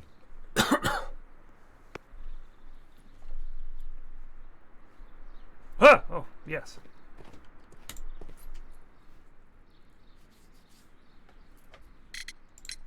Who is Miss Margaret White? Ah, she is the young lady who studies with me. She visits here sometimes to help out with the greenhouses. In fact, she should be here today. She wanted to work at the seed house. That's the small greenhouse across from the large glass house. Let's give him an eyeballing. Red eyes, wept recently, consumed by grief. Gammy chin.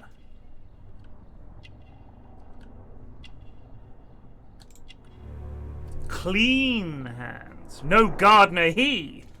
Who is this weeping, can't shave sop? Do you work here? Yes, but part-time only. For I'm also studying botany at the University of London. You're following in your father's footsteps, then. That is commendable. Well, even if botany is not my strongest suit, there are people who say that I could be a good manager. Yeah, he could be high as a fucking kite. We noticed that a part of the colonial collection has been cleared. Ah. At the moment, I'm just dealing with the storage room. I don't know much about the other rooms. Oh. Oh, oh. Oh. Roof of my mouth was itchy. I imagine that your relationship with your father may have been a strained one. I cannot say that he was a kind man, for he never listened to me at all. He forced me to work here. But now, after his death, I've been pondering it over. Perhaps he wasn't so wrong about me after all. I have to follow his path, and I have to manage Kew Gardens. And I can do it. I can be as good as any other who works here. Would you please tell us about Martin Hamish, the Deputy Director? Well, I have to tell you that Mr. Hamish is not and has never been the Deputy Director of Kew Gardens. My father would not have tolerated it. Indeed. That is most interesting. He told us that he was. Yes, because he believes that the management should be passed down to him now that my father is dead. But in actual fact, Mr. Hamish only has the honour of being the garden's longest-serving employee. In fact, if we are to think logically at all, it should be me who takes over the management of Kew Gardens. Do you not have a good relationship with Mr. Hamish? I suppose so. But we have very little in common. Mr. Hamish loves his plants and Kew Gardens, and I cannot say that I share his passion. I see. And how was his relationship with your father? Oh, he hated my father. It was obvious. He would be furious whenever my father boasted of Kew Gardens in the newspapers or at conferences. He was convinced that my father was stealing all of the credit for himself. But my father treated Mr. Hamish in the same way as he treated anyone. Dismissively. With indifference. Sounds like a lovely bloke. Do you hold the keys to all of these locked doors? Yes, you can have them. But I cannot give you the keys to the cloakroom. The employees' effects are private. I am sure you understand. We'll see about that, sunshine! Thank you, young man. Watson? We shall see you again My soon. lock-picking kit.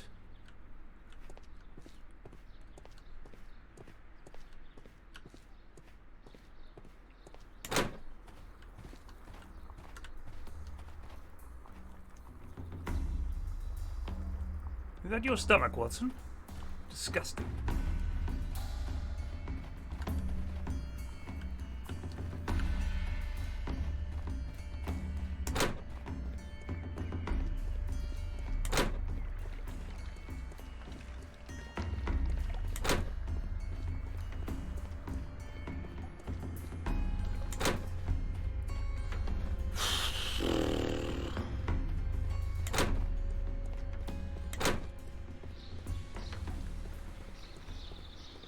Oh, Miss White! Miss White! Look, Holmes, this charming lady must be Miss White. She's entering the seed house. Then we shall surprise her. Open. Open! You! Open! That's the key. Good day to you, miss. You have some very beautiful plants here. Why, thank you, sir. And good day to you, too. But... Oh, I do beg your pardon. My name is Dr. John Watson. This is my good friend, Mr. Sherlock Keep it in your pants, Watson. I am honoured to make your acquaintance, gentlemen. My name is Margaret White. Excuse me, but are you Sherlock Holmes, the great detective? He is, and I'm his assistant, Watson. What a pleasure to see you here at Kew Gardens. Are you working on a case? Let's run the old Watson eye over her. Oh, this comely mouth. Charming girl. Expensive perfume. That perfume smells expensive. Boobies? Oh. Pink marks. Past malnutrition. Pellagra? Poor family.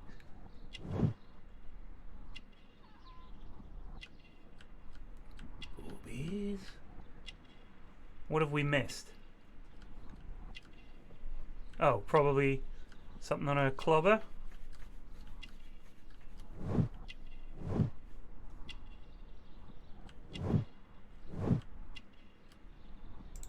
Unmarried. Watson! Yes, a theft of plants that took place here a few days ago after their most recent exhibition. Oh yes, of course. I quite forgot about that. Did you? When you conspired to kill that old gripper? Oh, it's quite understandable that you might forget about the theft of the plants, miss, after the tragedy that took place here. Yes. The director was a truly good man.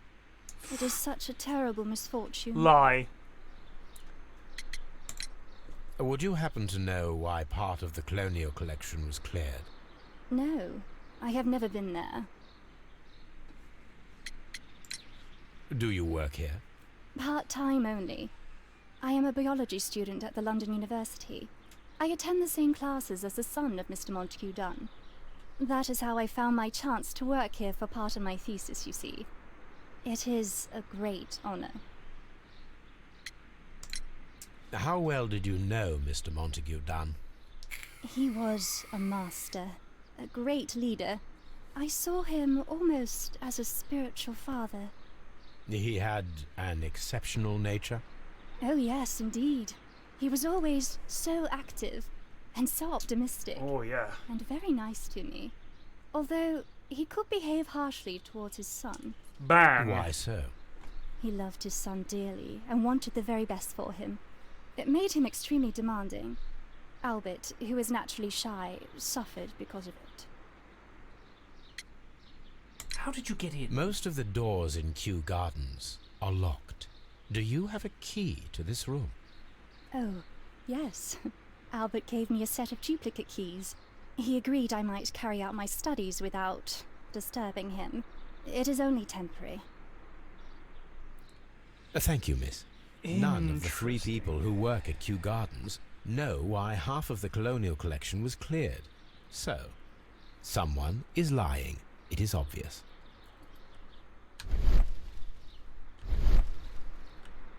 She's got quite the booty, Watson. Ah. Interesting.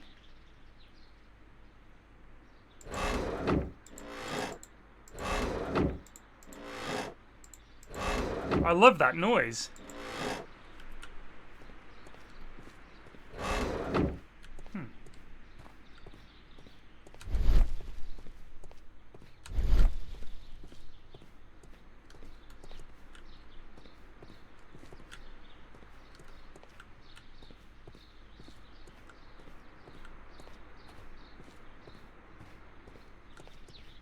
From here, we are unable to see the interior of the colonial collection room.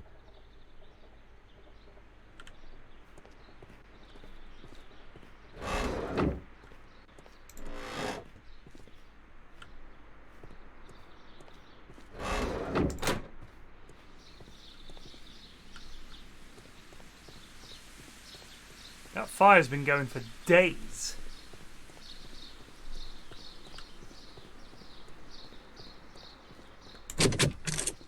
Open!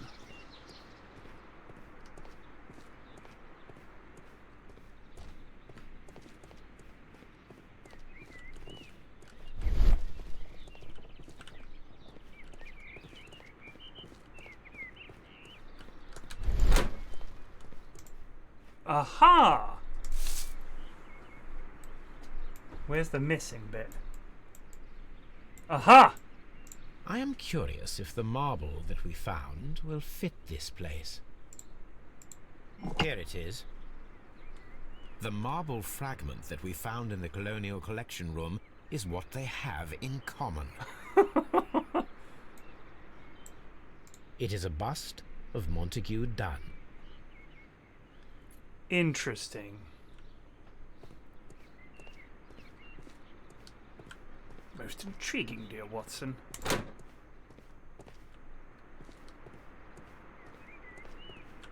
What's this? Poison. These young plants must be delicate if they are kept in the nursery.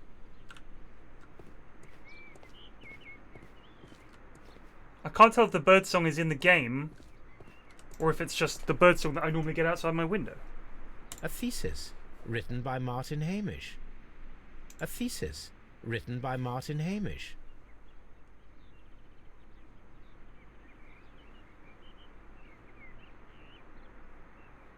A glasses case. It is empty. This area serves as Martin Hamish's office.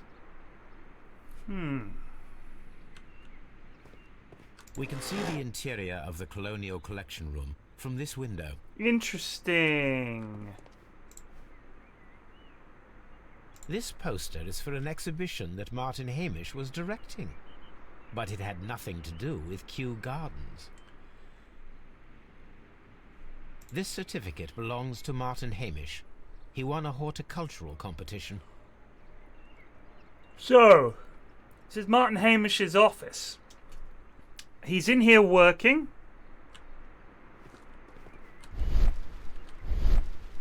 This is one of the outlets. Hello! He cooks up something in here, something wicked. Stuffs it up the pipe.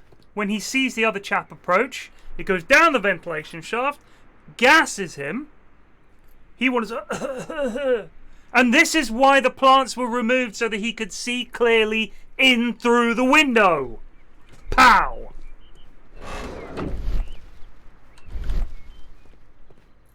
Deduction. Deduction.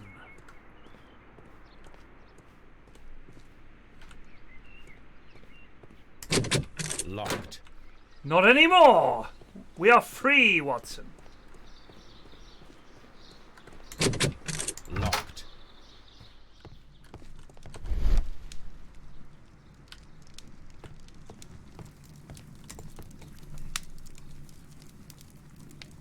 There was a bottle here.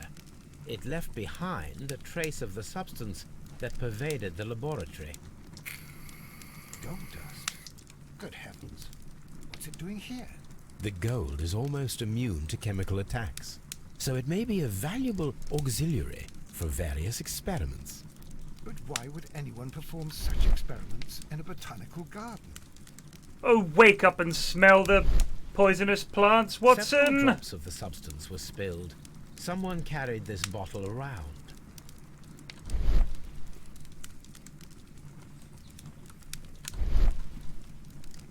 Several drops of the substance were spilled. Someone carried this bottle around. The bottle is no longer here, but it is possible to detect a faint scent. We need a good nose. Toby! Let's get Tobes.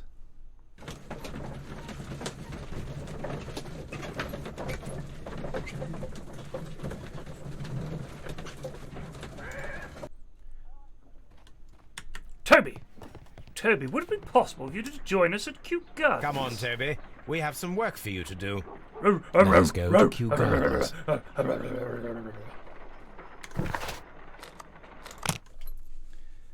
Toby in the carriage, I know, he's beautiful.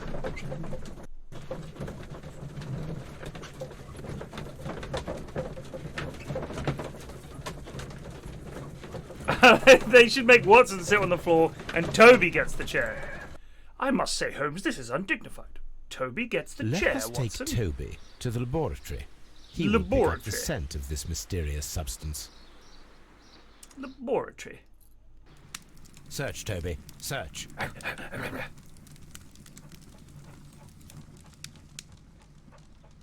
Ruff, ruff!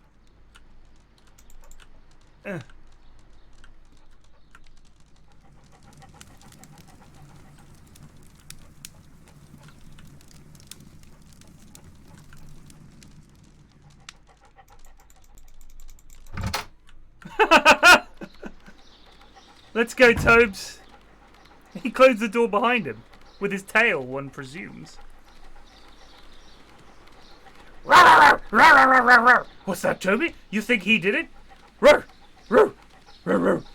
Poison, information system, baby. Like, wow, Scoob!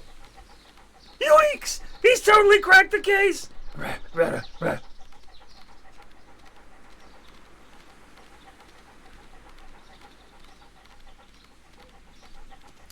Zoinks, isn't it? He says zoinks. Zoinks! Hidden place.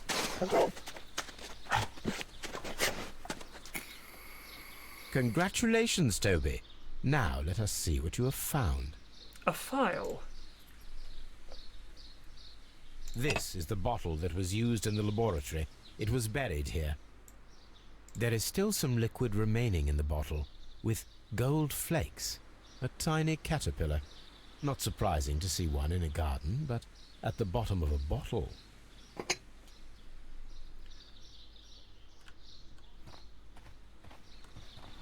Good boy. Brave Toby. The best nose in the British Empire.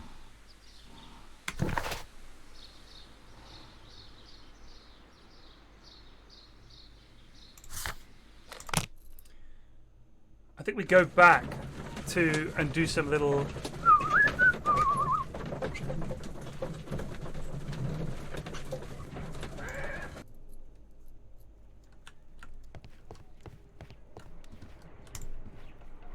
Let us determine just what we have found here. Let us pour liquid from the bottle into a test tube to perform an analysis. This is the bottle that we found hidden at Kew Gardens. Let us use a pipette to take a sample of the liquid and fill a test tube. This reminds me of when you used to write up your chemical experiments in secondary school in the early years. A pipette was used to take a sample. You didn't say, I used a pipette. You said, a pipette was used. Like, it was all sort of third person. I remember us having to do that. It was very, very specific.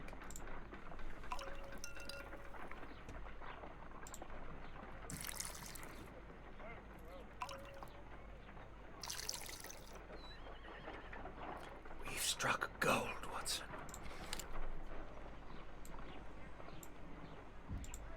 A colorless, water-based liquid. Boom.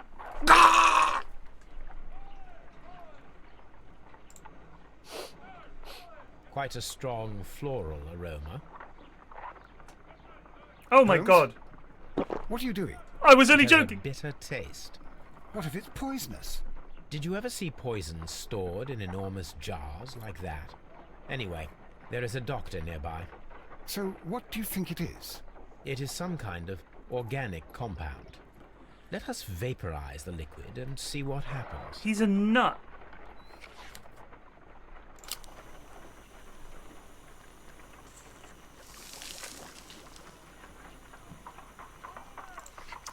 Small colorless crystals. Colorless, tiny crystals that are soluble in water, with a floral smell and a bitter taste. Watson, could you pass me that small bottle, please? Of course. Here you are. Holmes, do you know what it is? Wagner's reagent. There was a label on the bottle that you passed to me. No, Holmes, I meant the bottle that we found. Let me add the reagent and see if there is any sediment, and then I shall tell you. I need to take a pipette and make several drops of the reagent. I need to take a pipette and make several drops of the reagent. Alright, sorry.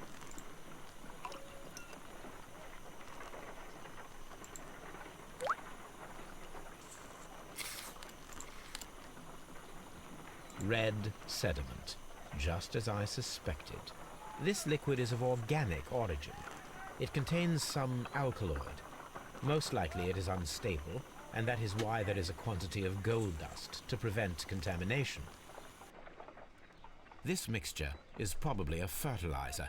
Someone was carrying out unusual experiments in the garden's laboratory.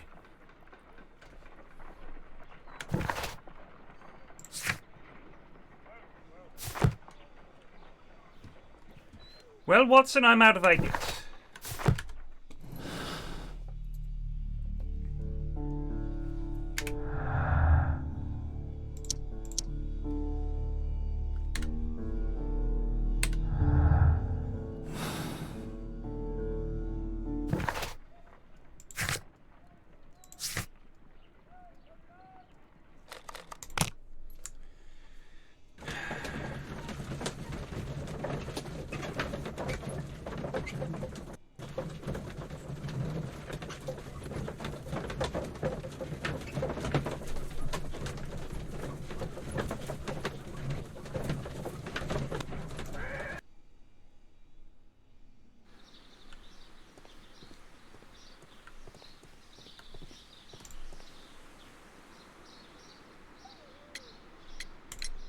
What is your opinion of Albert as a student of botany?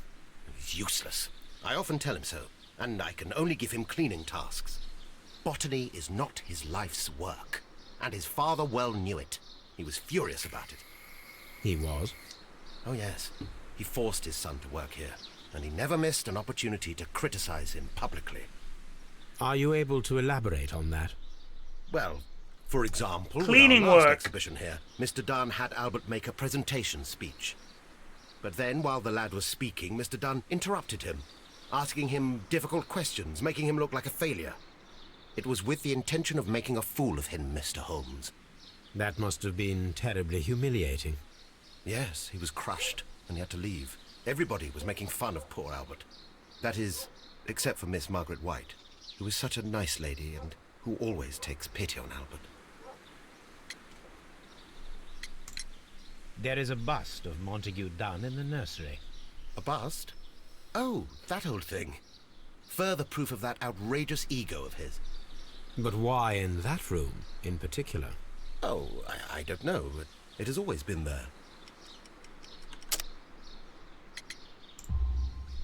It is strange, because I recovered a fragment of the bust inside the Colonial Collection Room.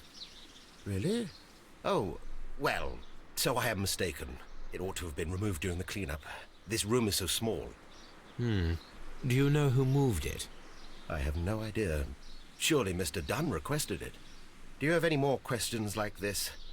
Because fragments of rock are not my responsibility. Evidently.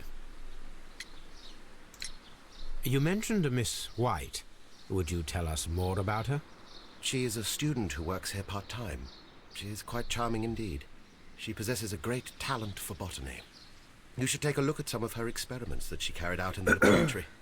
Ah, if only she were not so naive. Why naive? Why? The way she used to flutter around Mr. Montague Dunn. And he couldn't help but be flattered by all her attention. How could an intelligent woman such as Miss White not see through his game? I can only scratch my head and wonder. Thank you, Mr. Hamish. We shall continue our investigation. Get out of my fucking way, Watson.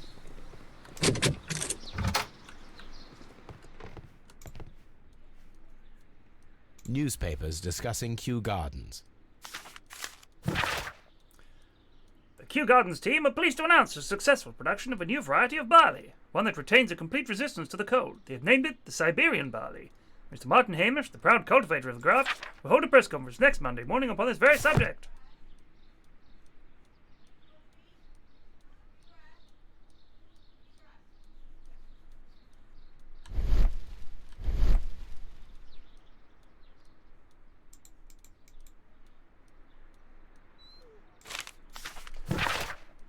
My dearest Margaret. Who's Margaret? Is that Margaret White?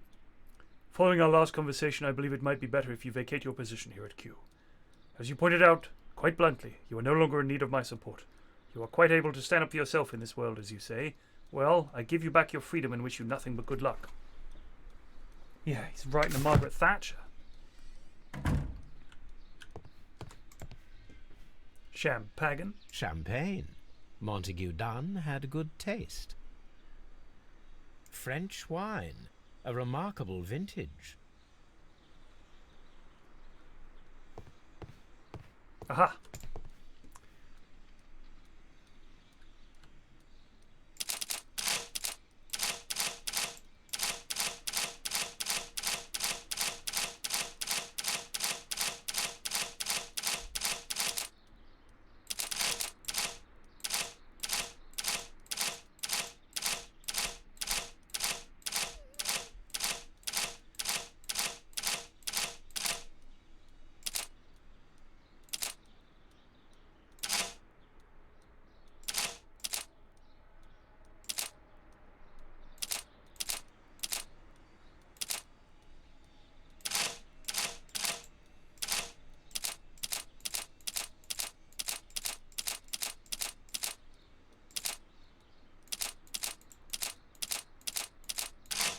Shit.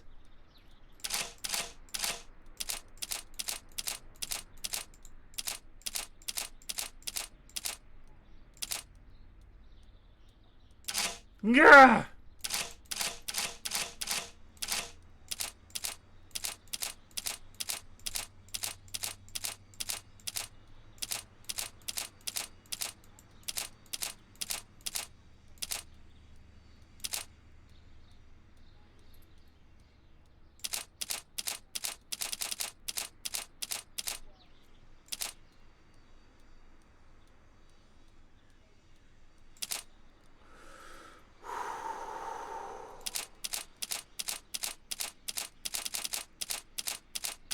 Grr!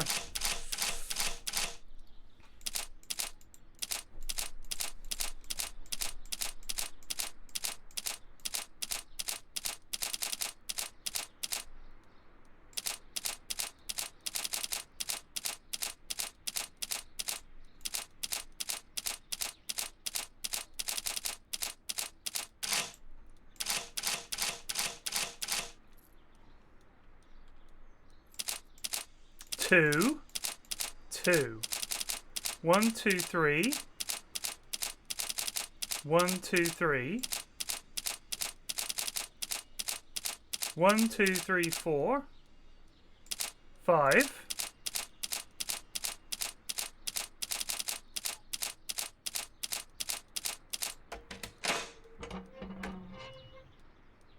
It's prime numbers, isn't it?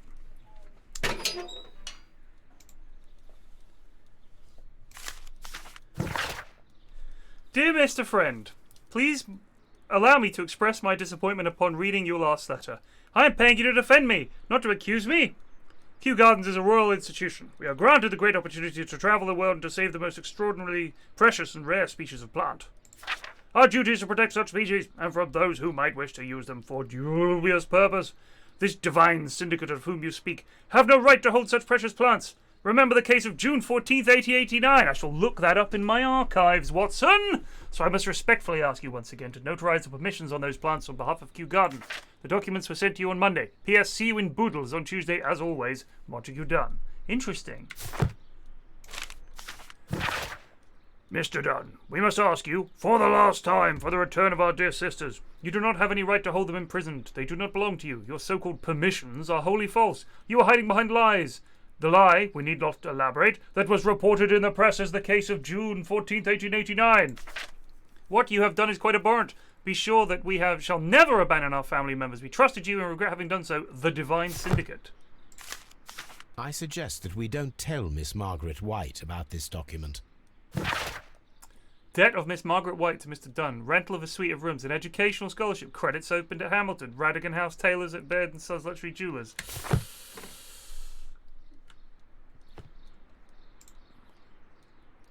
A photograph of Montague Dunn and Reynold Hamish.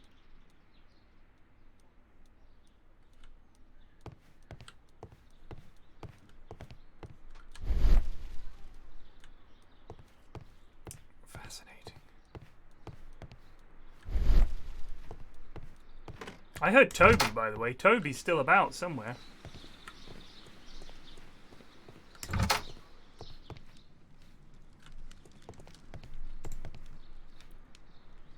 It appears as though the protective equipment is missing from here. Such masks are generally worn when dealing with toxic chemicals. Gloves, waterproof aprons, everything one might need for self-protection. It really looks like it's not going to do anything. Locked. Holmes, Albert Dunn didn't give us the key to this door. It does not matter. We will open it. Bosh. Oh, this one looks fiendish. Oh my god.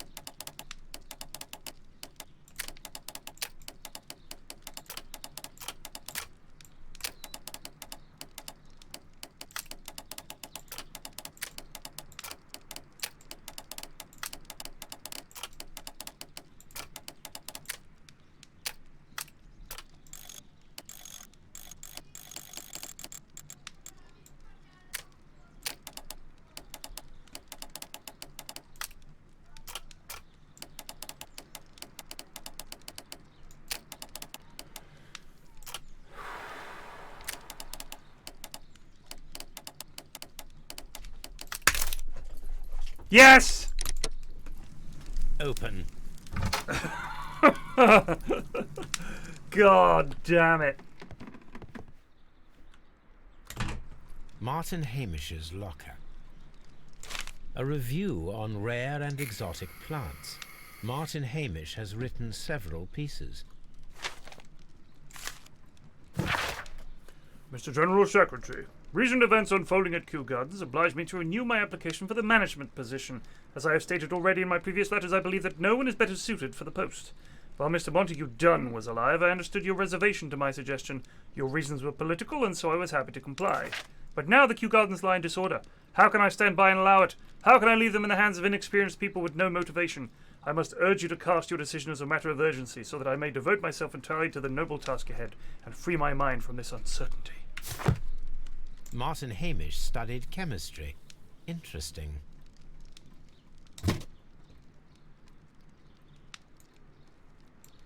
Father and I, Kew Gardens.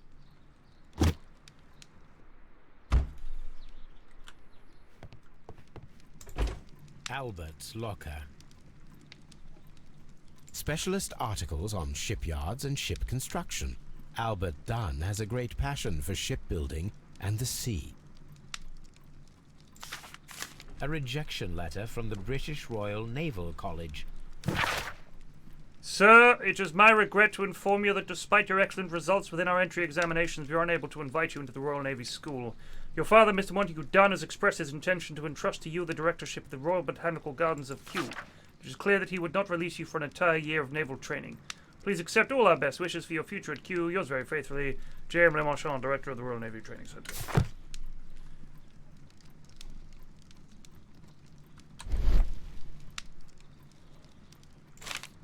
A picture of Miss White and Albert in front of the University of London.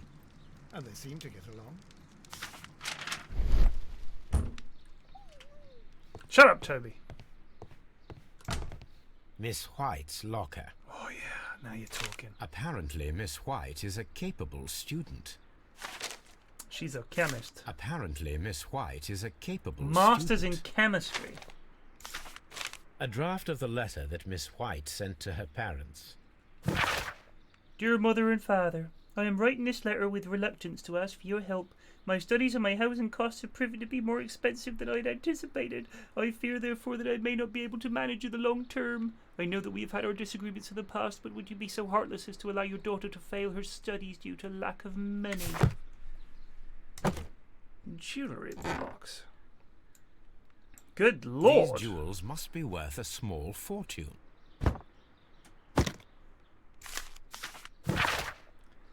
Dear Margaret, I know how your financial troubles are overwhelming you at this present time. Please let me reassure that I could not permit you to remain in such a dilemma. I was born of a wealthy family. I would consider it an honor if you might accept my help. A vanity purse. It is of high quality. Margaret, we were surprised to receive your letter. How could you think to ask us for money after all these years? What have passed since you left? And without any fault of us. You've never shared with us any detail of your success at the university, but you choose to do so now. We suppose you must be so ashamed of us, for we are not from the same high class as your new friends. Yes, we are modest people, but you should learn to put your family first, as we at home have always done, and none of us ever compromise their reputation, as it appears you have already done with your employer, Mr. Dunn. No, Margaret, it is you who makes us feel ashamed. Signed, your parents. Interesting. Motives galore.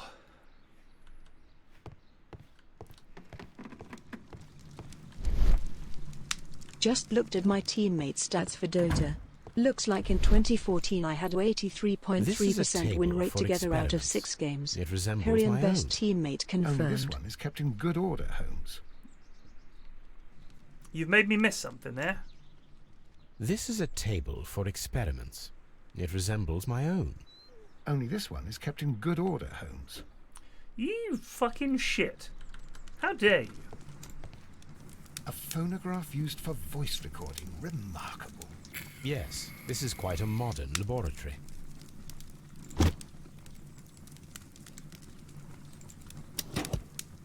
Martin Hamish's perception of plants. The notion of communication in the plant world has long been considered marginal, yet I remain convinced that some plants do indeed transmit chemical signals in the event of attack. A study report by Martin Hamish.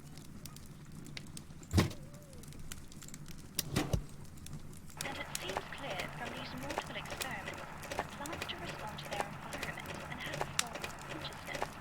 Margaret White, February 1895. Report number 245. Study report.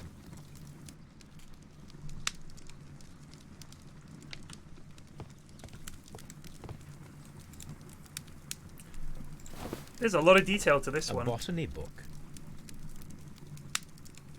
This student's book belongs to Albert.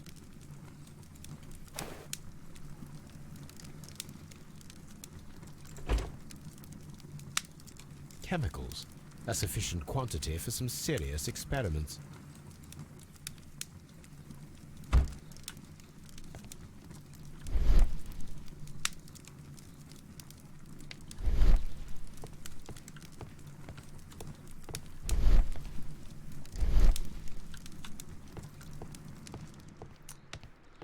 So,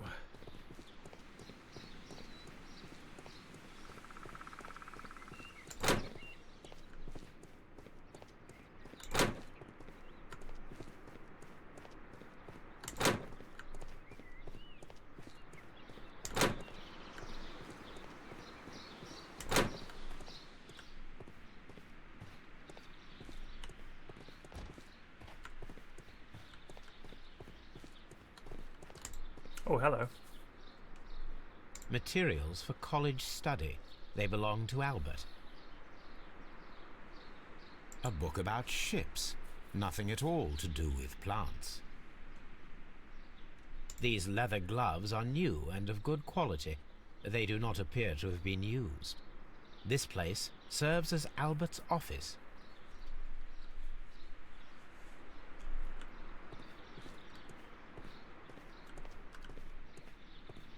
Kew Gardens is such an exciting place. Wouldn't you agree? It is now, my dear.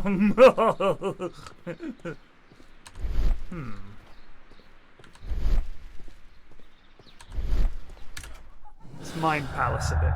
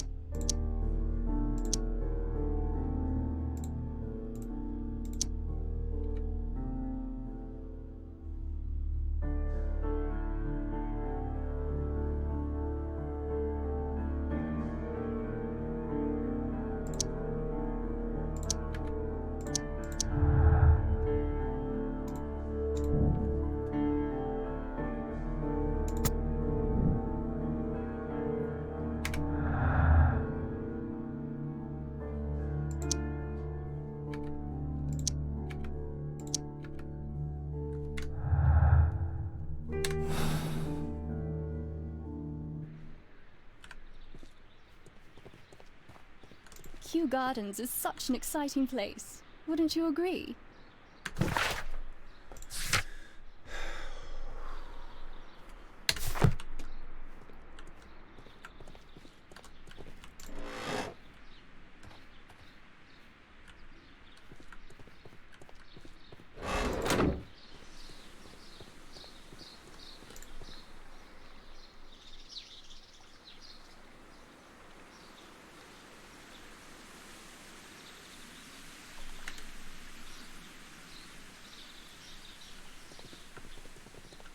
Out the fudging way, man!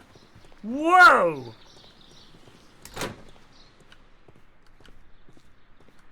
Dry tropics.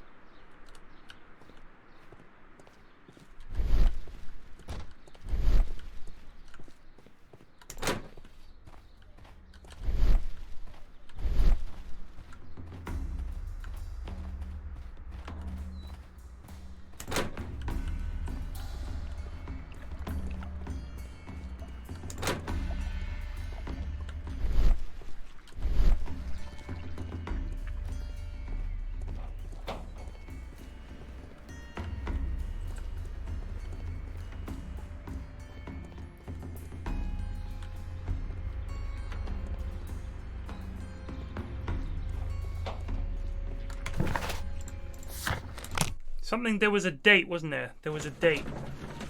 1893 or something. Something in the papers about plants. Let's check the archives.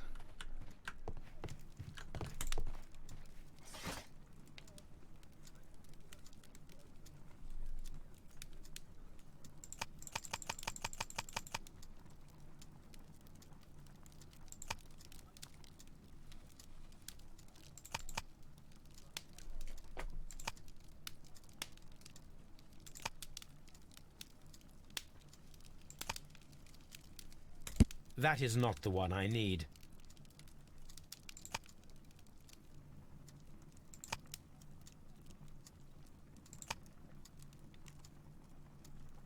That is not the one I need.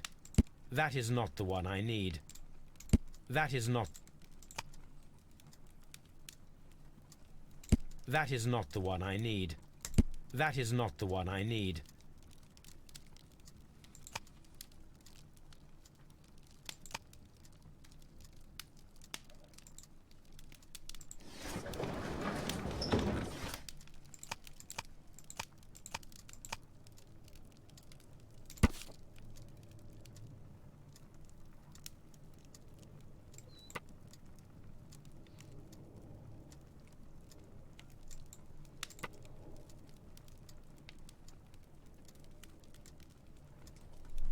Here it is.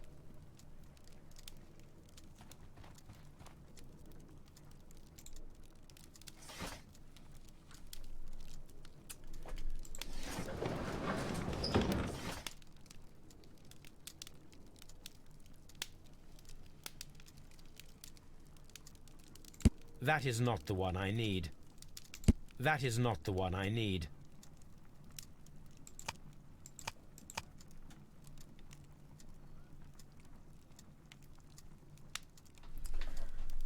Looks kind of vaguely Eastern, I would say.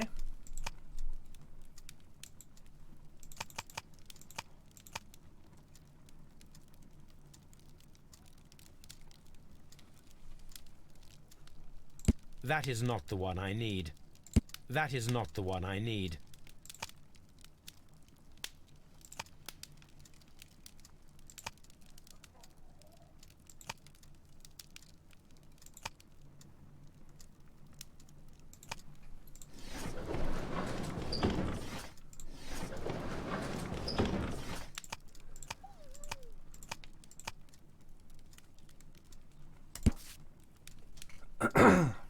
Here it is.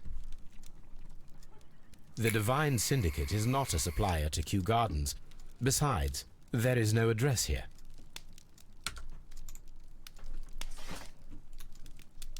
S.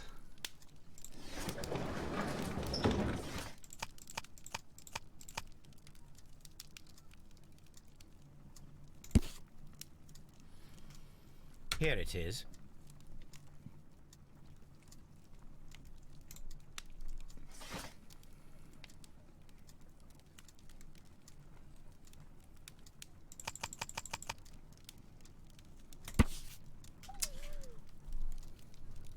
The Divine Syndicate Club, followers of the god Trewan, situated on 48 Grosvenor Street, Carlton Road.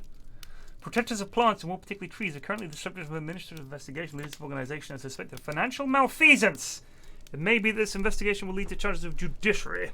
Meanwhile, many voices have risen high against this inspection, denouncing the state. In fact, this private organisation, which has given its goal the defence and protection of nature and which incorporates many persons of influence, including political representatives of the opposition party. Here it is. And here is the Divine Syndicate's address. Perfect. It is time to find out what they have against Montague Dunn. The Divine Syndicate. Thank you, Barry.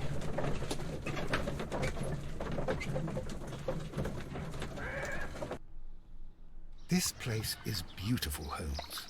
Its atmosphere is remarkably soothing. Let us find someone who could help us. Perhaps this stereotype. I want to hear a gong sound at least once to fulfill the stereotype. Hey, Guru, which is more of an... Good day to you, sir. My name is Sherlock... I am exalting the sun. A while can you wait? From the trace of elements and moreover from the quality of the ambient geotropism it depends. Therefore, please, mind my gravitropism. Its balance. Do not disturb. Disturbed is most definitely the word. There. Completed is the symbiosis. Welcome you are. To introduce myself, I am the Green I am Yoda. Grand Mystic. The Green Grand Mystic himself. This is me. Who am I speaking to? We are two gentlemen who are extremely interested in the vegetation philosophy that is advocated by this establishment. Listening to you, I am. We should like to take a look around, to immerse ourselves in the wisdom that emanates from here. It is a school of anastomosis, the divine scholastic syndicate for vegetation veneration and meditation. You may say, the divine syndicate, glory to the eukaryotic. Only true devotees, those whose hearts are ready to spermatophize in sharing up and to be permitted. Alright, let's have a look at you, because I'm dead sus. That tap.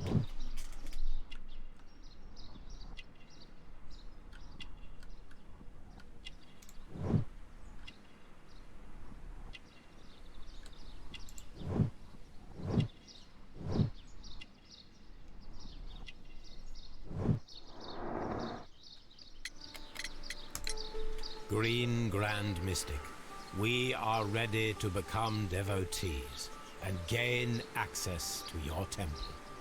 What is the name of our Lord, our God King? It is Treywan. Our God King's name is Trewan, Green Grand Mystic. Oh la, good, I like you. Here is the holy key to the wisdom place. Holy donation can you make whenever you so wish. Thank you so much. I pray you to taste our fertilizer substance. From the burdens of life it helps to free. But of course. Raw sap, it is called. We visited Kew Gardens, and we found your symbols on their flower pots. Coincidence, I am thinking. They would scavenge our refuse. It would not surprise me. It was merely an observation. Well, we will leave you to your meditation. Right, let's crack on. Look, giant gong. Yep. Oh dear.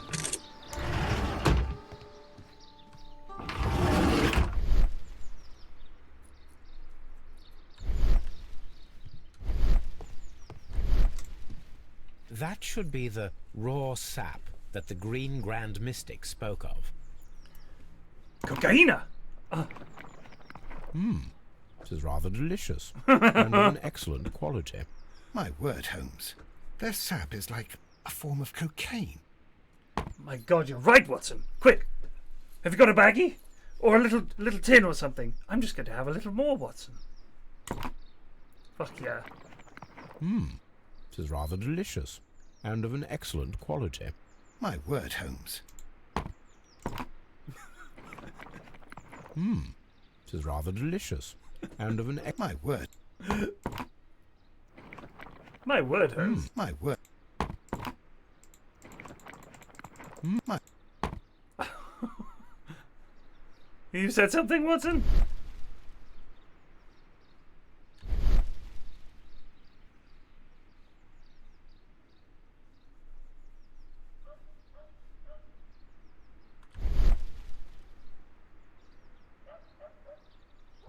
Normally it takes you out of a place when there's nothing else left to find.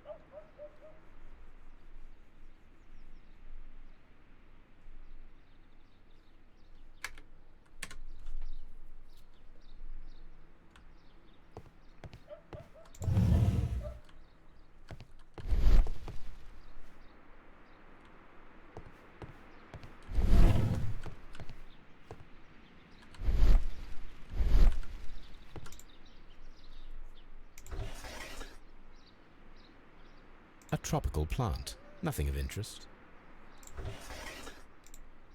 A tropical plant, nothing of interest.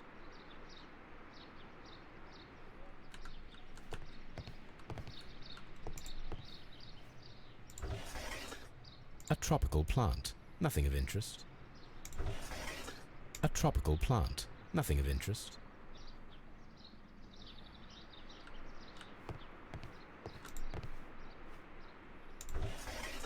A tropical plant, nothing of interest. A tropical plant, nothing of interest.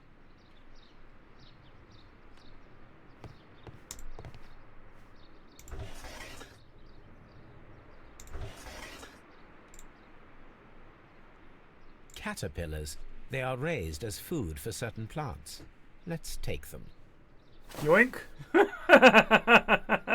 You've stolen his coke and his caterpillars. This lad should be furious.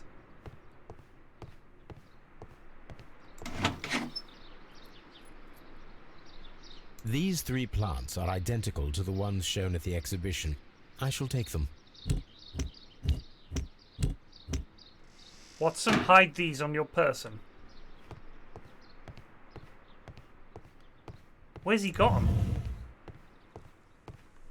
Praise the grand tree. Praise it. This must be Trewan, the Divine Syndicate's god.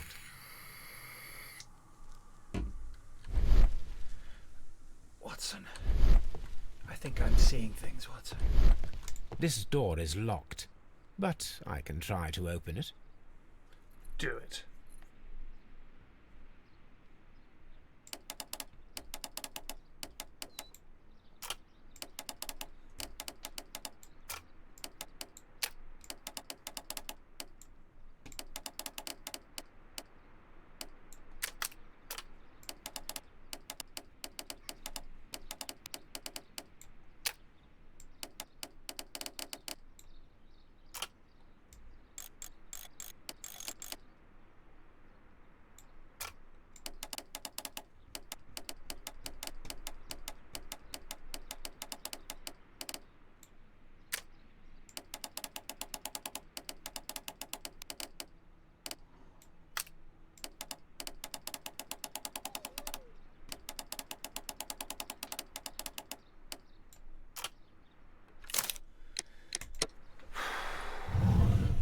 Watson, I've cracked it. Holmes, it was unlocked. Ah! These instruments are used for smoking opium. Now you're talking. Holmes is right at home. He should know everyone in here. Holmes, where have you been, Sherlock? Watson, I've never met these people before in my life.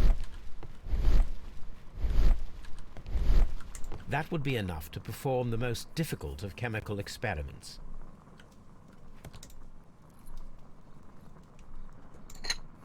This substance is an alkaloid, the same as in the bottle we found in the bushes at Kew Gardens. This cabinet is full of chemicals. They are the same as the ones we found in the laboratory at Kew Gardens.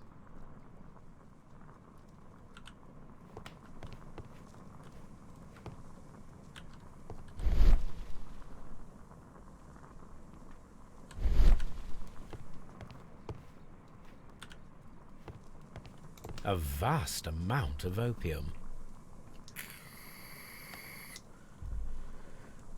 Holmes begins to tremble.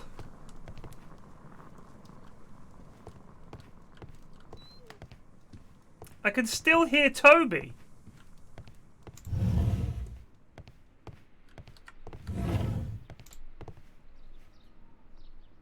The list of plant friends and benefactors, lawyers, well-known manufacturers, political leaders.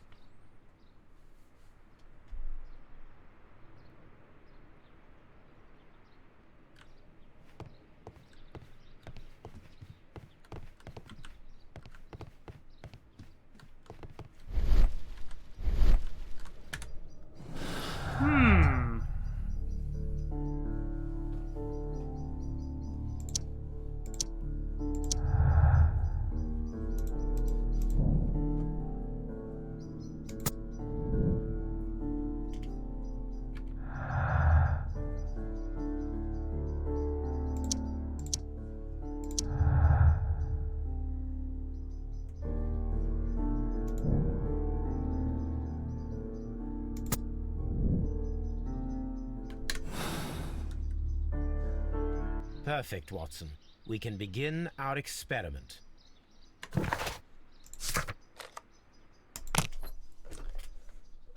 I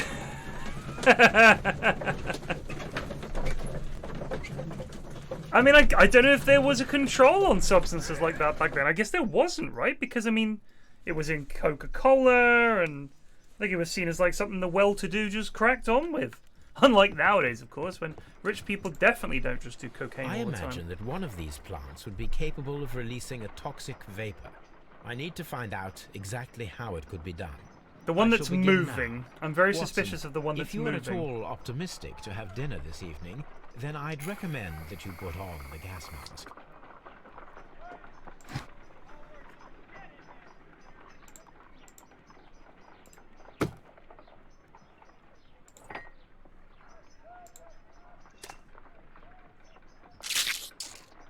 I find the behavior of predators utterly fascinating.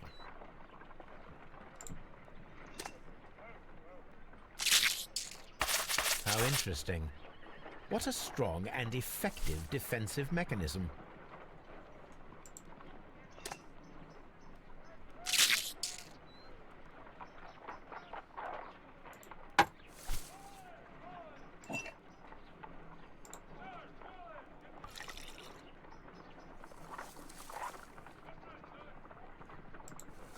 This plant becomes inactive after being drenched with alkaloid. It appears to open after being soaked with alkaloid.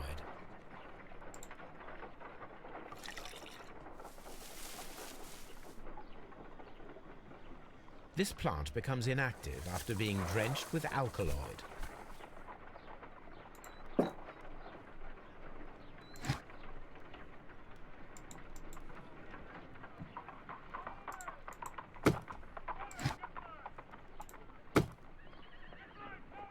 This is a strange and unusual plant. A carnivorous plant. A prickly plant.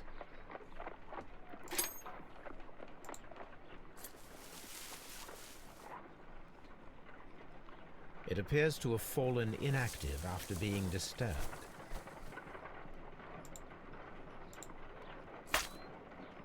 My word! It shot a spike at me after I stabbed it with a pin. I imagined that its reaction would be ferocious if I increased the strength of my attack.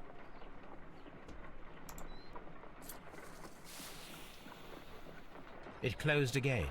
I believe I saw a small cloud of gas. I wonder what secrets this plant is hiding. Perhaps if we agitate it to a greater extent whilst it is opened, it will reveal a little more. I am interested in what might occur if the prickly plant should shoot at it.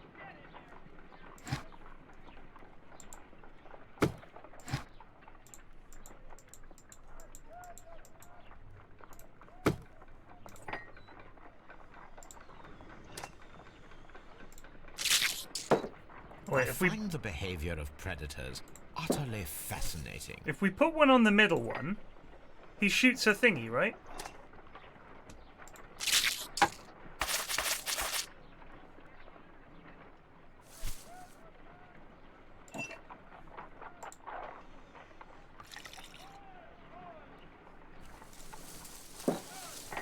It appears to open after being soaked with alkaloid.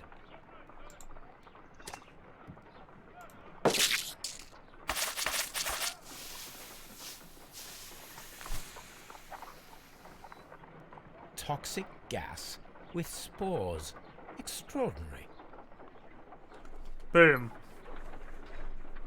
The plants would be capable of Toby in killing there. only if they were directly next to the victim and stimulated at precisely the right moment. Let us take our caterpillars to the Colonial Collection Room. We may see things more clearly there. It is too early, Watson. Our suspects will be there. Let us investigate Kew Gardens one more time and ask some questions.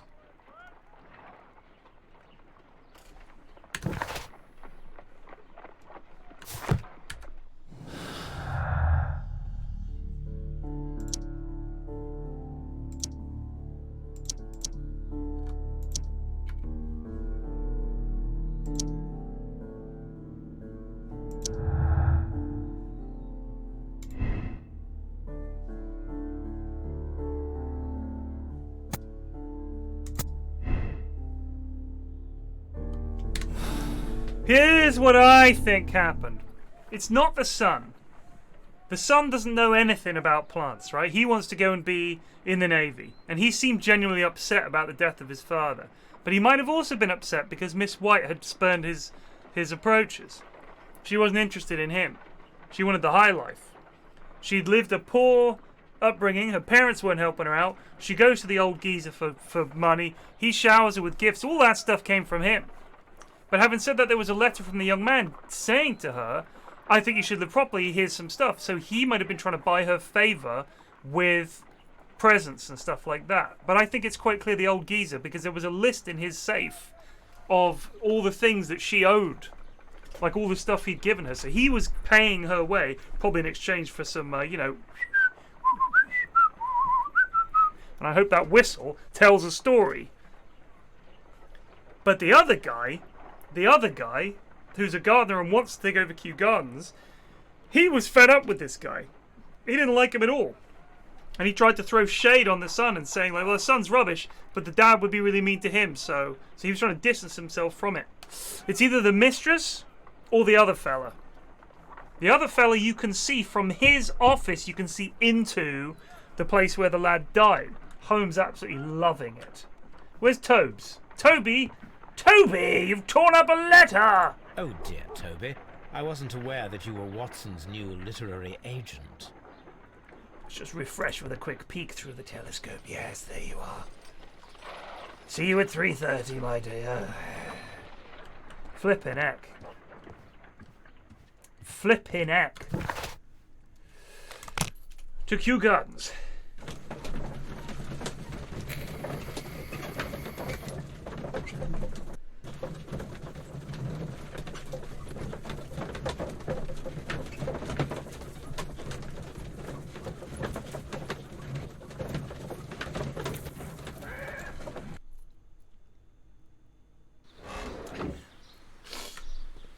Whatever, Bob, mate. Here we go. Mr. Hamish, was someone from your family connected with Kew Gardens? Family? No. I'm the only one with a passion for botany. Really? Because there's a picture of your father here. I do not think so. This photograph of you and your father at Kew Gardens suggests the opposite. But you have no right to. Do tell us more about your father. He was, indeed, the greatest botanist of his time in the British Empire. What, Joseph Banks? He worked together with Montague Dunn until the end of his life. He brought me in at the age of 12. Did he get on well with Mr. Dunn? No, I couldn't say that. They expanded Kew Gardens together, that was all. And it was all my father's work. But Dunn always lived the high life. So Mr. Dunn was not helping your father? Oh, yes, he provided the financial support. And as far as he was concerned, that fulfilled his role. But the worst of it was, he declared himself as the master of Kew Gardens. Fame meant nothing to my father. So it was easy for Mr. Dunn to take all the credit. Are you aware of the Divine Syndicate? The Divine what? Is this a joke? No, I am quite serious. What a ridiculous name. Anyway, I have never heard of this syndicate. Can you tell me if you saw Mr. Montague Dunn on the day of his death? Yes, of course. I met him, and we went to see Albert, his son, at around 9:30. He appeared quite calm. What were you doing on the morning of the accident? After paying multiple visits to Albert, I had a little talk with Miss White. Then I returned to my desk to complete some paperwork.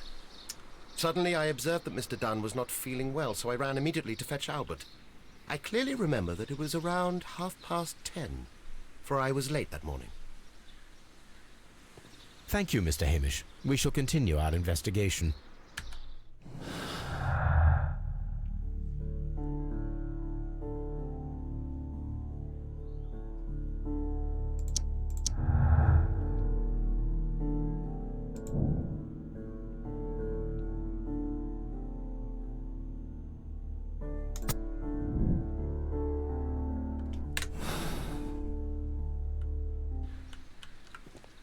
Yeah.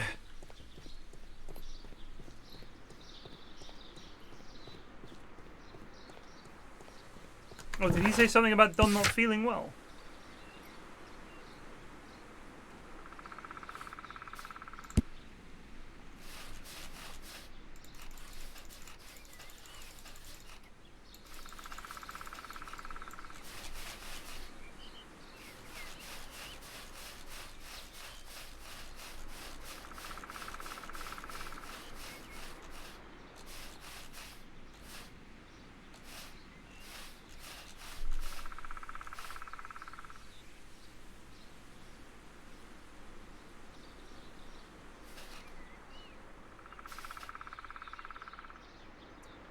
Suddenly I observed that Mr. Dunn was not feeling well. He could see him through his office window, remember?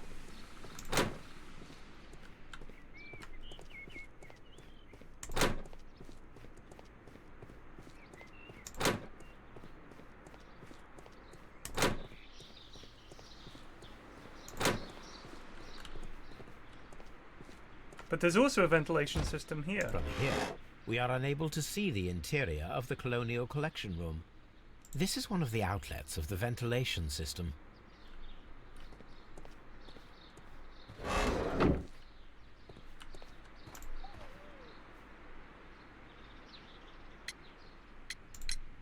Can you tell me what Mr. Dunn was doing upon the day of his death?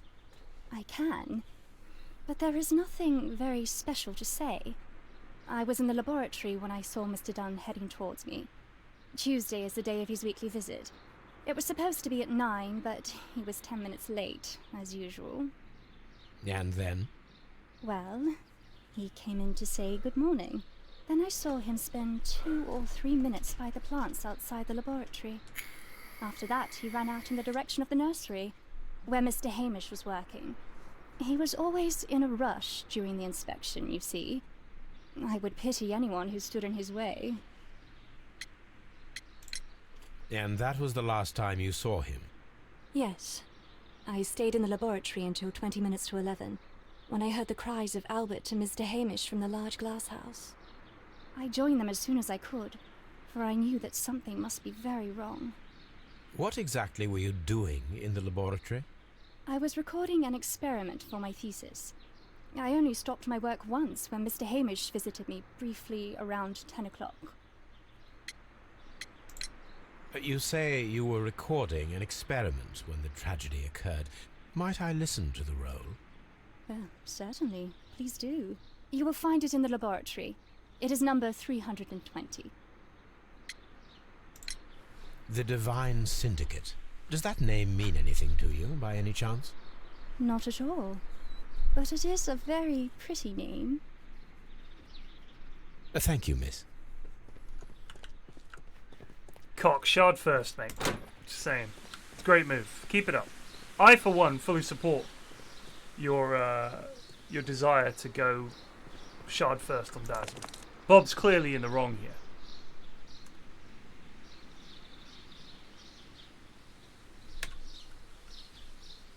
You know it. I know it. I think on some level even Bob knows it. Yep, top right.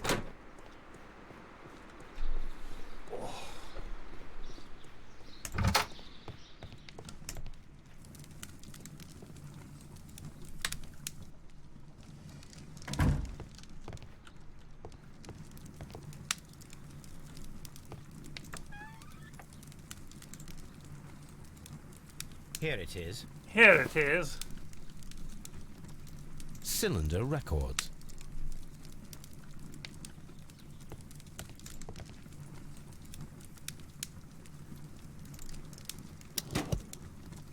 These plants, classified as shrubs or grasses, have adapted to their arid environment due to a system of underground roots. This recording seems very long. It is unnecessary to listen to all of it. Miss White was in the laboratory, as she told us.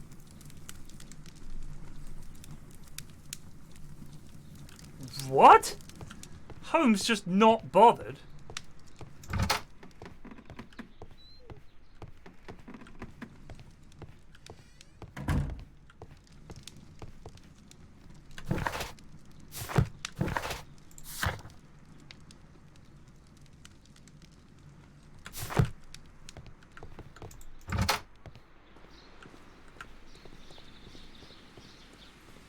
I don't think it was her now.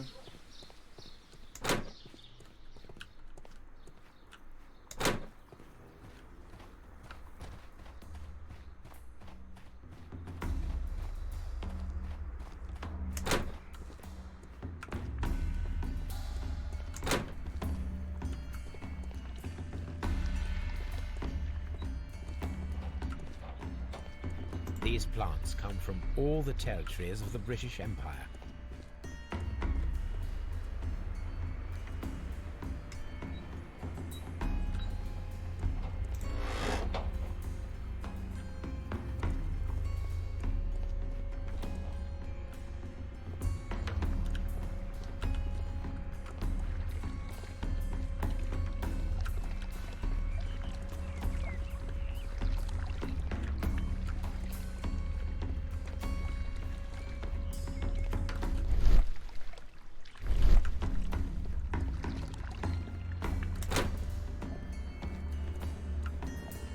I must be losing my mind. I thought that... Why can't I can't get into that middle bit.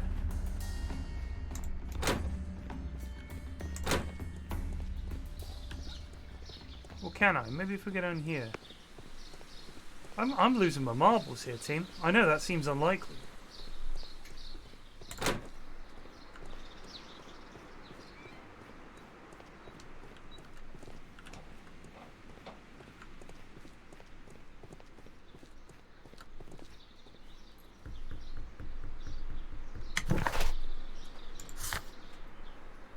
Deadly plants in the colonial collection. Oh, talk to all of them first, alright. Where is the young lad?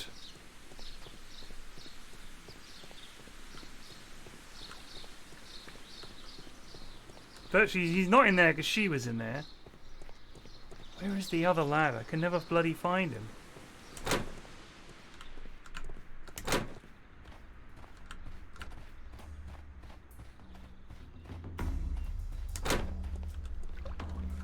He was up a ladder, wasn't he?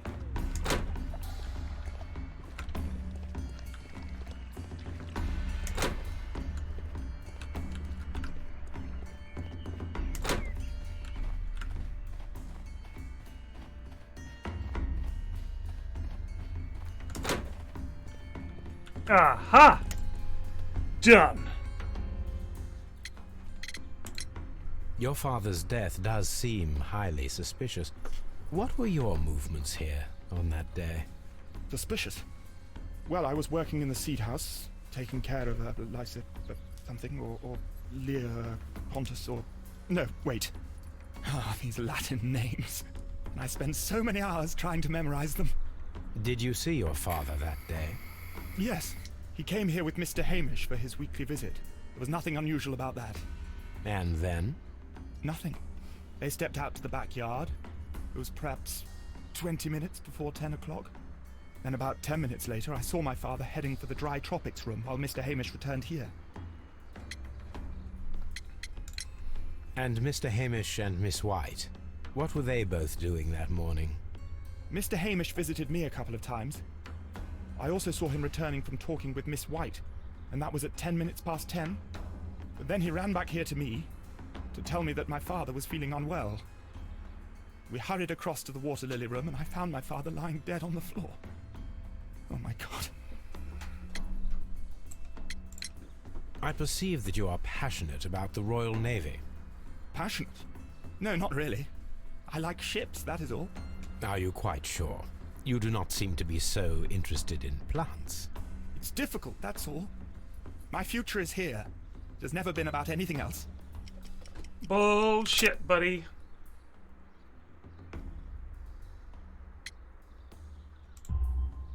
And yet I know that the Royal Naval College rejected your application. Ah, you truly are as clever as they say. Yes, that's correct. And in fact, my father was strongly against the idea. He did his best to ruin my plans, although I almost did succeed. But my dreams were shattered, Mr. Holmes. Tell me, have you ever heard of the Divine Syndicate? No, I cannot say that I have. Thank you, young man. We shall see you again soon. Everyone has gone, Holmes. The way is clear.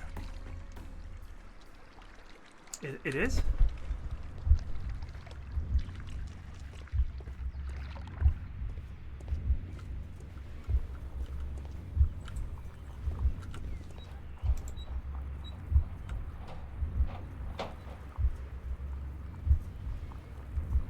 No, it wasn't like that.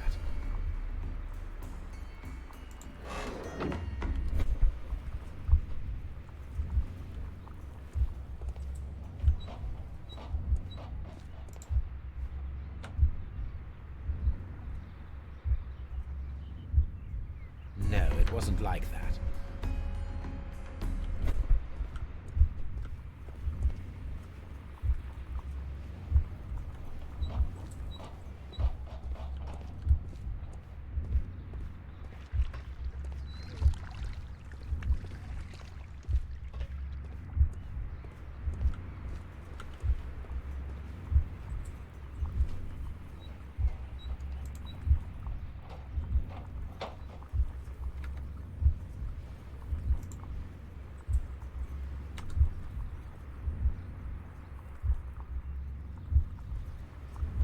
it wasn't like that.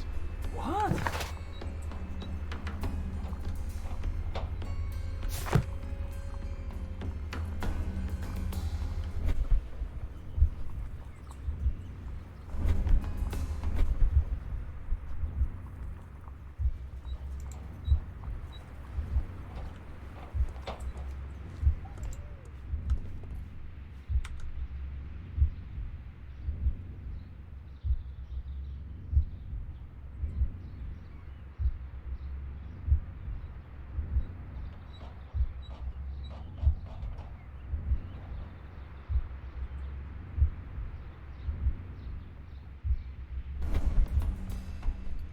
I said to stick When them together. Montague Dunn was standing close by the plants, the caterpillars were released and caused the deadly spores to activate.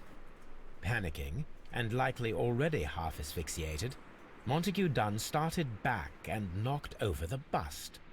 He rushed to the door, but it was locked. He had to force it open with his shoulder. We already know the outcome.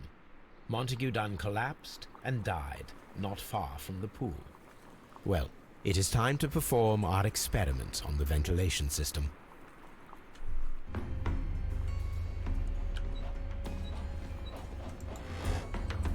The caterpillars could only fall from the ventilation duct. Our caterpillars are in place. I'll activate the ventilation system so that they fall down. Watson, stay here and observe. All right, Holmes.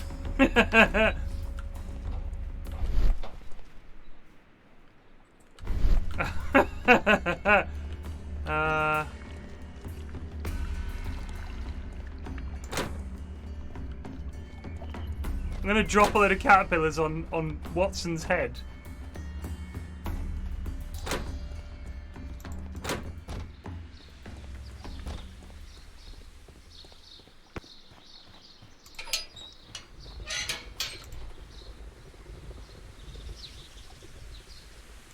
The power is on. The engine cannot be started whilst the transmission is active. The engine has started. The ventilation system is working.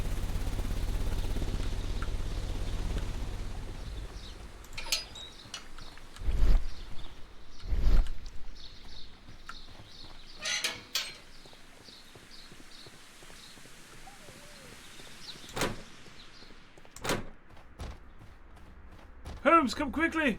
They're making a nest in my ears! Excellent. Extraordinary.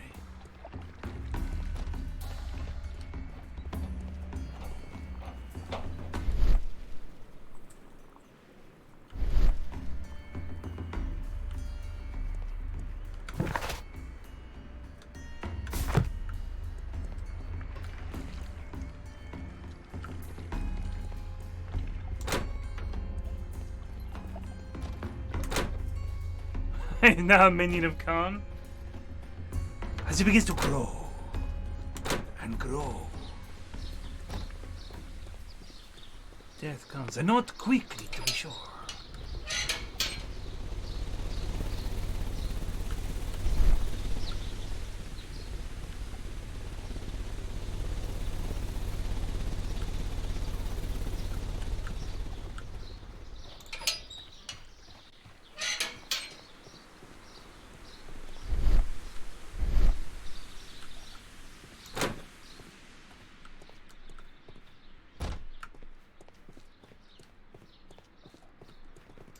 Excellent. This ventilation fan is working. Let us see if I can activate the other one.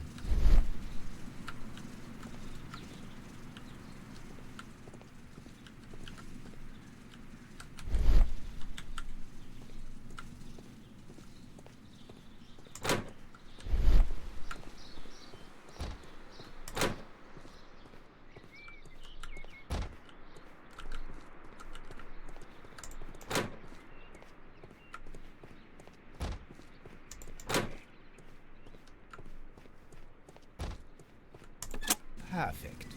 Now I just need to find Watson to check the result. Oh, it doesn't make us walk back, thank God. It works perfectly. Bravo. Now, if you could just help me to get rid of these caterpillars.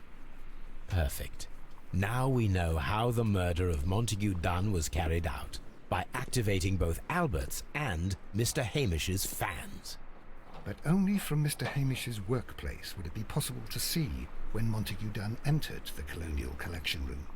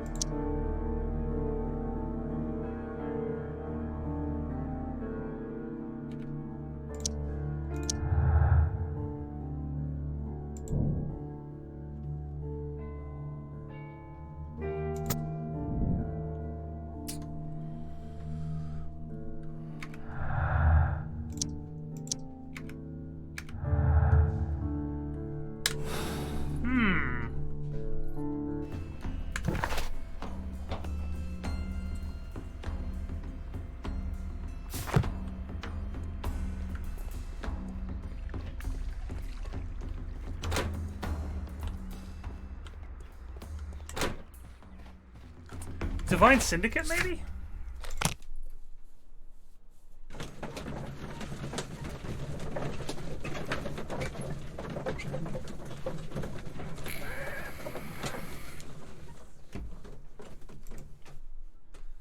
Maybe they've got the stolen plants.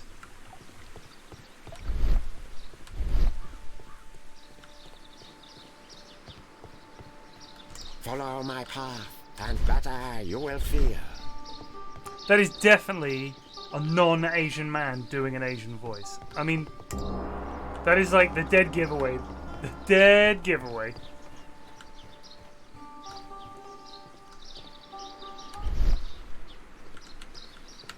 Hello? A fragment of a flower pot.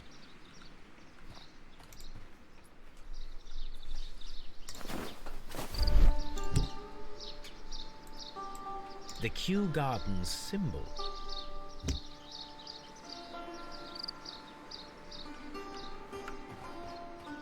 What a place to hide them.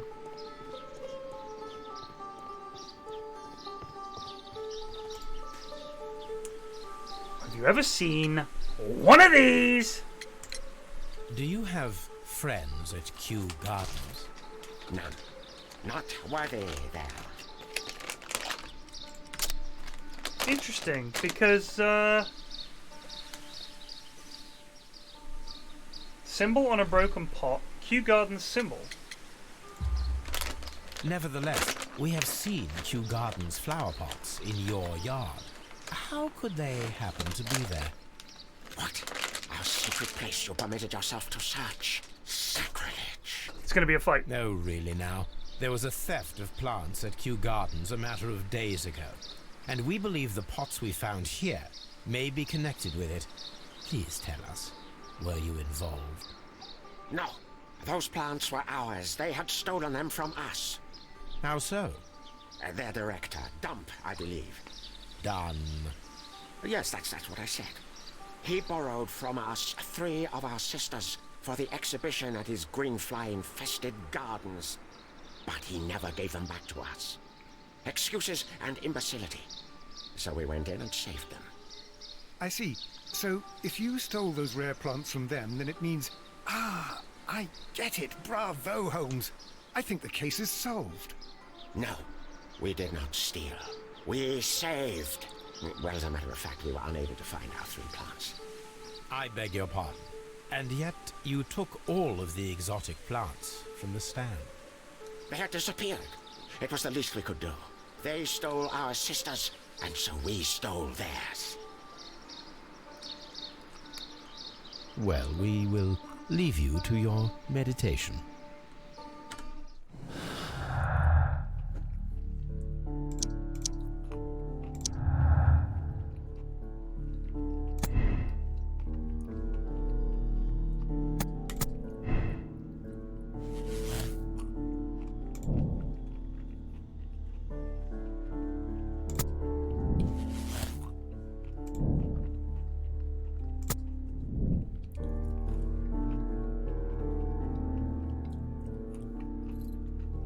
Has to be him, right?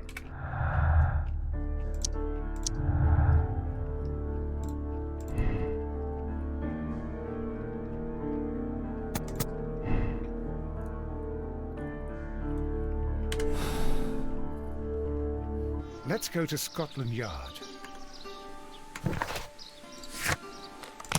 It's gotta be him.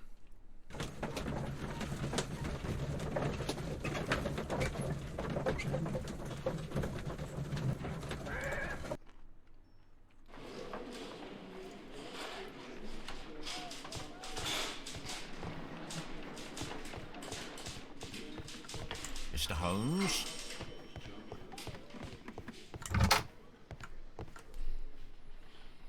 Inspector, I believe that Martin Hamish is guilty of the murder of Montague Dunn. Aha! I knew it. I'll send the lads around to arrest him. Very good. I shall wait to hear from you.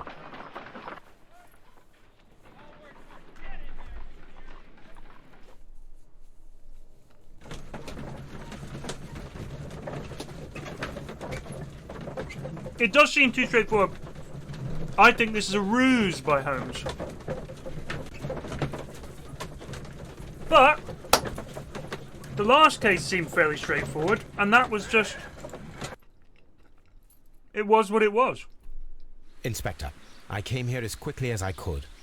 Martin Hamish is in the large glass house. There's no need to hurry. Uh-oh. He's bloody hanged himself, hasn't he?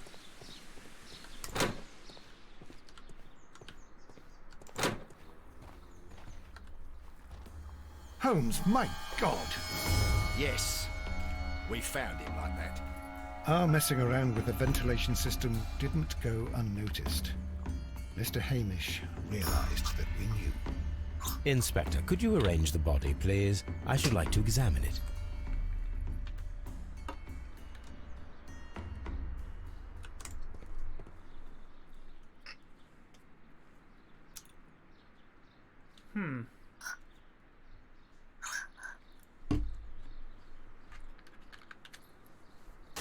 Suicide note. Life has become a living hell. I find it unbearable. Dunn deserved to die, but I cannot forgive myself for having his blood upon my hands. We Hamishes seem to have always fallen victim to our circumstance, and I find myself to be no exception. I must atone, and I shall do so, here and now. Farewell. The mark around the neck is very visible. He died instantly. Safe? I bought a safe. When did you buy this? I bought a safe at the works. Did you go into Twickenham just now? Mummy 4 times has promised me she'd get something at the works for me, and 4 times it's been closed. Okay, what seems to be the problem? So look, you have to clockwise turn it to the number 45. Don't give out the code on the internet. Now everybody knows. They don't know where you live. Bloody hope and not. It's not like they're going to forget anything about it. And then you turn it to this number. Anti-clockwise it.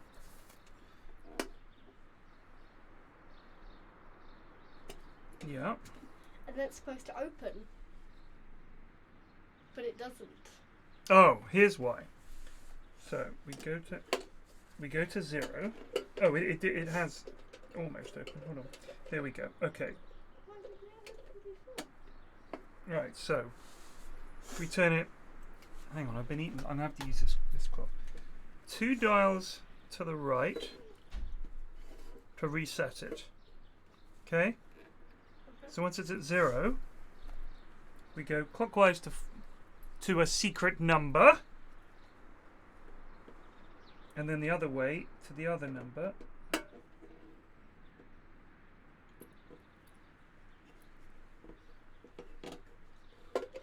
and it opens. Just give it a wiggle once you've got past there. 17.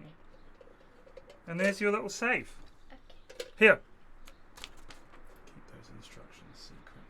Okay. You walked into the fan. Sorry, sweetie. What was in there? Nothing. What are you going to keep in there? Money? Do you need some money to go in there? Yeah, close it up. I bet it makes a very satisfying thunk when you put the money in.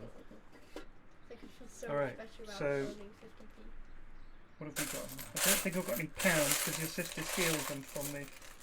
I can give you some 20p's. Sounds good. Here, put these in. I want to hear the sound it makes.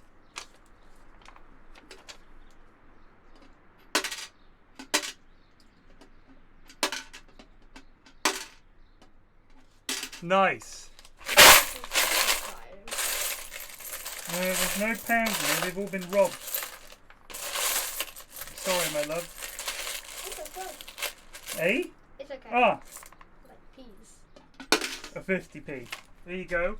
You're very welcome, sweetheart.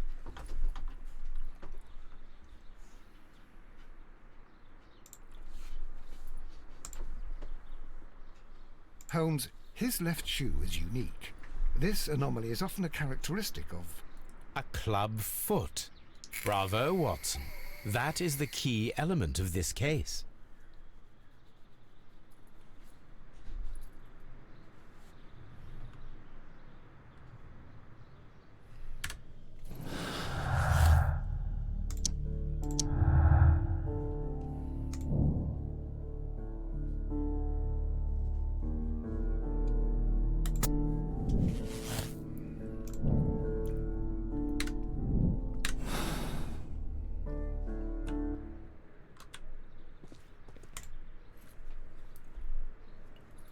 Something about this rings very oddly. Why do you say that, Mr. Holmes? Why? Because of Mr. Hamish's club foot. Oh, I deserve to be kicked from here to Charing Cross. I should have noticed it. But, Mr. Holmes, I can't see why. No, I don't suppose you do. You must recall that Mr. Dunn was locked inside the Colonial Collection Room by the murderer. If it was Mr. Hamish, he would have had to run up to his workplace to trigger the fan situated above it, taking into consideration the condition of his foot. Well, it is still possible. Perhaps, but it is rather strange that such a person as Mr. Hamish decided to base his plan on the speed of his gait. You mean to say that somebody helped him? So the suicide is questionable? Correct. Mr. Hamish accuses only himself in his letter, and so the investigation stops. Possibly an accomplice, then? That idea had not occurred to me, Mr. Holmes. I have another idea, Inspector. Thanks to the testimony that we have collected, we are able to rebuild the events as they took place that day. With a timeline, such as we did in the Jack the Ripper case. Precisely. You didn't catch him though, did you? Hey, he's still The large. The entrance of Kew Gardens should help us with our timeline. What about the caterpillars? The facts and statements, so that we may recreate the events of that morning. Martin Hamish and Montague Dunn went to meet Albert in the Seed House at around 9:30. Albert meets Montague Dunn and Martin Hamish.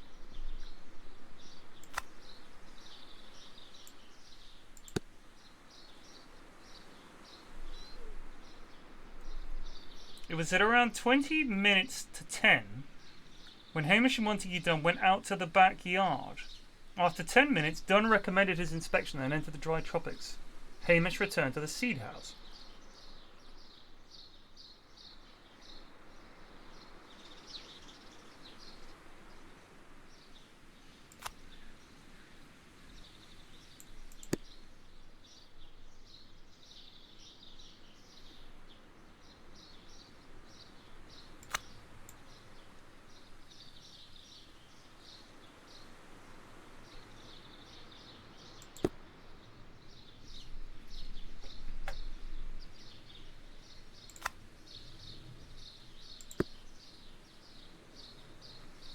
Martin Hamish had a conversation with Miss White at 10 o'clock. Miss White was in the laboratory until 10:40 when she saw Hamish. So hang on. So she... No. talking in the laboratory. Miss White was in the laboratory until 10:40, when she saw Hamish and Albert in the water lily greenhouse and joined them.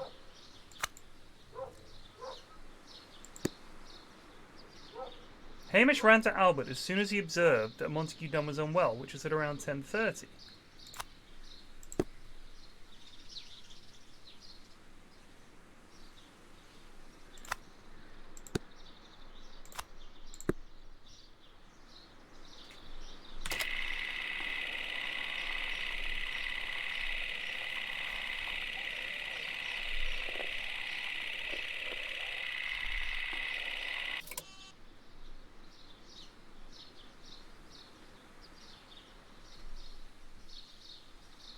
No good?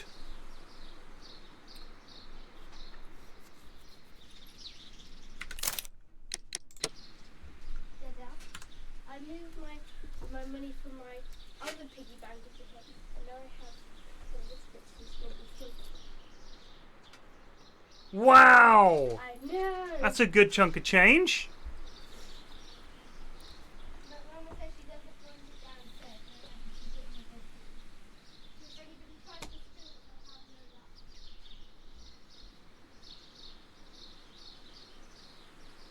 Albert was in the seed house the entire morning. He observed Hamish returning from visiting Miss White at 10:10.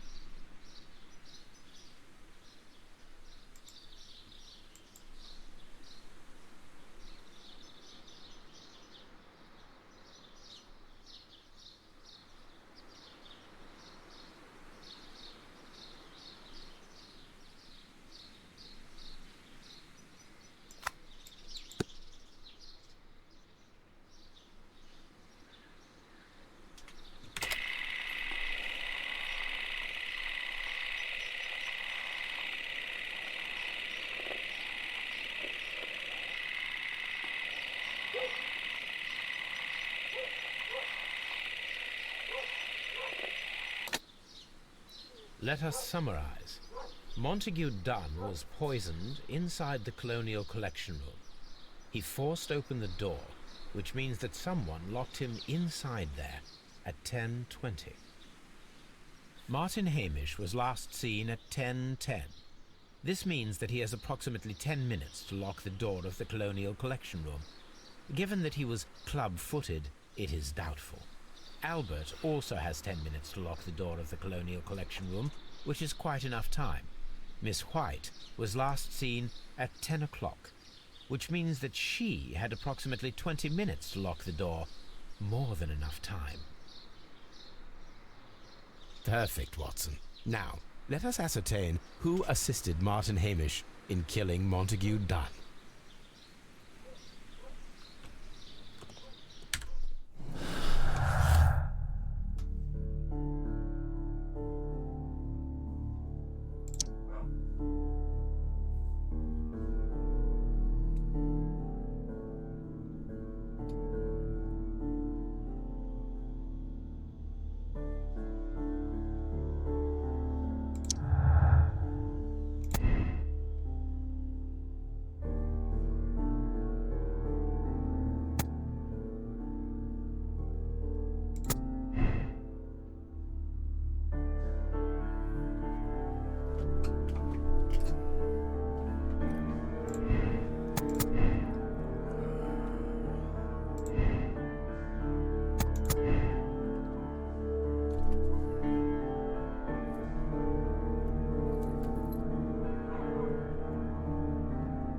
She would have had to go past him.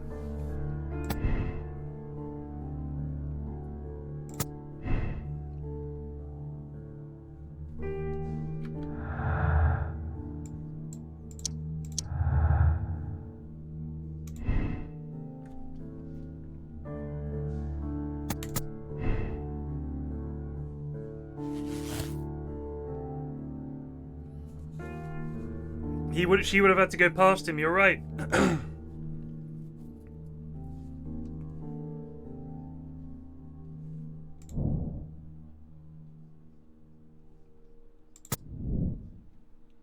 I think, anyway.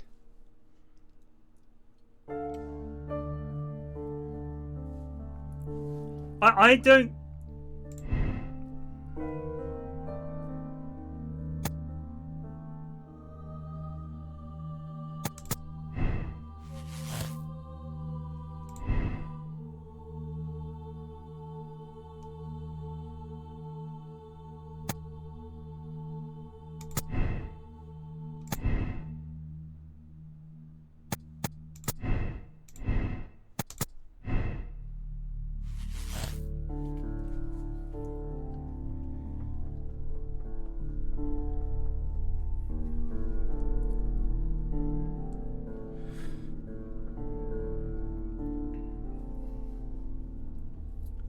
You think it was White and Hamish?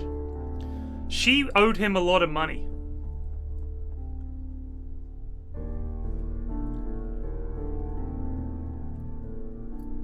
She owed him a lot of money.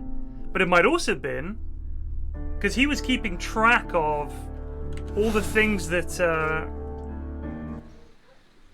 that he was doing. If we look at the evidence...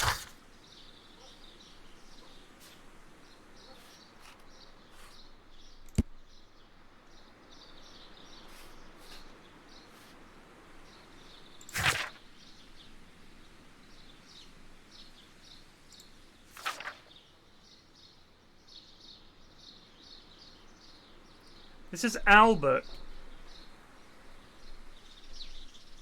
This is Albert helping her out.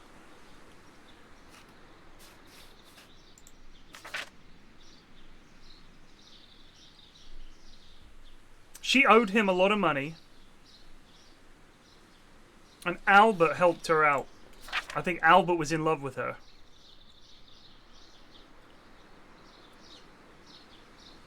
So Albert helped her out. Hence all the stuff. You say that, but look at this. Debt of Miss Margaret White to Montague Dunn. Debt.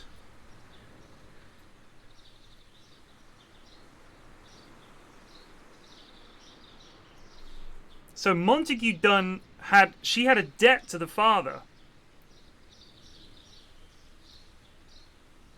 What if it was Albert and White and Hamish was innocent?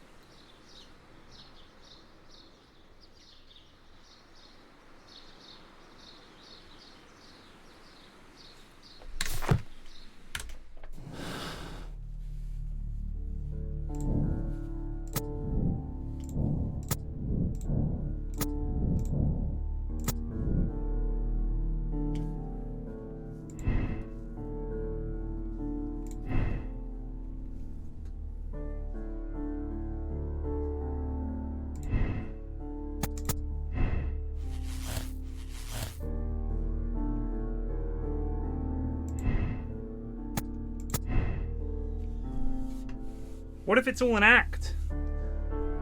The lab recording, we said, oh, it's very long. We don't need to listen to all this. But there's no guarantee that it was recorded on that particular day. Like, it's just a recording.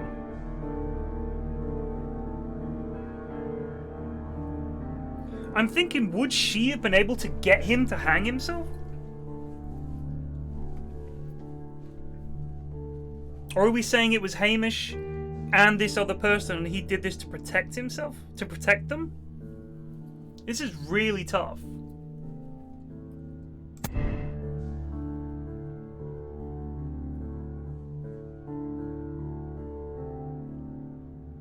It's definitely not the Divine Syndicate, I don't think.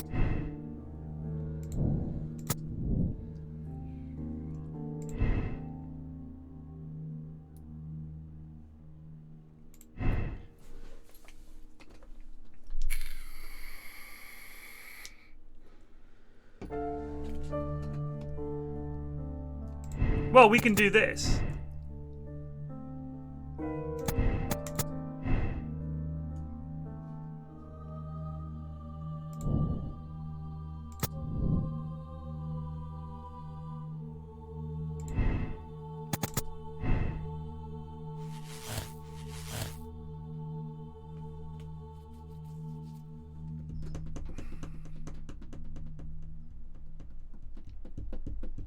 But why would he do that to protect Albert?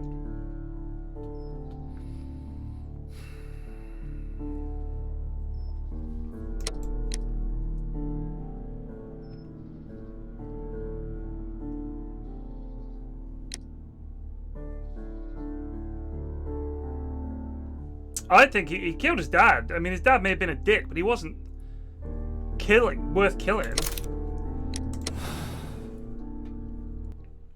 I really thought it was all three of them.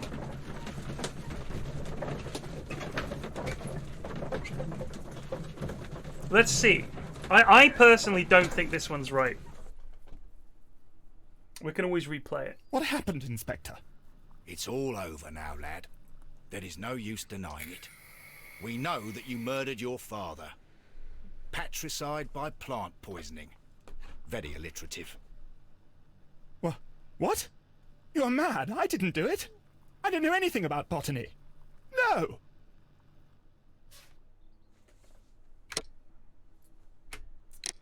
Wrong.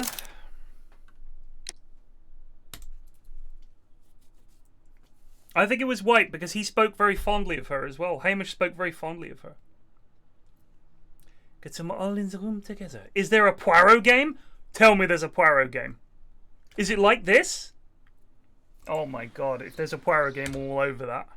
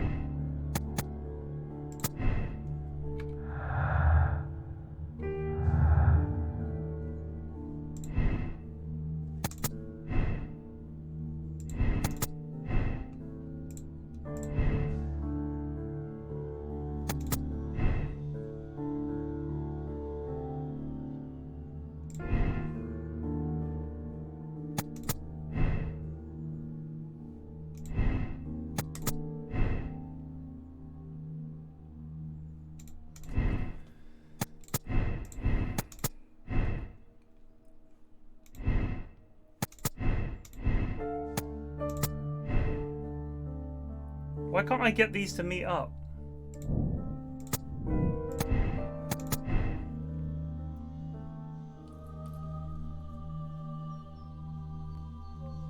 We do have all the clues.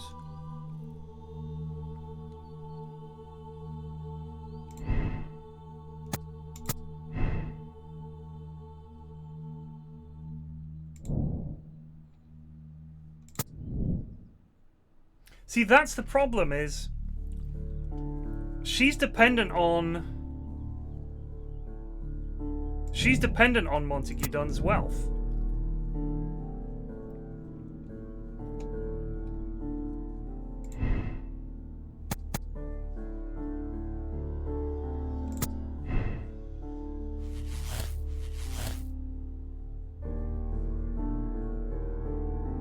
Oh, okay. So her lack of experience is where Hamish comes in.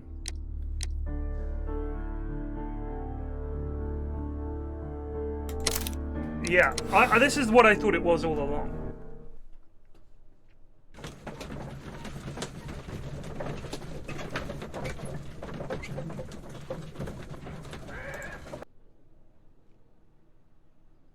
But Holmes, how can you be certain that we'll find Miss White here? It is obvious, Watson. Just use your brain. I am using it. I do use it. Now that the rope has tightened around Martin Hamish, Miss White must act to erase all traces of her implication. Oh, it's Monday. That means tomorrow's in-house night. Suicide of her accomplice. There is one final trace remaining. The deadly plants of the Divine Syndicate. She will be there. Very good. Shall we go? Just one moment. Now listen to me, Watson. I shall see her alone. You will conceal yourself behind her. Quietly. We should go out of family style, Holmes. Is that what you're thinking? Nothing spectacular. The impulses of women have always been a mystery to me. But she is a bold one, and so we must be cautious. All right. You can count on me, Holmes. He's going to attack her with the plants. Mr. Holmes, good day to you. You do not seem surprised, Miss White. Well, I was expecting you. Not for too long, I believe. So please tell me, as it is still unclear, who planned the murder? Was it you? You were wrong, Mr. Holmes.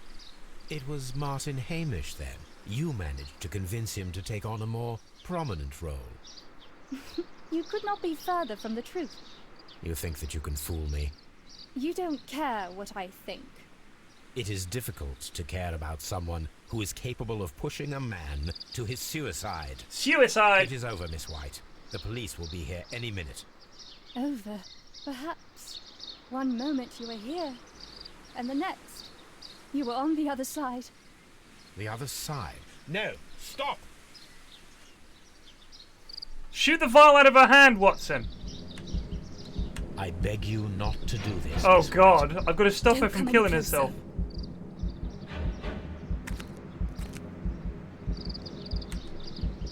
Please remain calm. We can help you. Not one step further. Don't try to stop me. Stop this foolishness. You cannot truly want to die. No, it's too late. Now, Watson!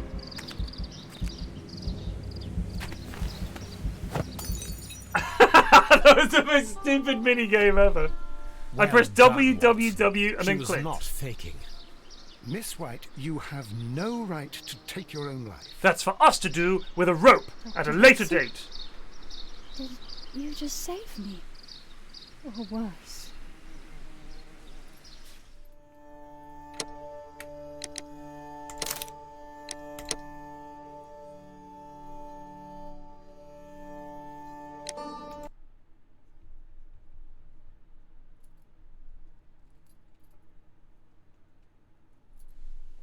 That's it for now. We'll have to start the next one and then save it. Where are you going, Holmes? Have you been invited somewhere? We have been invited, Watson. We have? Where to? To the Baker Street Irregulars' annual dinner.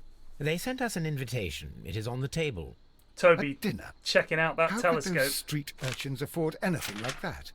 I can't understand your interest in them, Holmes. They're dirty. They wouldn't hesitate to steal your wallet. Watson, you should be excited. It is a secret dinner. Its location changes every year. Read the menu. Watson, no friend to the homeless. Right. Not welcome on this stream. We, the secret police of Baker Street, invite you, Sherlock Holmes, and Dr. Watson to our annual dinner. Menu, entree, frozen rat head salad. Is this a joke? Not at all. Pray continue.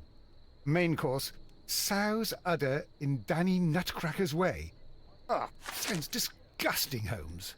Hedgehog goulash. Street turnips in homemade juice. And it goes on. I can hear them on the stairs now. Well, we can't go there. We can't eat that. Watson, you'll hurt the feelings of those poor children. We have to go. Oh, Mr. Holmes. It is fine, Mrs. Hudson. Mr. Holmes! Wiggins, Dr. Watson is getting ready. He will be delighted to join us. You don't look well, my young man. Is there something wrong? Don't tell me the dinner is cancelled. Mr. Holmes, it's my brother Leighton.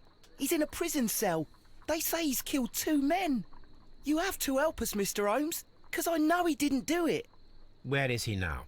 From what I've heard, they took him to the yard, and they gave him a good beating already. You know what they're like. They'll hang him.